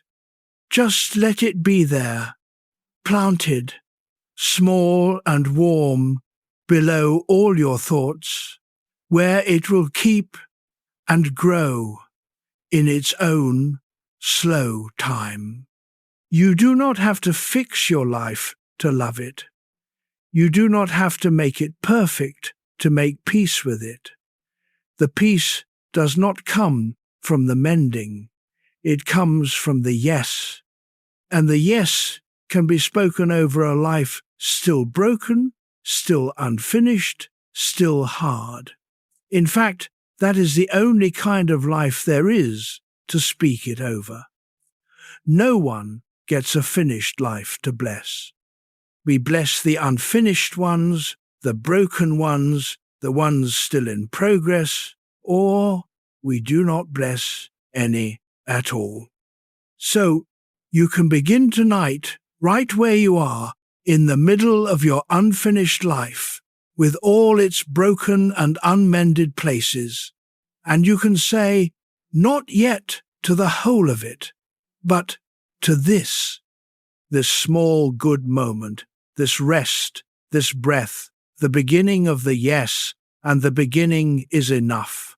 The beginning is everything. The rest will grow from it, slowly, over all the years to come, the way everything real grows, in the dark, while you sleep. That is the gift. You do not have to earn your life, or fix it, or finish it, to make peace with it.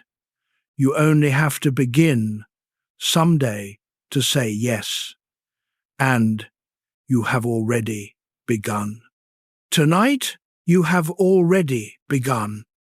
Let it go now, the sentence, the gift, all of it. It is yours. It will keep. Let it sink all the way down, below words, below thought, into the deep, warm dark where you are going now. Rest. It is enough. You are enough. Yes.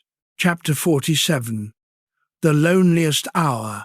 No longer lonely. We began at the loneliest hour. We end there too. But it is not lonely anymore. The same dark, the same quiet, the same tired body, at the same late hour, at the bottom of the same long night. But something has changed, softly, over these hours. You are not alone in it now. A whole long line of the quietly wise is with you in the dark. The sick philosopher on his mountain path, the crippled slave and the weary emperor, the lens grinder in his rented room. All the ones who lay awake with harder lives than yours, and still somehow, at last, found a way to say yes. They are all here, faintly, in the dark around you, keeping the watch, so that you can finally rest. The loneliest hour is not lonely when you know you are one of many who have passed through it. When you know that everyone who ever lived has lain awake at some late hour with some tired question in the dark, wondering if their life could be born and loved. You are in the oldest company there is. The company of the wakeful and the weary, and the ones who found their peace not by escaping their lives, but by coming home to them. So let the last of the loneliness go now. It was never the truth of this hour. The truth of this hour is that you are held by the dark, by the still water, by the breath that keeps itself, by the whole long line of those who came before and left their fires burning to warm the ones who came after. You are held on every side, tonight at the loneliest hour that is not lonely at all. Rest in that. Let it be the last thing you know before sleep. Not alone. Held. Part of the long company. Home. The hour is late. The water is still. The company is near. And you are almost asleep. Rest now. You are not alone. You never were. Chapter 48. The Last Descent. There is nothing left now but to let go. The story is told. The mountain is behind you, the lake is still, the company keeps its quiet watch. And you are so close to sleep now, so close that the words are barely reaching you, and that is right and that is good. You do not have to listen anymore. You do not have to understand anything. You do not have to hold on to a single thing. Let the words go. Let the story go. Let the whole long night go, soft and complete. Behind you, let your body be heavy and warm and still. Let your breath be slow and low and quiet, moving on its own. Let the dark close over you, gentle as still water.